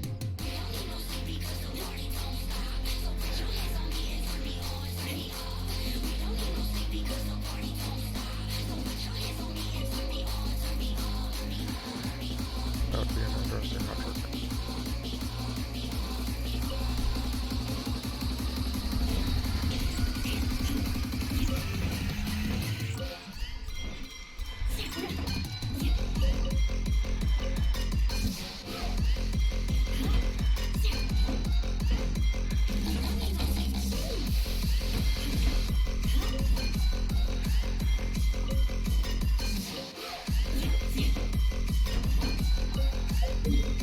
This song almost has the same pitches as Damned Tanuki.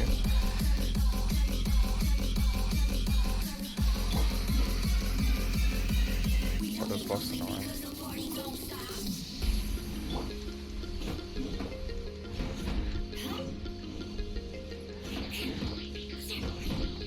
I think it's literally the same pitch.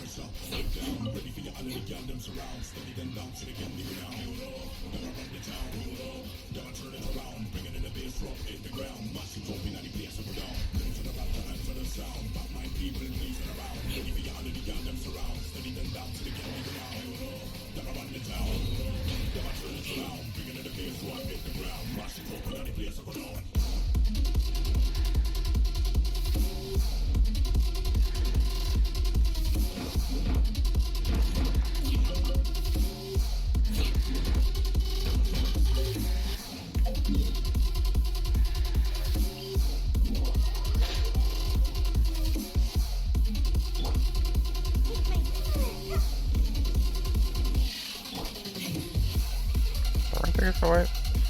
Ah, bullshit.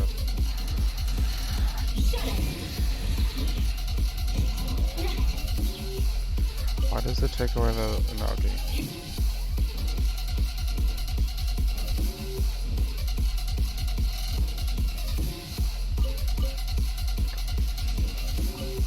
More speed.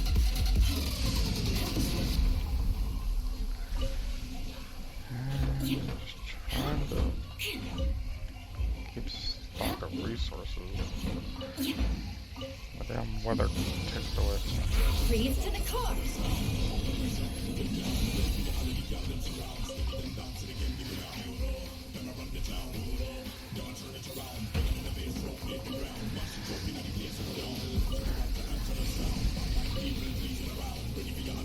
But I really don't use the heal, but it's so funny though.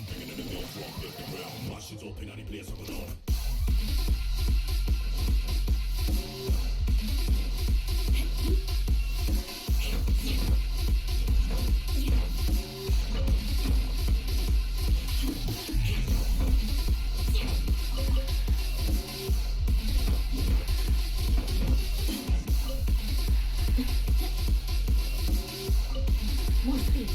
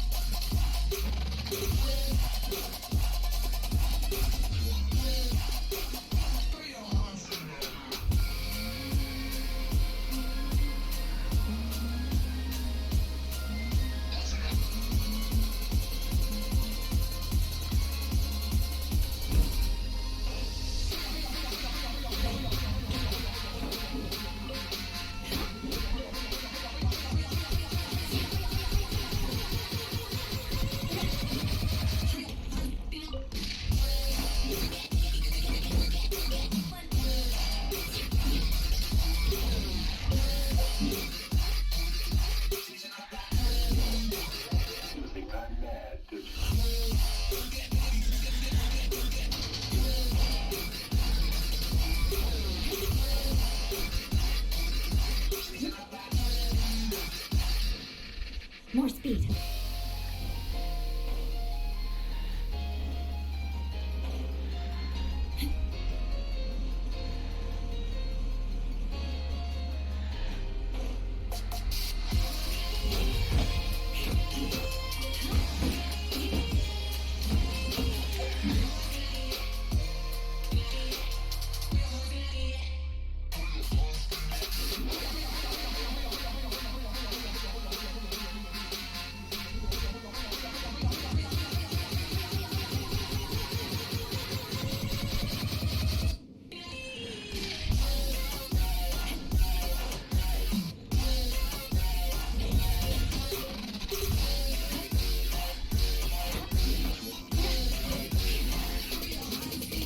Oh my god, he's a rock.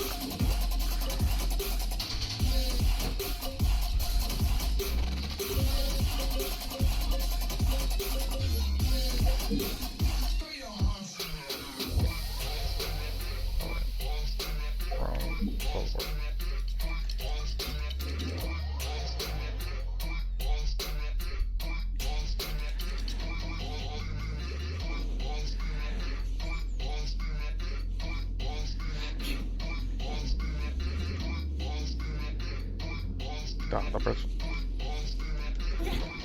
I didn't even see the birds. Oh.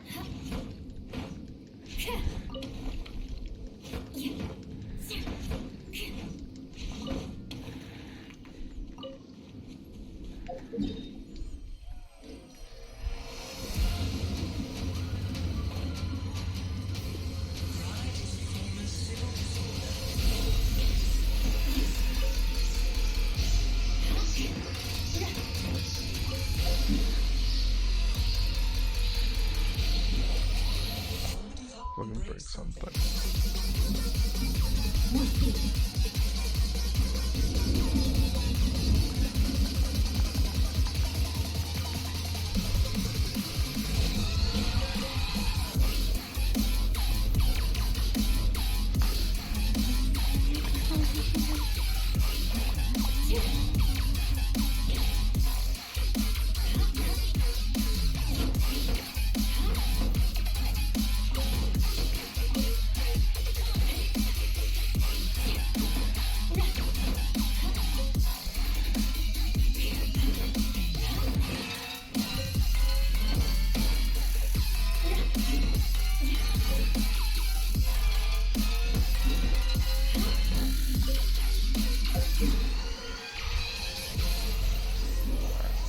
Last spot. More speed.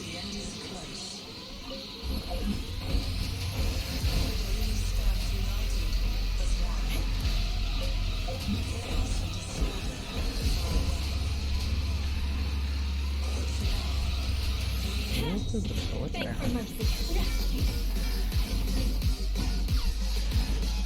Shut up.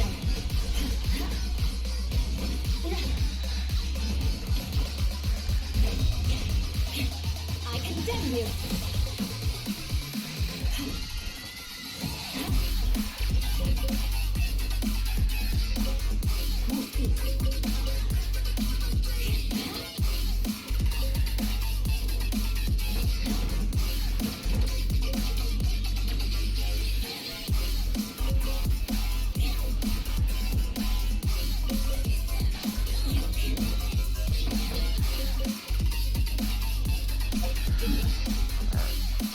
I didn't make it to 20. Finished the Lord. But it's alright.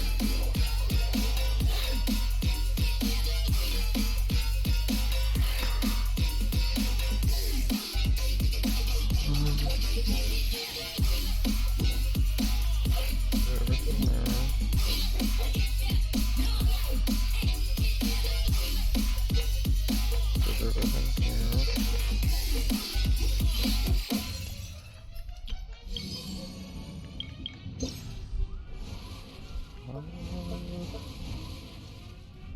Did everything here.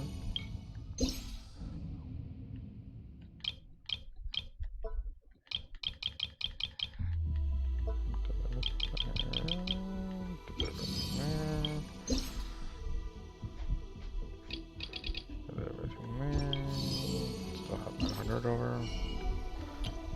Bought everything.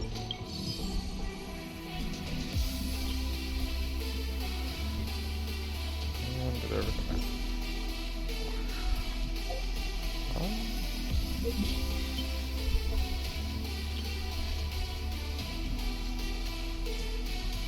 I should be able to hit 45. Hopefully. I'll be close to it. Tomorrow. But until then. cold tonight here.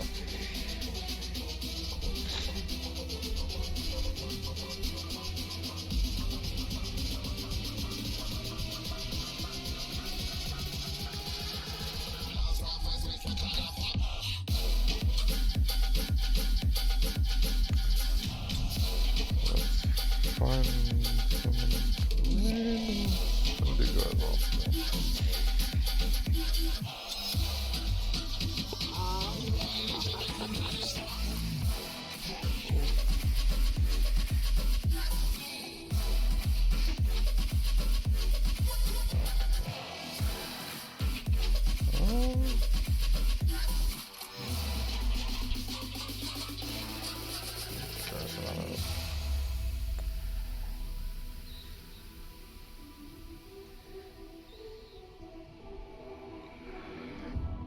Why not?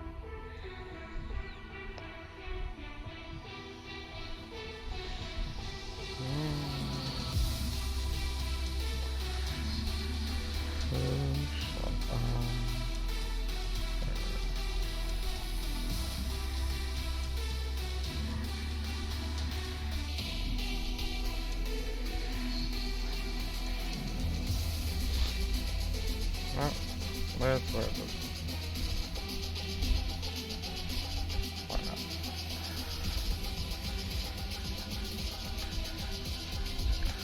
So, I hope to see you guys tomorrow. We should be live around 8 or 9 p.m. depending on traffic.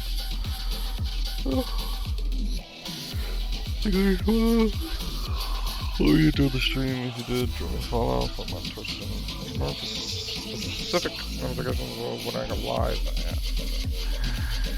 Until then, hope you have a wonderful day, night, morning, evening, afternoon. Enjoy your time out me. Later.